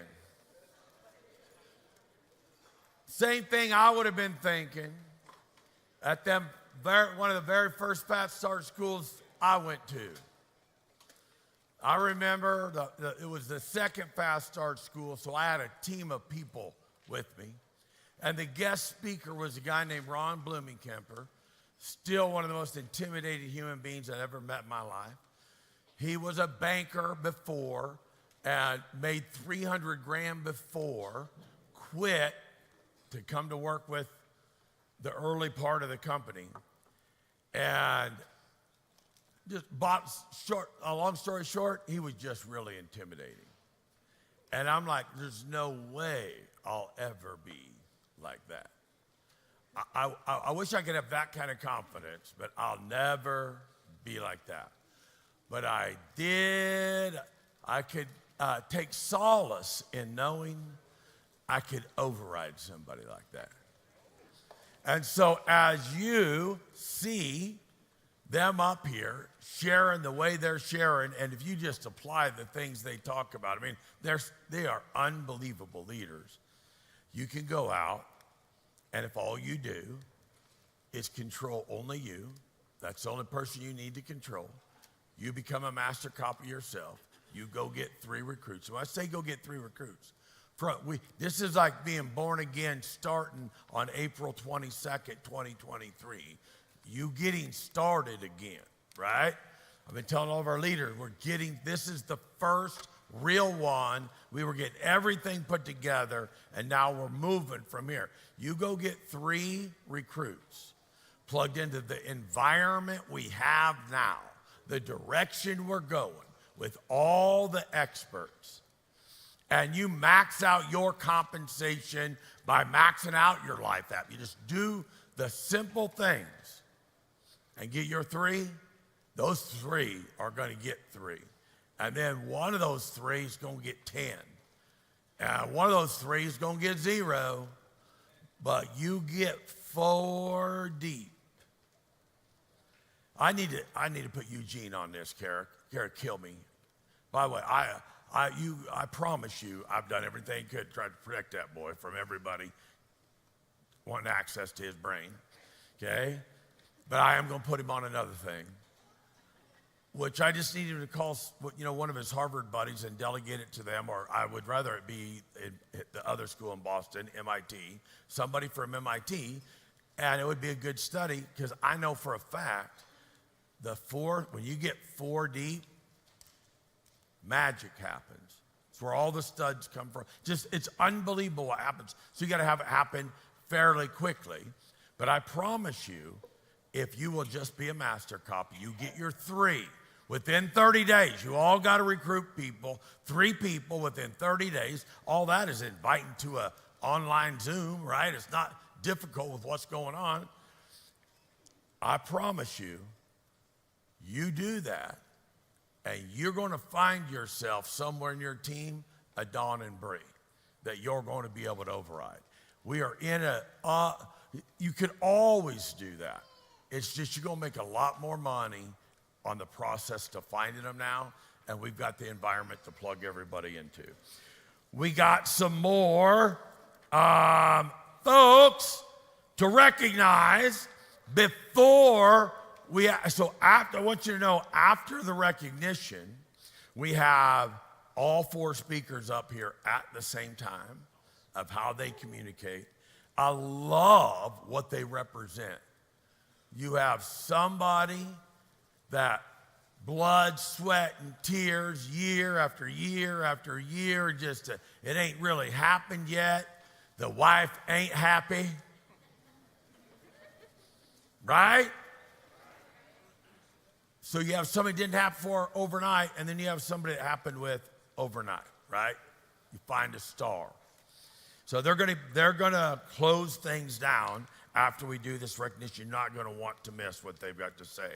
But we're gonna do some more recognition. The person coming up. I want you to understand the people you have access to. All the organizations that came together to do what we're doing, what we're building together, how we're flying together, okay? The geese go 67% further on the same amount of energy.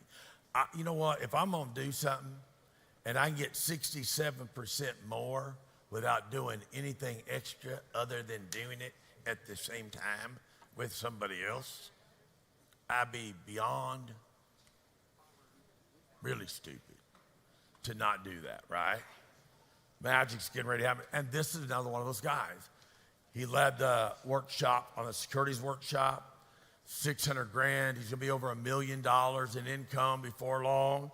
He's going to do recognition. So Wayne Olson, if you'll come up to read some of the names, and then Carrie Cobb and Jamie Turney, Irma and Joaquim Lopez, Julio and Cece Garcia, and Rich and Marla Malloy.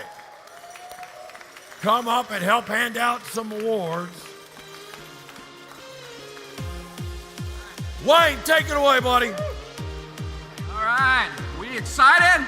Man, I tell you, I love recognition. I tell you, this is where the rubber meets the road. We're gonna be dealing with production. Coming up here, once I find the page.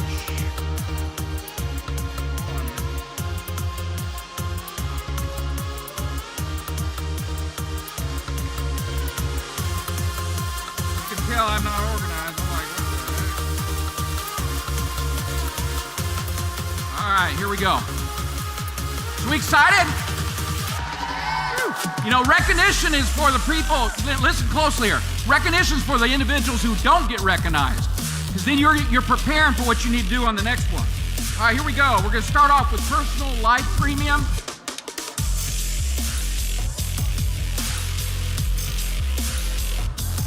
Number 10 is Elite Irma and Jacqueline Lopez. Number 9, Charlie and Ramona Sanpelin. Number 8, Casey and Jennifer Coring. Student, Jacob Bryce and Skylar Nelson. Yasnia, Jasmine, and from the Dog Pound here. Mark Nubia and Zodia. Elite Angie and Angel Stevens.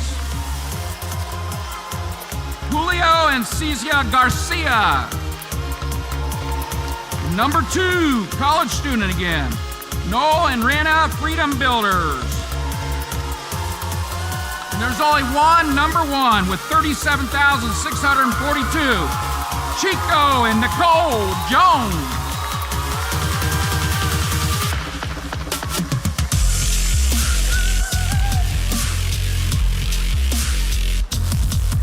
All right, moving to district. And number 10 with 7,000, Chris and Tanya Hanna. Number 9, Leticia Hernandez. Number 8, Michael Blacksky. Number 7, Andrea McNeil. Number 6, Samuel Spees. Number 5, Ethan Heckard. With 10,800, Jaminia Reigns. Look how close this number is between 3 and 2. Wow. Jennifer and David Velez, 14,156.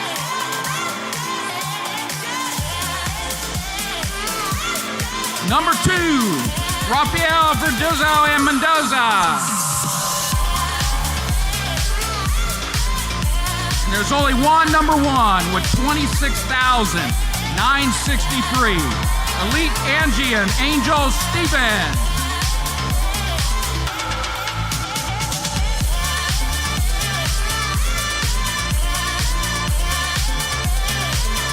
Moving to divisions.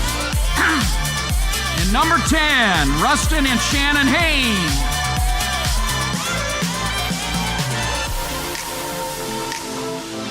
A professional poker player. Number 9, Joseph Ingleworth. Number 8, Yamika Coben and Israel. Number 7, Donna Rose and Baglow.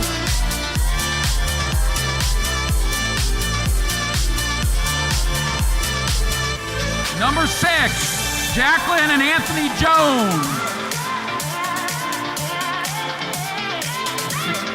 Number 5, Connie and Bonnie Mendoza. Number 4, Kelly Duckery. Number 3, DP Destiny and Lupina Rodriguez.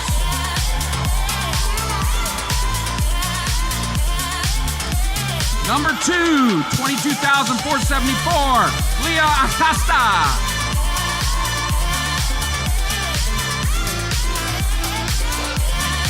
And there's only one number 1 with 23,553, Sandra Porto Rodriguez.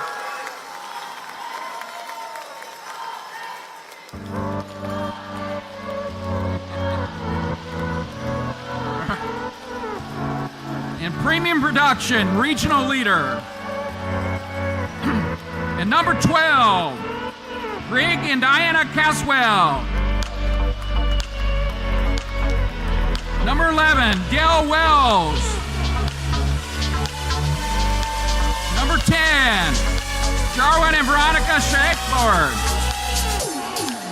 Number 9, Rhonda Mulholland.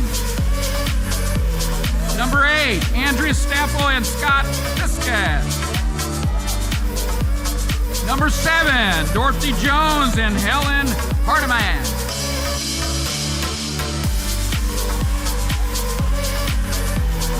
Number 6, Anthony Rigway. Number 5, Shad and Kristen Clayton. Number 4, Julia Stevenson.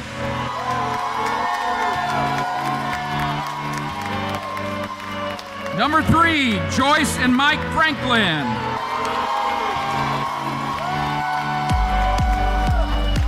Number 2, Jacob Rice and Skylar Nelson. And there's only one, number 1. Listen to this, $53,075. James and Leah Whiteford.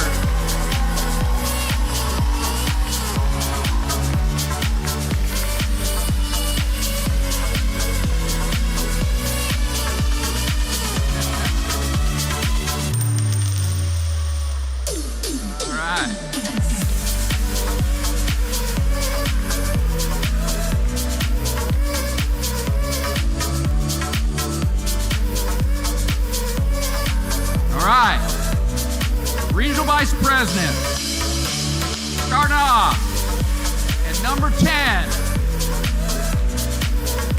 with $39,206, Noah Arena and Villalobos. We actually got number 11 on there with $38,706, Dave and Shelley Beard.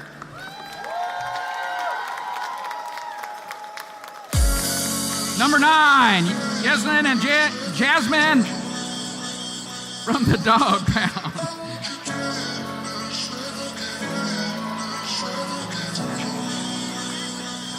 Gosh. Oh, okay.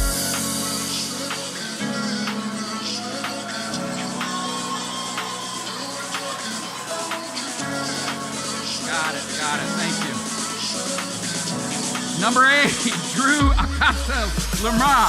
It's hard some of that. It's like, man.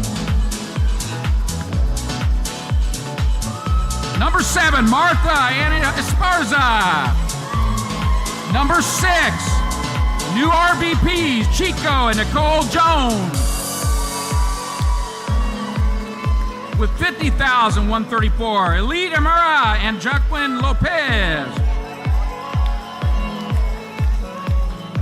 Number 4 with $63,000, Charlie and Ramona Satilian. Number 3 with $70,367, a college dropout, Julio and Cecia Garcia.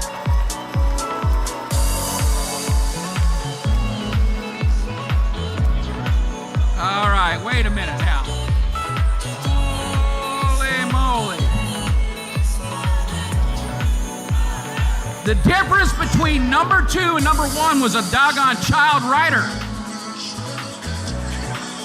Woo! This is good.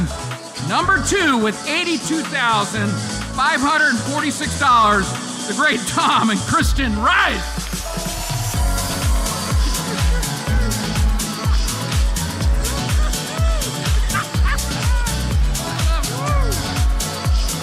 $82,566. Number 1, Mark and Nubia Hanzaudia.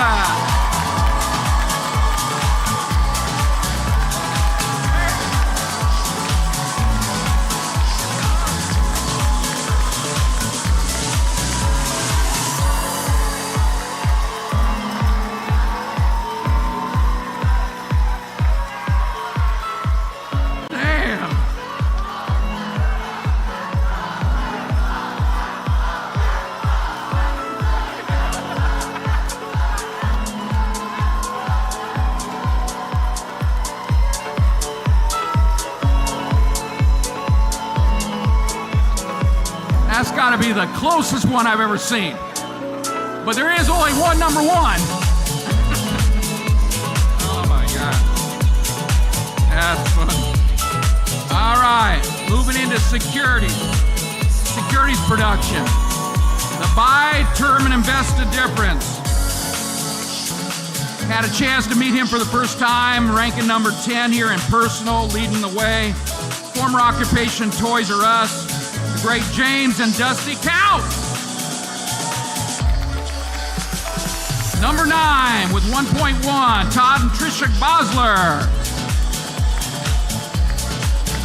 Personal production, number 8, Willie and Shalita Norman. Number 7 with 1.3 million, Jim and Mary Nye. Number 6 with $1.4 million, Craig and Lisa Hansen. That is a lot of security, wouldn't you agree? Number 5, $2.1 million, Tom and Kristen Rice. Number 4, $2.2 million, Eugene and Darcy Trubisky. Number 3, $2.3 million, David Rice and Haley Landa.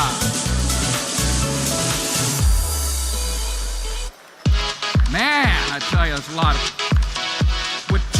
Number 2, with $3.2 million personal, Jody and Dan Oral.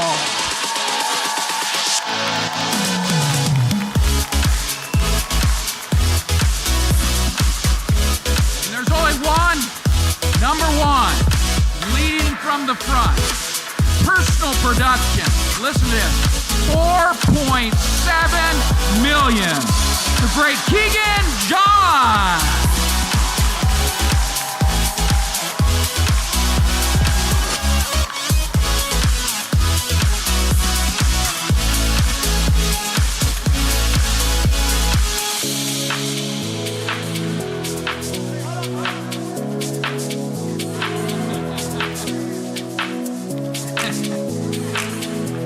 All right, district leaders. Starting off with number 10 with over 100,000, great Terry Parker. Number 9, Mark and Katie Stripp. Number 8, John and Hannah Stripp. Number 7, Michael Kaiser. Number 6, Foster Strove. Number 5 with over 200,000, Joan Cripple. Number 4, Megan Weber. Number 3, William Gebhardt. Over 500,000 in production. Number 2, Gail Knote.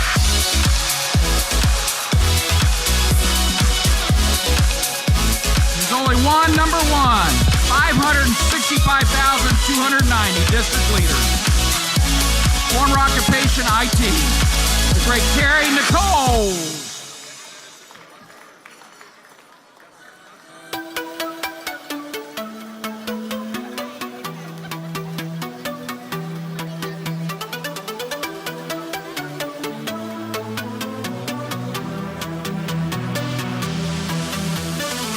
All right, division.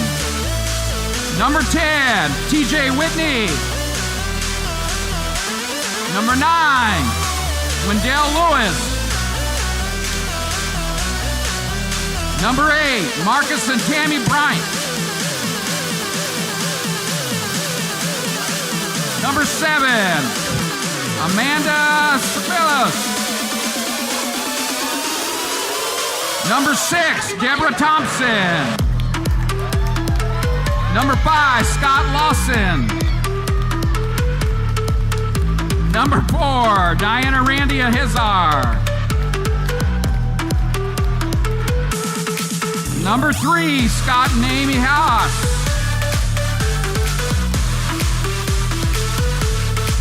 Number 2, with over 690,000, Matt and Catherine Barr.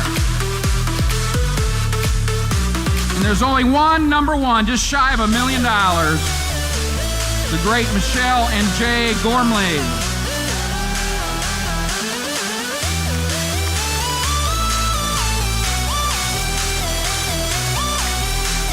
Regional leaders. Number 10, Brenda and Marty Schultz. Number 9, with over 300,000 in production, former occupation retail manager, Alan and Christy Clayton. Number 8, over 300,000, Rhonda Montola.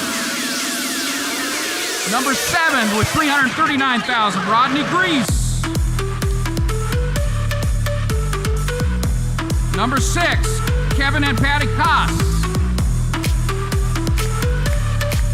Number 5, Bev Klitkamp. Number 4, heard from him earlier today, Jacob Rice and Skylar Nelson. Number 3, Darren and Jackie Morgamus.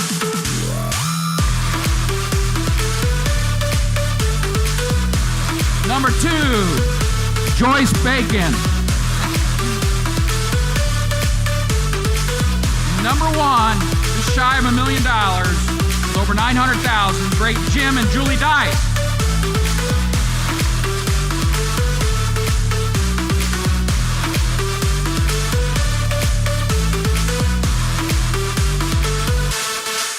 All right, regional vice presidents.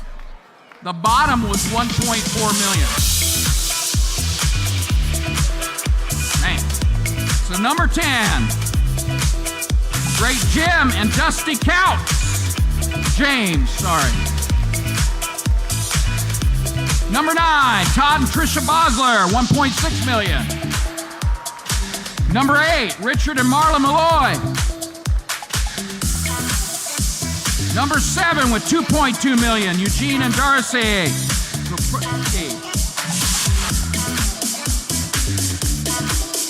Number 6, 2.4 million, David Rice and Haley Landau. Number 5, 2.6 million, Tony and Katie Kaiser. Number 4 with 3 million, Tom and Kristen Rice.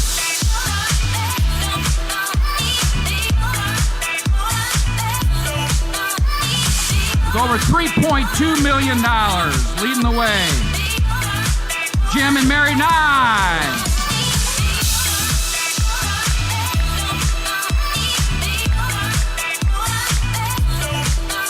Number 2 with $3.6 million, Jody and Dan Orrell.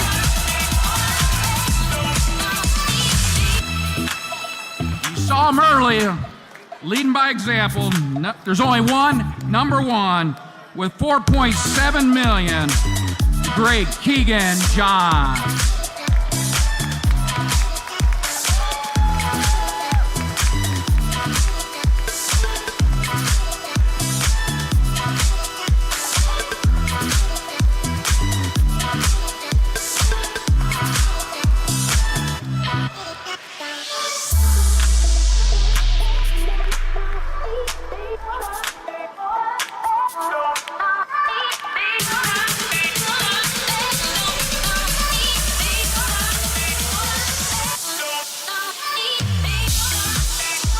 All those winners a hand.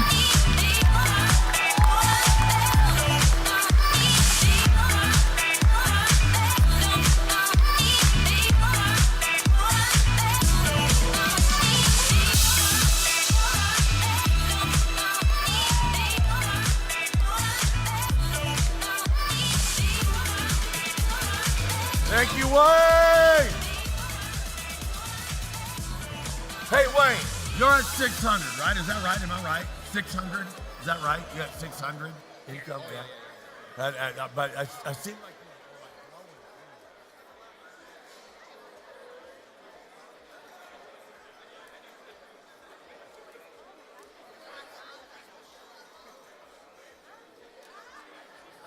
good deal. I know you're going to $1 million. You know what's awesome about our business? Wayne was just up here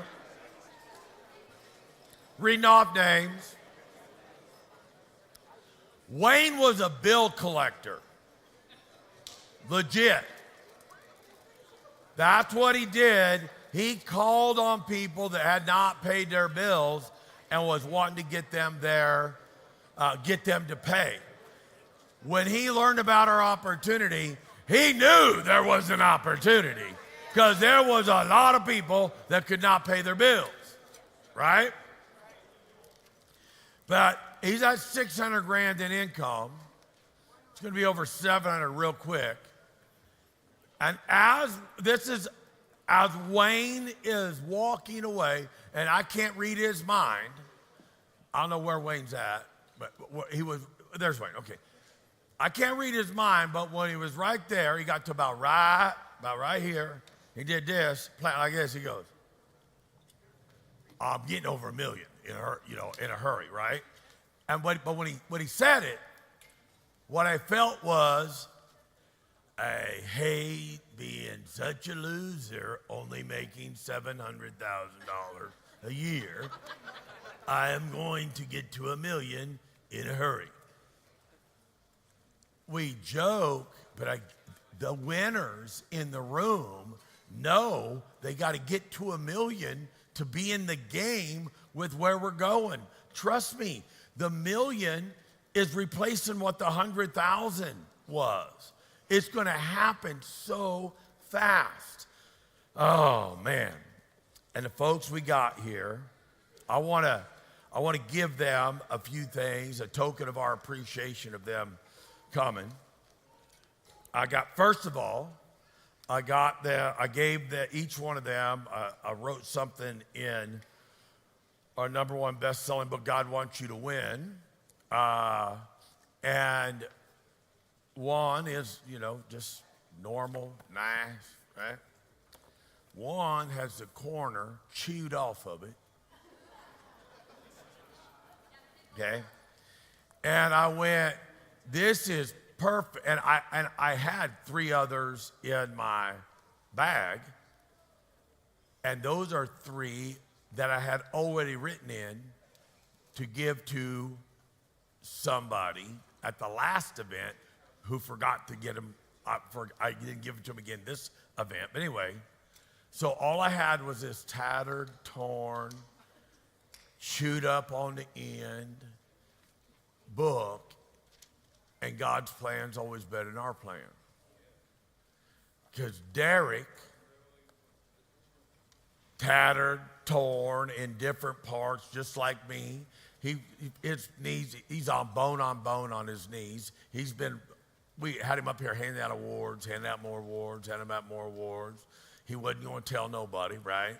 But he, from my wife, I understand, he is in pain, would never tell you in pain, but he didn't shoot to the top from the very beginning. People that have Derek and Shakura's story, there's far more of them, and they will impact far more people because far more people will relate to that. They're going to be excited about Dawn and Bree and hopeful about that. But we got a lot of people that doesn't happen for overnight. And these folks changing those people's lives, right? And so I got one that's kind of dog been chewing on the end of it, okay? All that stuff chewed up. Then I got one for you guys. Then I got more. I got more stuff. Oh, by the way, let me do this. I'll let you get that one in just a minute. Let me grab this. Yeah, okay, good. All right.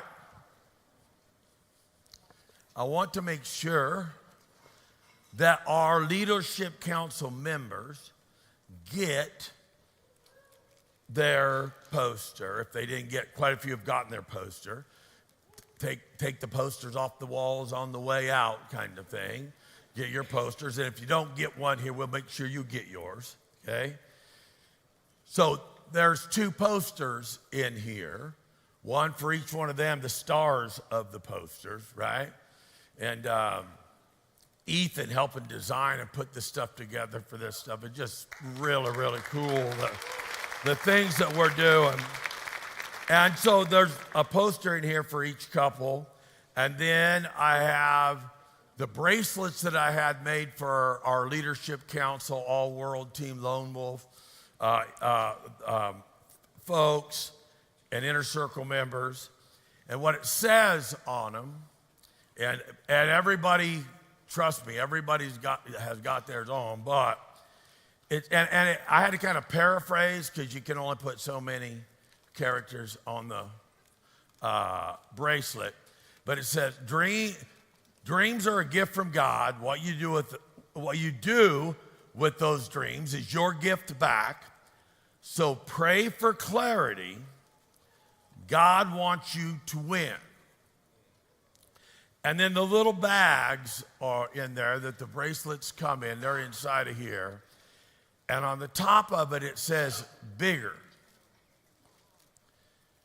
Because he wants you to win way bigger than you're even thinking in your big thinkers. It's going to be way, way bigger. Way faster. Way better. And so pray for clarity about that. Everyone in here ought to do the same thing and pray for clarity, and he will send it. Just like, I pray for clarity about things all the time, right? But I guarantee you there's somebody else that was praying for clarity, and if it hasn't been shared, I'll share it. I got a picture of it that I just made in the middle. I'll share it on Telegram in just a second. To have 777 viewers on the live stream, right? Just though, if you will pray for clarity and then look for his answers, he will provide them. And people, well, Shane, I don't know about that God thing. It could be a coincidence. Last night, when I was backstage talking to Dawn and Bree about the dog house and the dogs, right? He's not fond of pit bulls, so he's going to come hang out at my house for a while. And so we were talking about the doghouse, and I told them the story of we were building it, and then I knew what I'm called to do here. I don't have a whole lot of time to be thinking about that stuff. And the contractor had told my wife, Gina, what size it would be, which was incorrect by a large amount. And I said, no, babe, that ain't right. And she goes, what do you know? He's the contractor. You're not a contractor. And I'm like, I do not need any grief in my life. At that time, I had a whole 28 months or more to go, right? Not 16 months and 9. I went, I don't need any. I have no time for anything. I don't have enough time for the things you guys want me to get done. So I go, babe, let's do this. Get the contractor out here, and he and I will go see what it is cost-wise, because there's a cost per square foot, right? That's really what the thing was about. And so when he said, 4,200 and some square feet, I'm like, yeah, no, it ain't right. And so it's going to be twice as much as that. Just want you to be prepared. Anyway, so the contractor comes out, and as the contractor's coming out, he's like, comes in the gate. Gina's like, he's coming in the gate. And it was some kind of mumbling about, you're not a contractor.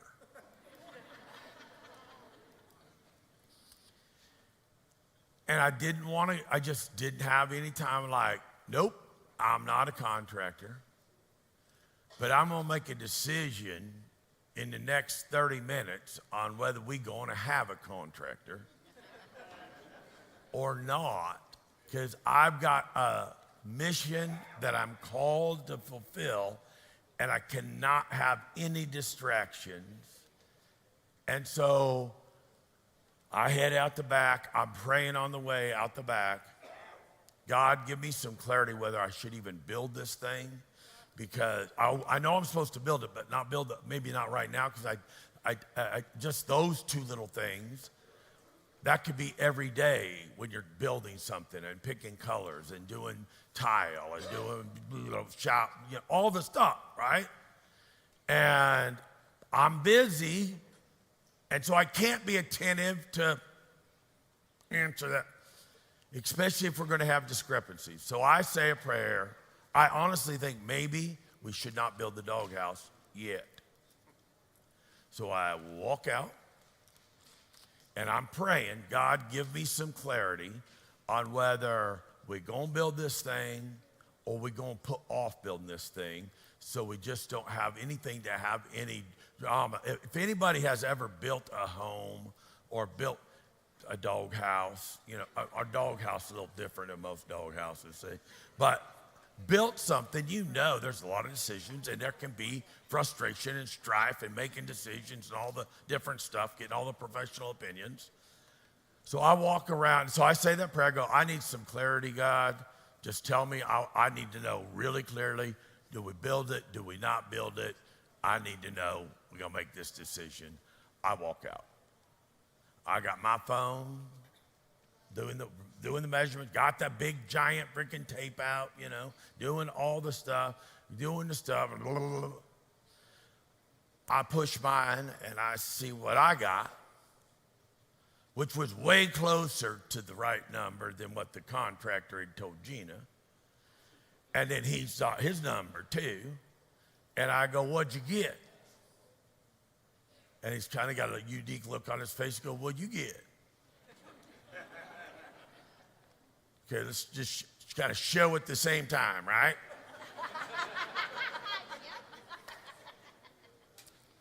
7,777 square feet. And I'm like, okay, God, I guess we're going to build a doghouse. I told them that story just before that live stream. And there's 777 views on there.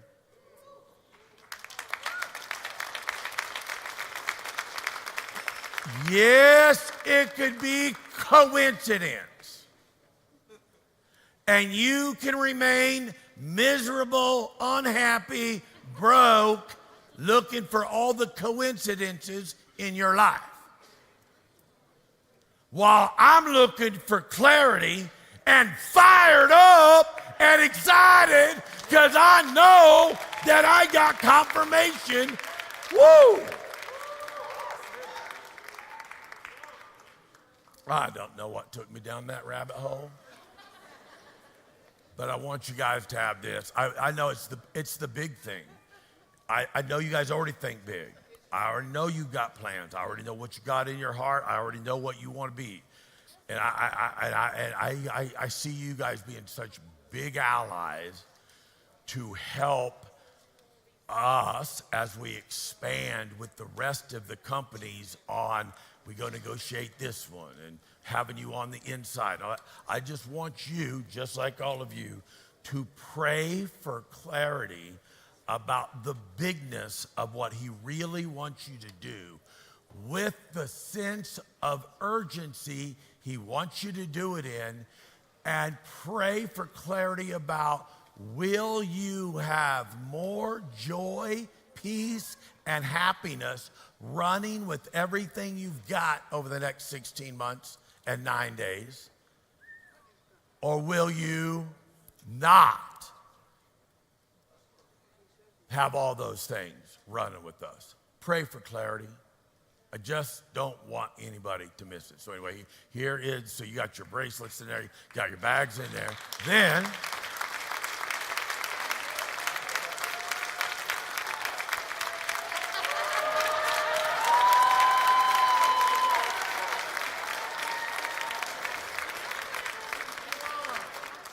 besides all the other synchronicity, be careful, because I think I might already cut myself.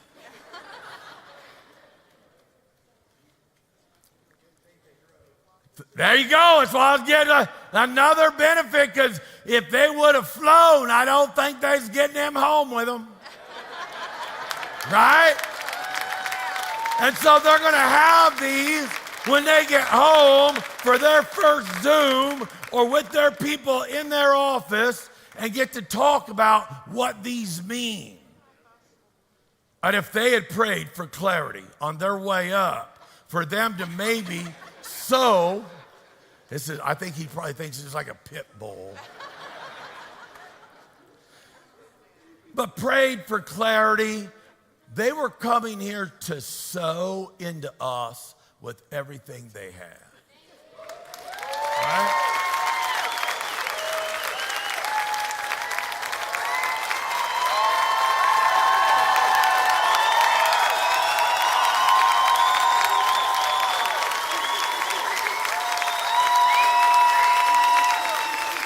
And these, hey, Boz, are Jody's closest. I need you anyway, Jody, for what we're going to do here right now. Just come on, run up here if you would, please. You know, all 3'11" of Jody. I'm not off by 4. Only a foot. Okay.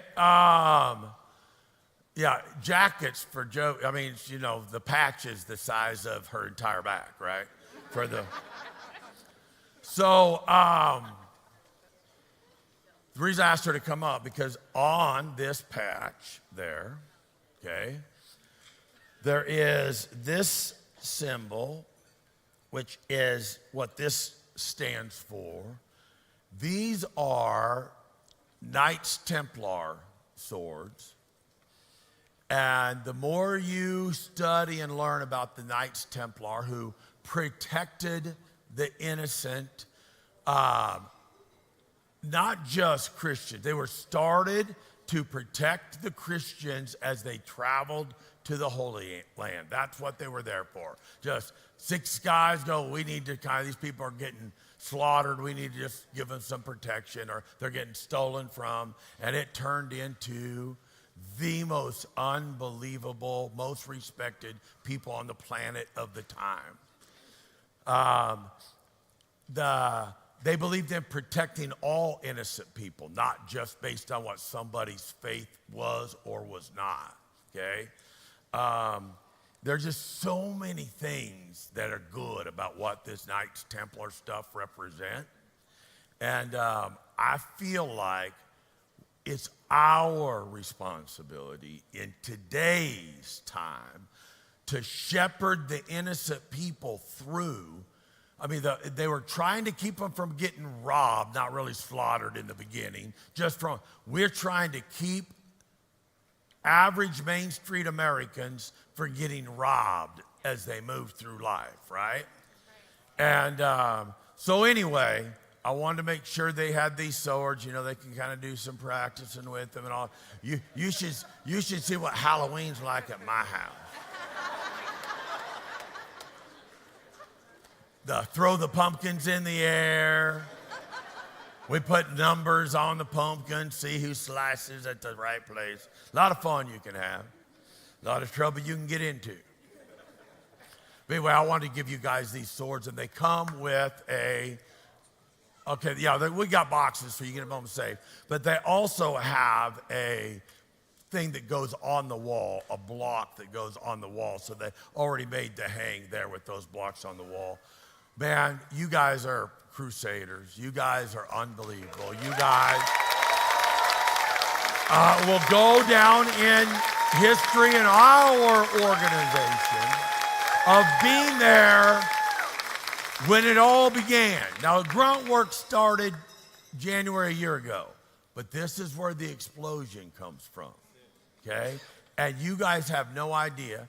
I have a mother and a daughter here in my base shop that you are an answer to their prayer, and they don't know why yet. It's because of the things you got me that they would love to have. Because the last little things we needed was the simple, duplicatable, go do it. Anybody can do it. Anybody can copy. And some of the things you've shared that I'm going to be able to use with our bake shop, they have been begging. They want to shoot me with their eyeballs through Zooms. That's not true. They're great human beings. But I promise you they hear.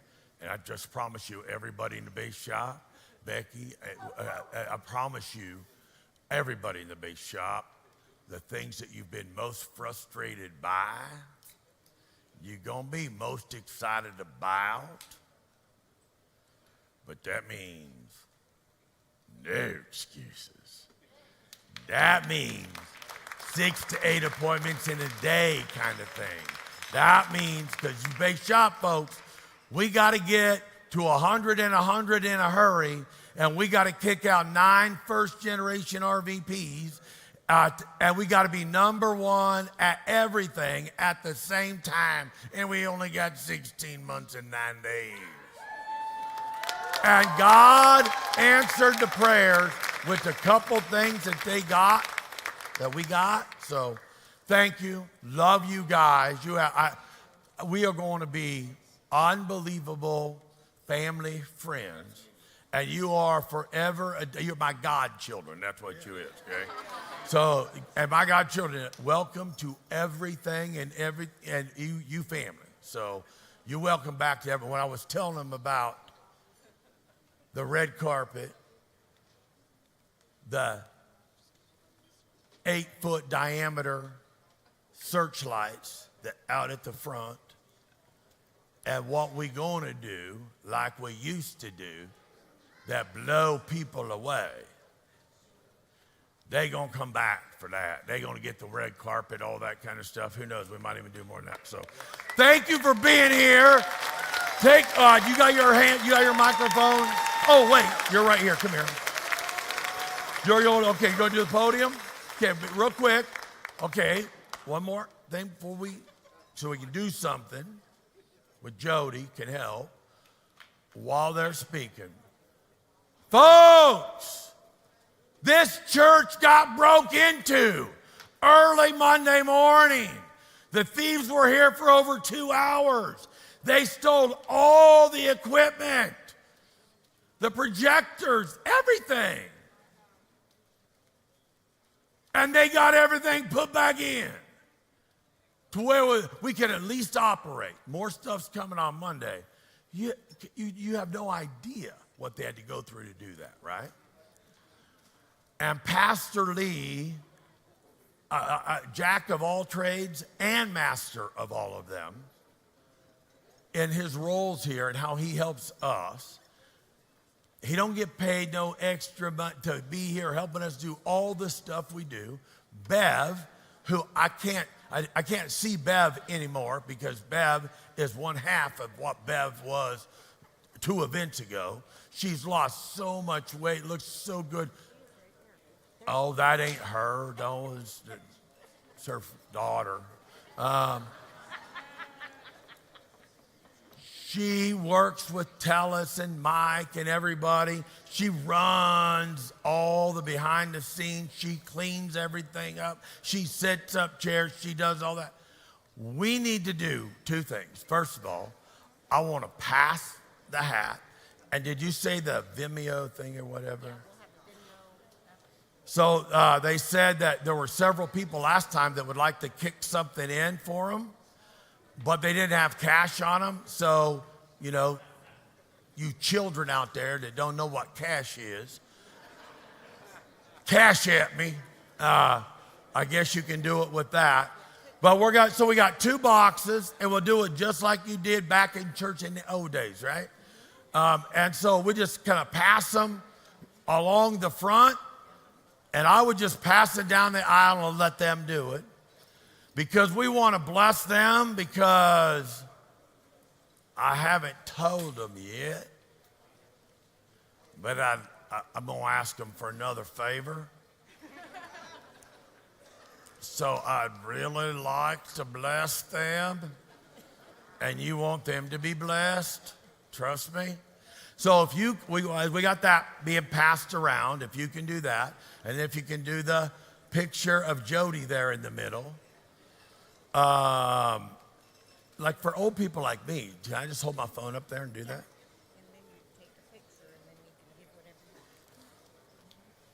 So we standing in a campus that is a church, right? Malachi 3:10. Only place he says, test me in this. I know what I'm doing. Next time. Test him. Test him. So this is like a tithe that you won't keep track of on your taxes because you're giving them cash. Or you do that thing and maybe it's easier that way, I don't know. But I want to bless them, okay? So we got that going on. Anything else? Oh, that was it. We need this place to look better than it ever has looked. What? They're already picking up trash. When we're done. You can pick up the trash when we're done. But we want this place to be spotless.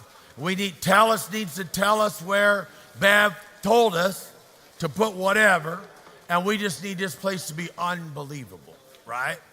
We want people that come to church here tomorrow to feel in their spirit like, I don't know what happened in this place. I know there was some bad people in here after Sunday, because Monday they stole everything. But there was some good people in there. And we need them good people around here more. So let's just make sure, put the good juju out there too. Okay? That's it? Is that right? All right! We get to hear from Aaron. When did we think we were going to have them here? When did you and I? This last January? January a year ago or just last year? I want you all to know, I don't remember what it was, but we were communicating on speakers and we had miscommunicated. I thought that I had said one thing and another I started promoting something. And so we were going to have them in before, but they were booked somewhere else. Didn't know about that till about 3 weeks out or something like that. And then they go, hey, who would like to come is Manny Masood. And I go, oh, that's awesome. I spent like 3 days with Manny. And his wife, she had her port put in when my baby had her port put in. And we went and spent 4 days, went from Arizona to LA to hang out with Franny and Mario and his first generation RVPs and did his Saturday training and all that. Heck yeah, man. He is a great guy. And then, I made that decision in a millisecond. Get them. And then they sent the flyer for promoting who's coming. And I go, that is not Manny Masood. So who is this? I just want to admit, that's Manny Masood.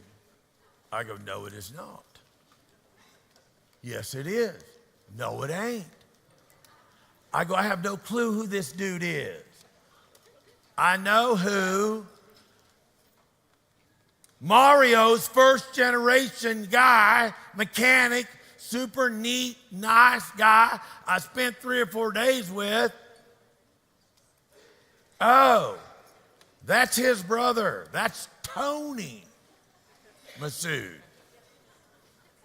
So I committed to have somebody come in last time thinking I was somebody else when I thought it was going to be these all. Manny was here for the right time and the right reason. This and how it's all happened for all of us and everybody, God's plan's better than our plan. Even the storm.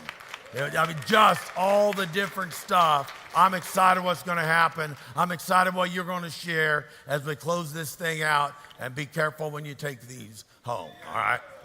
Take it away.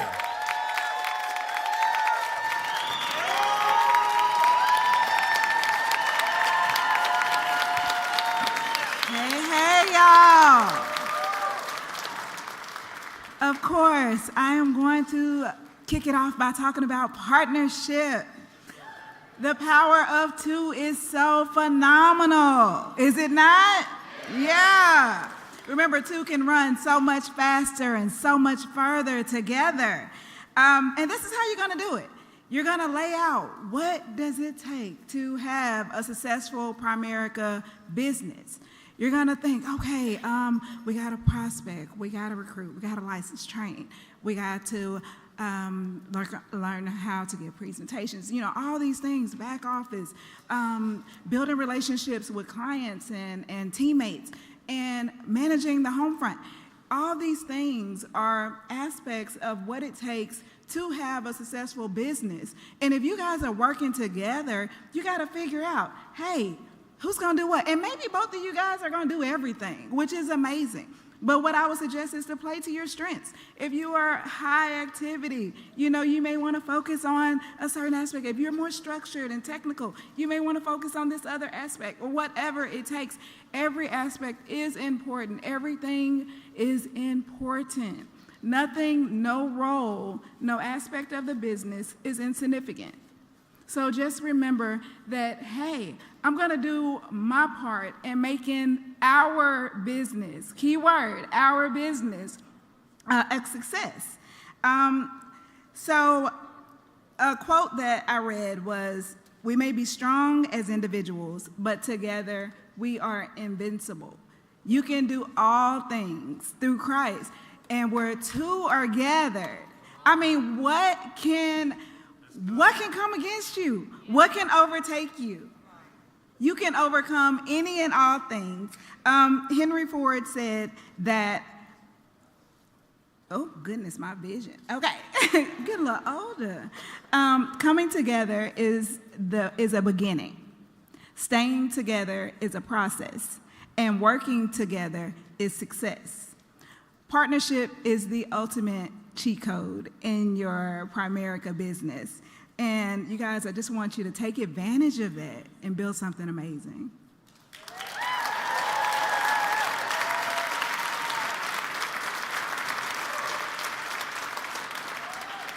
Y'all fired up?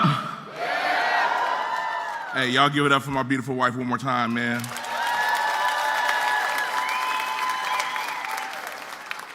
Bae, I'm so proud of you. I am so proud of you. You are absolutely amazing.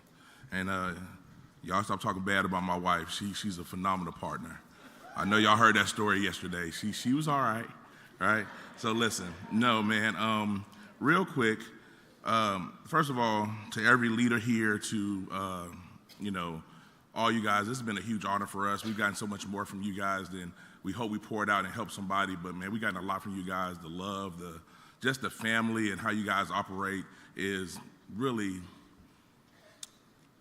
it's almost emotional for me, right? So it's great. So I thank you for even allowing us to come, right? So you guys are phenomenal. So me and the team, we've been praying and thinking about, like, what can our final words be? And we're giving a lot of teaching, we're giving a lot of encouragement, we're giving, systems and stuff like that. But the theme of what we're going to do today is really help you mentally, right? So I'm just going to have some real talk. Can I talk to y'all for real? I've been trying to do that the whole time I've been here, but let's talk. So if you're taking, y'all going to need your notes because this is going to be a picture. I need y'all to draw it out. I don't have it on the screen, but I want y'all to draw this out for me if you will. So go ahead and get ready. All right, let's ride. So what I would like for you to do is draw a cross. So draw a straight line down, right? Almost the length of the big one, right? And then draw one across. At the top of that cross, I want you to write goals and leave a little room for the top of your page because we got somewhere to write there, okay? And at the bottom of the page, I want you to put quitting/bad decisions at the bottom of that cross, okay? Draw a cross. At the top, put goals. At the bottom, put quitting and bad decisions, okay?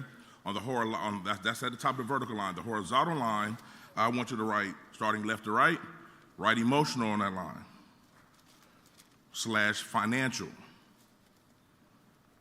/lifestyle, /relationships, go all the way across, /spirituality, and then put comfort zone. I'm gonna help you. So, the comfort zone, yeah. Across. So y'all ready for the cross part? Okay. Because we got time, right? I want y'all to get this. Emotional, financial, lifestyle, relationships, spirituality, parentheses, comfort zone. We good? All right. So, Primerica family, what we found here, and this is a quote, I don't know where it came from, I heard it, but it holds true here. One of the biggest gap between our success here in this business is really knowing what to do and actually doing it. Think about that, right? We all are successful here, right? A lot of us got this ring on. People have made money. We've been promoted, we recruited. You know, you hear these systems over and over and over again. But why are we not moving the way we need to move, right? New people, you're coming to this business, right?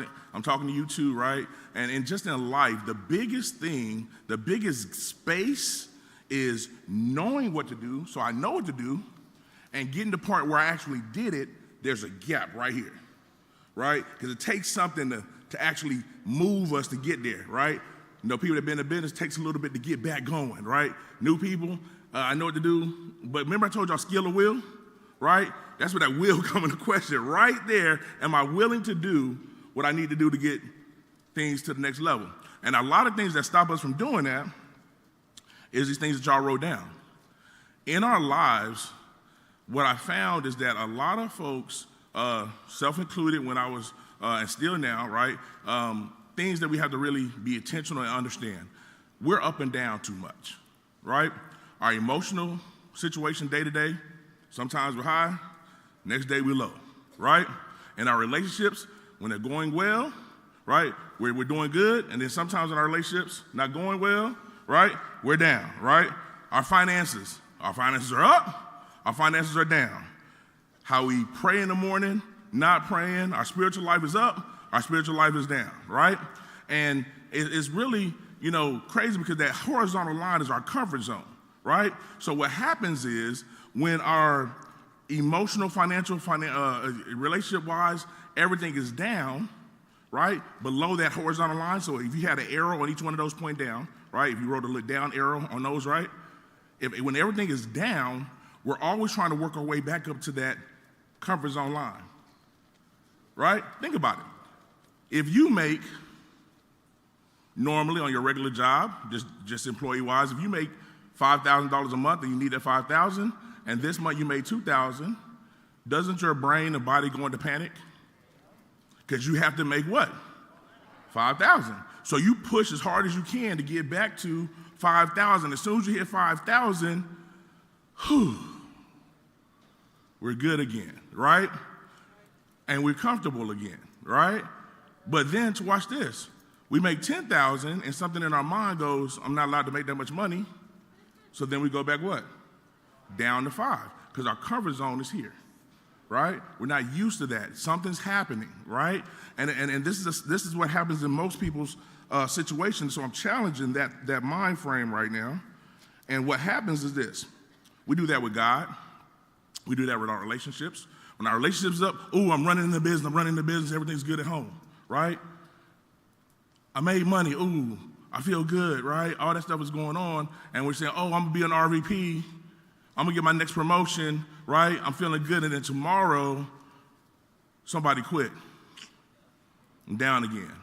I don't have the momentum. I don't have the attitude to go win again, right? What I need everybody to do, if this event is gonna be effective for you in any way, you have to check that horizontal line. Control your relationships, right? Control your mindset. Get that thing stable. Stop being up and down. Stop being up and down. You gotta be here, right? Every day. See, I told y'all through our story, it didn't matter how my wife felt that day, right? About the business. I had to stay the course. I couldn't be down because she didn't believe in the business in the beginning, right? I still had to believe. You see what I'm saying? Because she felt a certain way, or if my business didn't go a certain way, I had to believe that I was going to go make a difference today. My mindset, stinking thinking, had to stop, and I had to go out here and be positive. I had to be the most energetic person. I had to be the most fired up person so that I can attract what I'm looking for. I had to get control of that. It didn't matter if I didn't have the money. I said, hey, Don and Bree, come to this hotel, man. I bought breakfast for you. It wasn't my breakfast, right? He made a way, right? He made a way, right? Look, but here's the thing, y'all. I think if we can get those things together, right, and as we start to grow, set new floors. But put God above your goals, right? And so where goals are, put God above that. Oh, y'all can clap, man. Look, I like it, Simon. Yo, go ahead. We talking, right? I got a few minutes to talk to you guys. This is my last one, all I got. So yeah, come on, roll with me. So if your goals should be aligned with God's plan. That's all we heard all weekend, right? So if you take God out of your, see, y'all put, not y'all, I'm just talking, right? But a lot of times as people, we put God in our comfort zone. We call on him when we need him because we hurt, because we're below the line. Lord, fix my relationship. I don't have enough money, God, I need you now, right? But when everything's going good, you don't have the same attitude and desperation for the Lord, right? Because you're doing well in life. Do you understand, to get to your goals, you gotta be him first and then the goals, right? Because if you keep him, he's gonna get you to the goal, right? Your goal is a byproduct of following where he's taking you. So if you keep your eye on him, you know your goals are up there. He told you to be in this business. You're going to make it there because now you got blinders on. You're not looking at every distraction of people saying this and the naysayers. You're not looking at all that. And now every day you can get up no matter what the world is talking about. You can be focused on where you're going and where you're headed. You're not thinking about the pain of I don't have the money right now. You're not thinking about the pain of I don't have the relationship right that I want right now. You're not thinking about the pain of my lifestyle not where it's going to be right now. You can actually stay focused and you will hit it. It's guaranteed, right? I know my people, I ain't going to say it, but you know I feel it, right? But look, so that's a big deal, right? And so there's a gap, y'all, and the gap is being unstable. So here's the challenge. Once you get control of those things on your horizontal line, remove God from that horizontal line, your comfort zone, put him in his rightful place. Never get comfortable, right, with that relationship, okay? So put him in his rightful place, align your life up right, go after your goals, and watch what happens now. Now when you make $10,000 in a month, well, now that's your new floor. Because here's what I tell my team all the time. Once you get your life together, right, you line everything up in that area, now you start running harder. Why we spend all that effort when things going bad trying to get to comfort? And then comfort, we rest. How about you put the pedal down when you comfortable, life is good, money in the bank, money. Now you go crazy right now. Because now I'm going to raise that horizontal line to $10,000 a month. That's my new floor. Then it's going to go to $20,000 a month. That's my new floor. So now I get uncomfortable when I make $15,000. I go, oh my goodness. Baby, we going backwards. We got to make 30, right? And now we making $35,000, $40,000 a month. And it's like, where did that come from when we were back there? We set new goals. We kept our eye on the Most High. Our goals aligned with his plan, and we watched our life grow, and we were willing to bring them two things. I know what to do.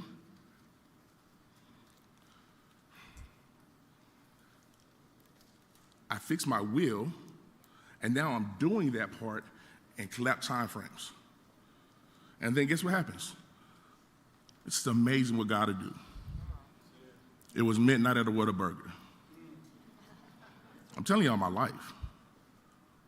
He said, Derek, you've been praying, you've been working, you've been studying.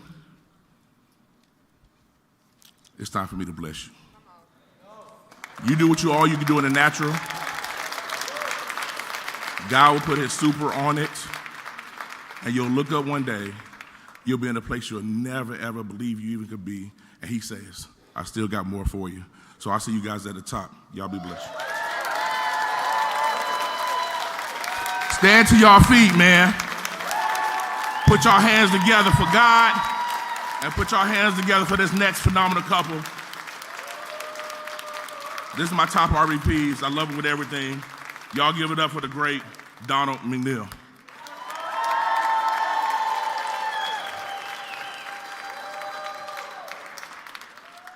Man, y'all put your hands together for my uplines again.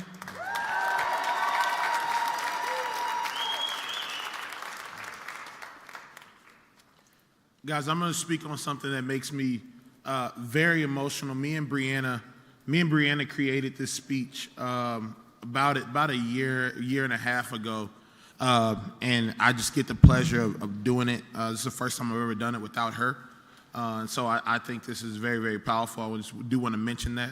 So if you see something that's like too smart for me to say, I didn't do it, right? But I'm going to deliver it like I did it. But when we talk about Mount Rushmore of building, okay, Mount Rushmore is a monument that took 14 years to complete. And what I'm talking about right now, if you haven't already picked up, I'm not talking about Mount Rushmore. I'm not talking about the presidents, the faces. I'm talking about your business, okay? Mount Rushmore today is 96 years old. Still today, 3 million people a year visit this monument.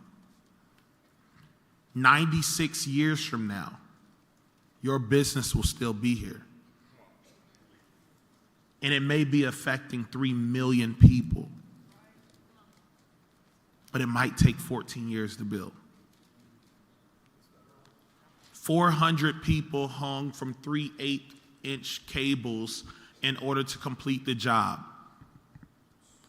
The artist that originally started it died 7 months before it was completed. His son finished it for him. Check out the longevity of your business. Mount Rushmore erodes just 1 inch every 10,000 years. So you can spend a moment building something that will erode 1 inch every 10,000 years. Imagine that you can build something so special, so solid, that it lasts beyond you, beyond your children, beyond their children. And we're going to talk about the 4 things you need to do in order to build something that solid. Number 1, you got to build your business on leadership. Leadership has to be a cornerstone of your Mount Rushmore. If you're going to have a solid business, the leader must have an unwavering vision. You must lead with character and integrity, which means that whatever you say, you do, whatever you are setting out to accomplish, you do everything you can to accomplish. Even if you fall short, your team needs to know you are almost willing to die trying. Those that built Mount Rushmore, were almost willing to die trying. Explosives, TNT, hanging from cords. But they were going to build something special. You got to be mentally tough. You got to be tougher than the rock that you're chiseling at day and night. I know they thought, this is dumb. We're never going to be able to complete this. Year after year, storm, rain, tornadoes, they kept going back to work. You got to embrace the duties of a stagecoach, which means you're taking your people to the destination. They just got to jump on board. You're the leader. Next point is environment. You can't build anything solid without an environment. 99% of winning is excitement. It's Mark Hansotia running up here to win number 1. High-fiving people. Fired up. That excitement. We were in the back. We just couldn't believe that you could win by $20 in premium. We were in the back. We couldn't contain our excitement. We almost ran out here, but we got stuff. We had to speak, so we just sit down, right? But we were in the back like, oh my gosh, I couldn't imagine losing by $20 in premium. Right? But 99% of winning is excitement. You gotta have competition without bias. Competition without bias will build a business that will last 100 years because they understand the coach doesn't play favorites. I favorite who's winning. You can speak when you decide to win. It's not because I like that person. It's not because they're more articulate than you. It's not because they look better. I don't care about any of that. You will get recognized when you do something worth recognition. Right?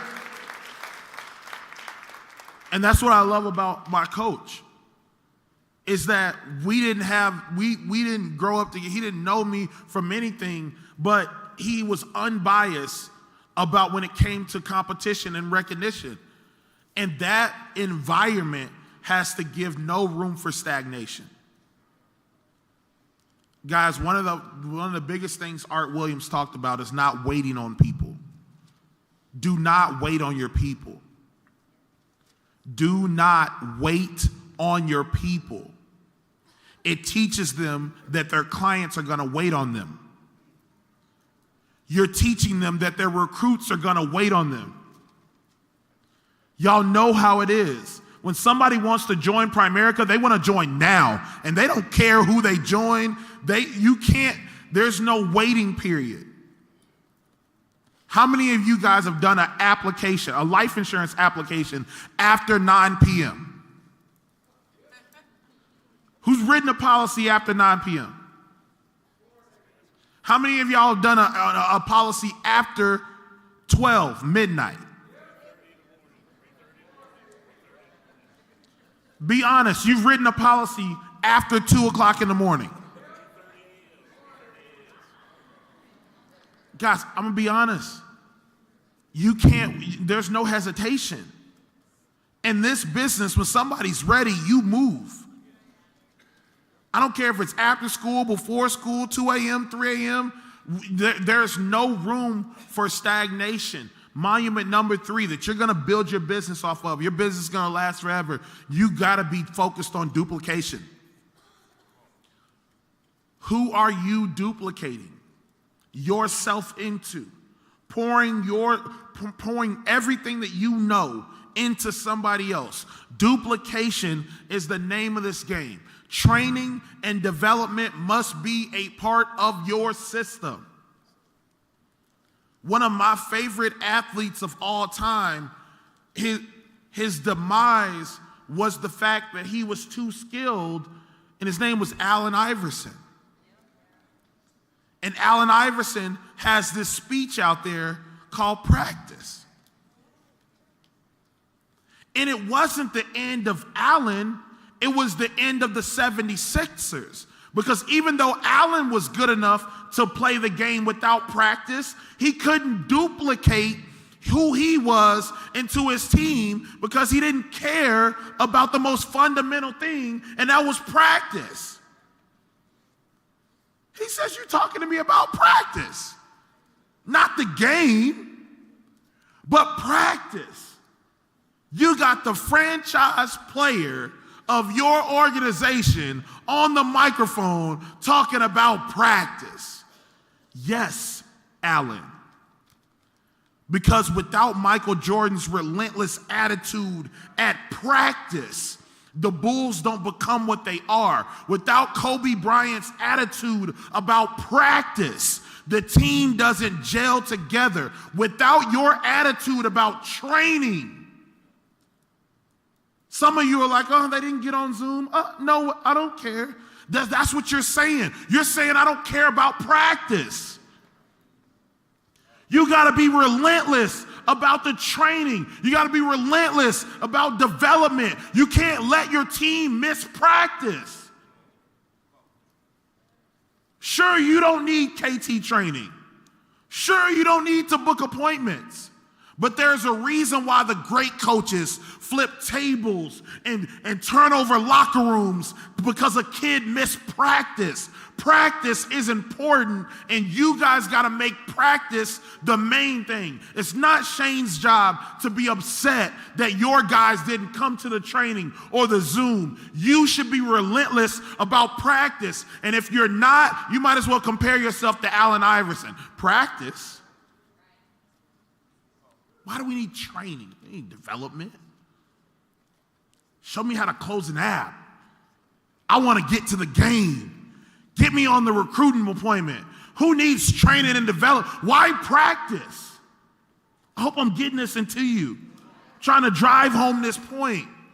Because I see too many teams where only one person cares about practice. Everybody else wants to get to the close. And I'm like, you'll never close efficiently if you don't learn to train and develop.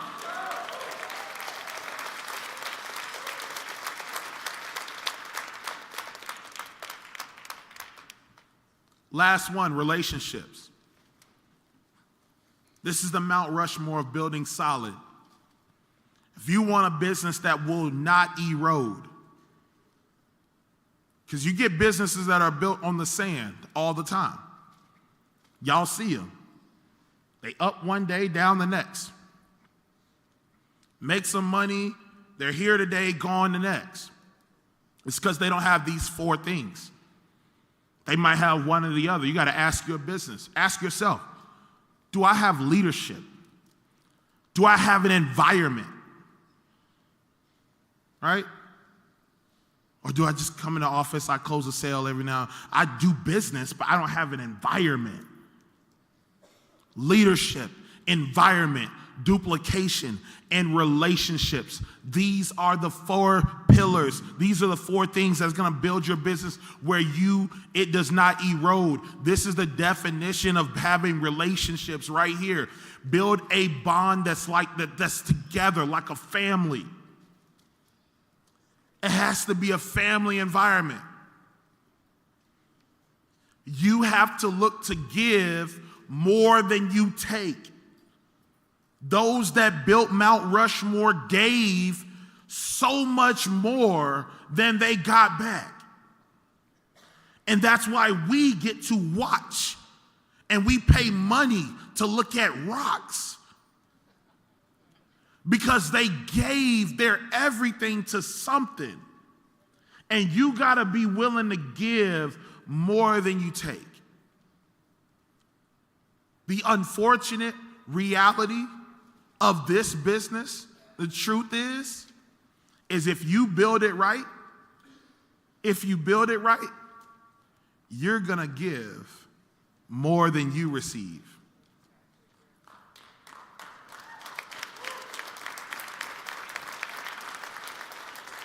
People think Primerica is the selfish way, where you guys are making money because of other people and it's set up like a pyramid. But the truth is, Art Williams gave us way more than he ever received. That $1 billion, that's chump change compared to what we got in return. Art gave his life. You see Art Williams today, man, he's in great shape, but the guy gave you can look at him and say, man, that guy spent his life to give us something. And now we receive more than we could ever give. And that's going to be your legacy. Your children are going to receive more than they could give because of what you spent. Chico, you're going to give, but your children are going to receive.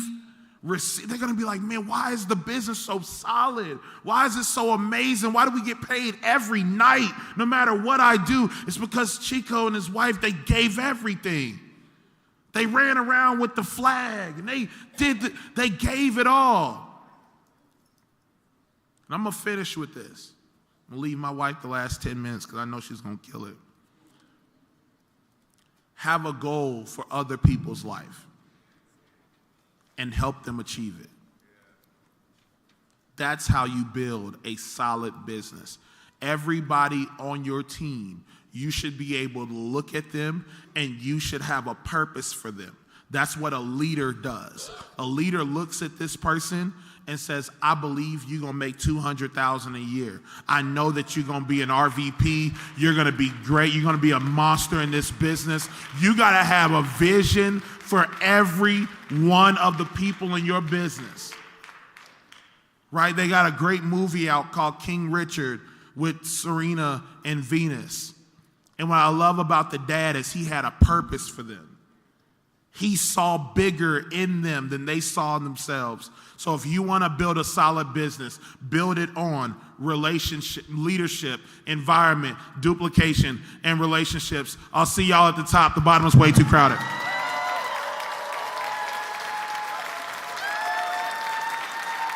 Give it up for Donald McNeil.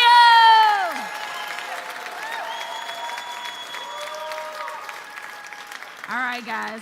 Look, we're getting ready to close this weekend out, but when I stand up here, I tell y'all I am so full. Is there anybody in here that just feels like they want to run through a wall right now?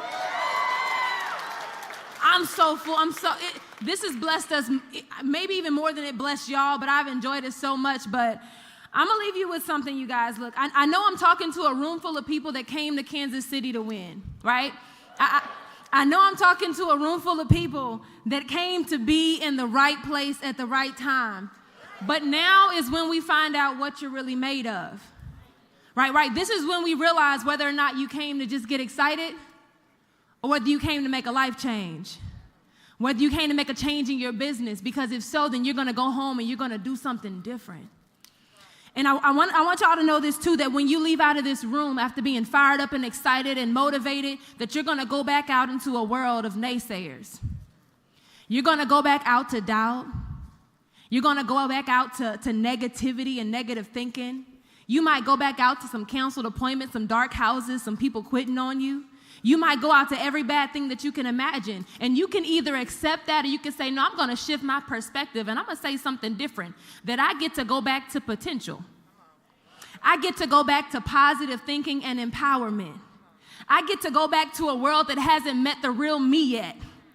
I get to go back to a world that I get to change, impact that I can make. I get to go back to a team that needs my example. I get to go back to wealth and freedom that has my name on it. I get to go back to build my legacy. I get to go back to kick down doors and open those doors for other people to come behind me. I get to go back to be an impact player.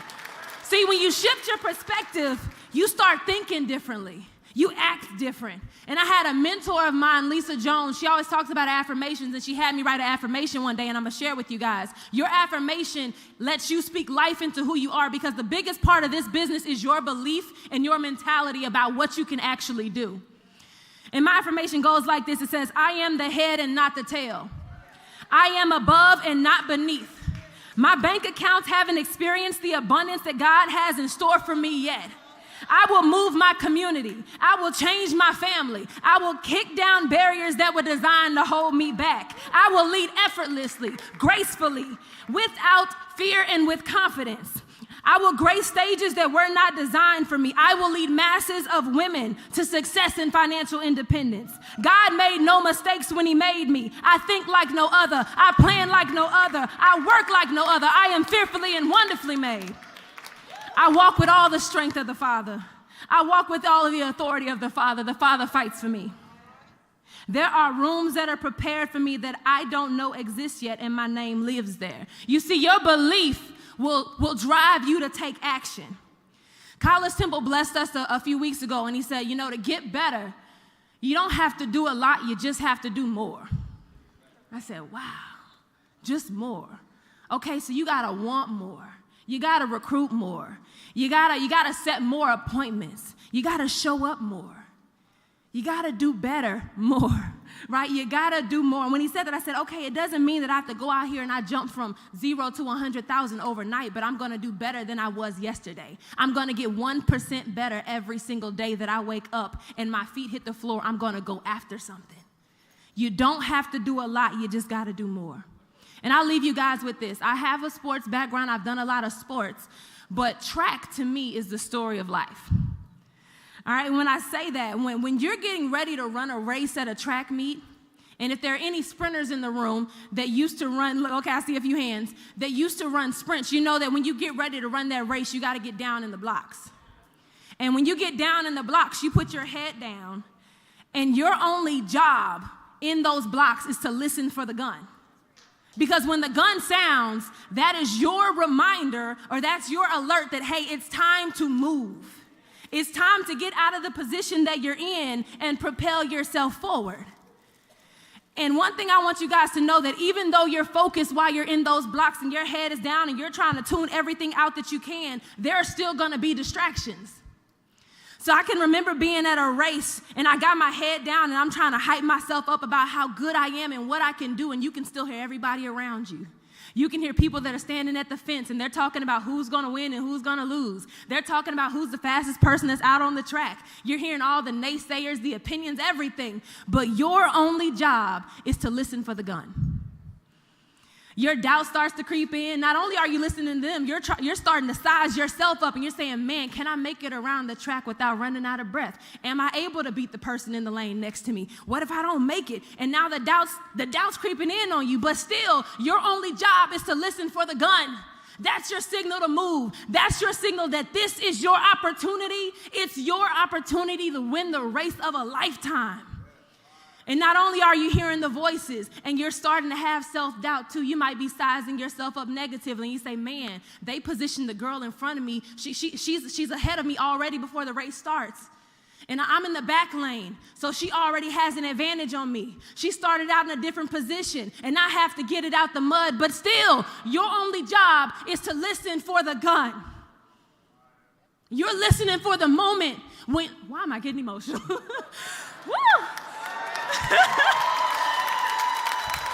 You are listening for the moment that you can change your life. And I want you to know that even though you got somebody that's positioned in front of you and you are positioned behind, that God gave you a race that you are equipped to run. He could have placed that person halfway around the track. Y'all ever seen those comeback stories where the girl, her shoe falls off or she trips over the hurdle and they're all the way on the other side and she still gets up. She laces that shoe back up and she takes back off running, and before you know it, she's walking them down. I passed that one up. I passed that one up. I passed that one up. And I made it to the finish line anyway.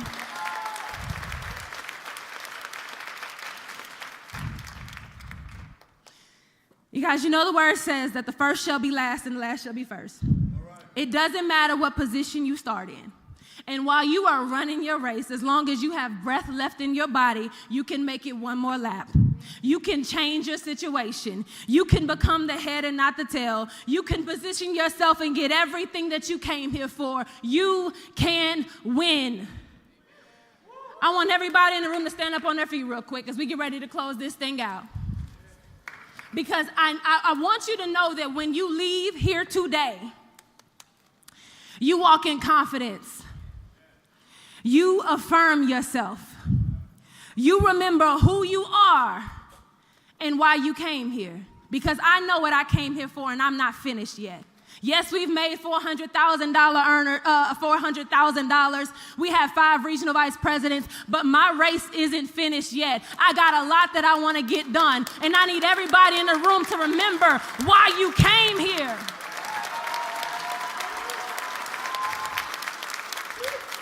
You develop your belief. You do more than you've ever done before. And you know that this weekend you were in the right place at the right time. Say it one time with me. Right place, right time, right place, right time. Kansas City, thank you. We love you guys. See you at the bottom. See you at the top. The bottom is way too crowded. So guys, give it up for them one more time.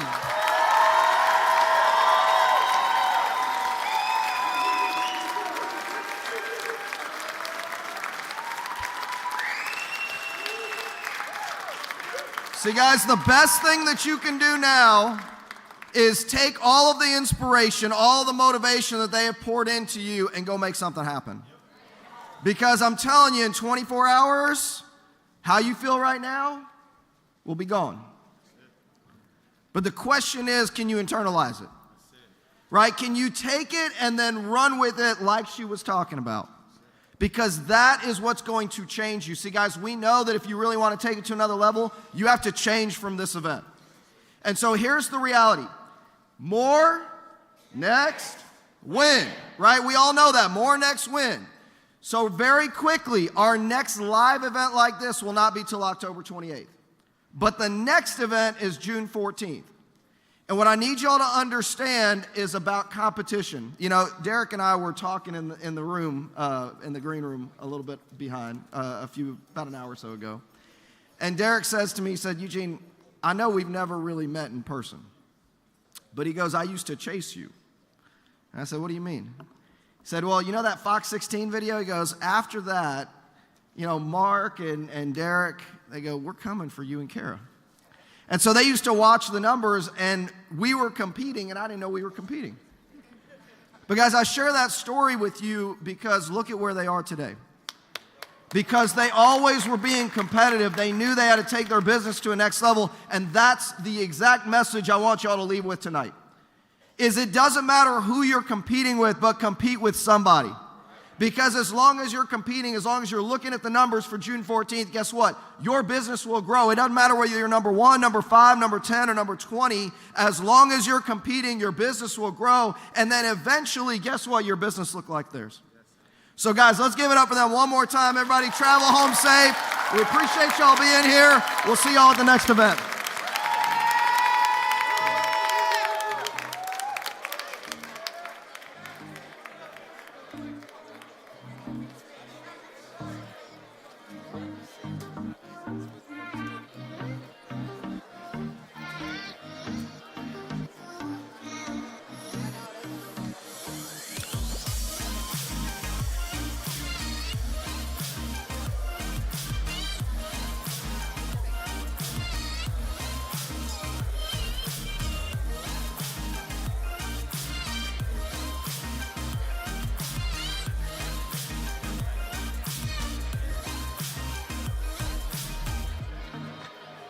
Mm-hmm.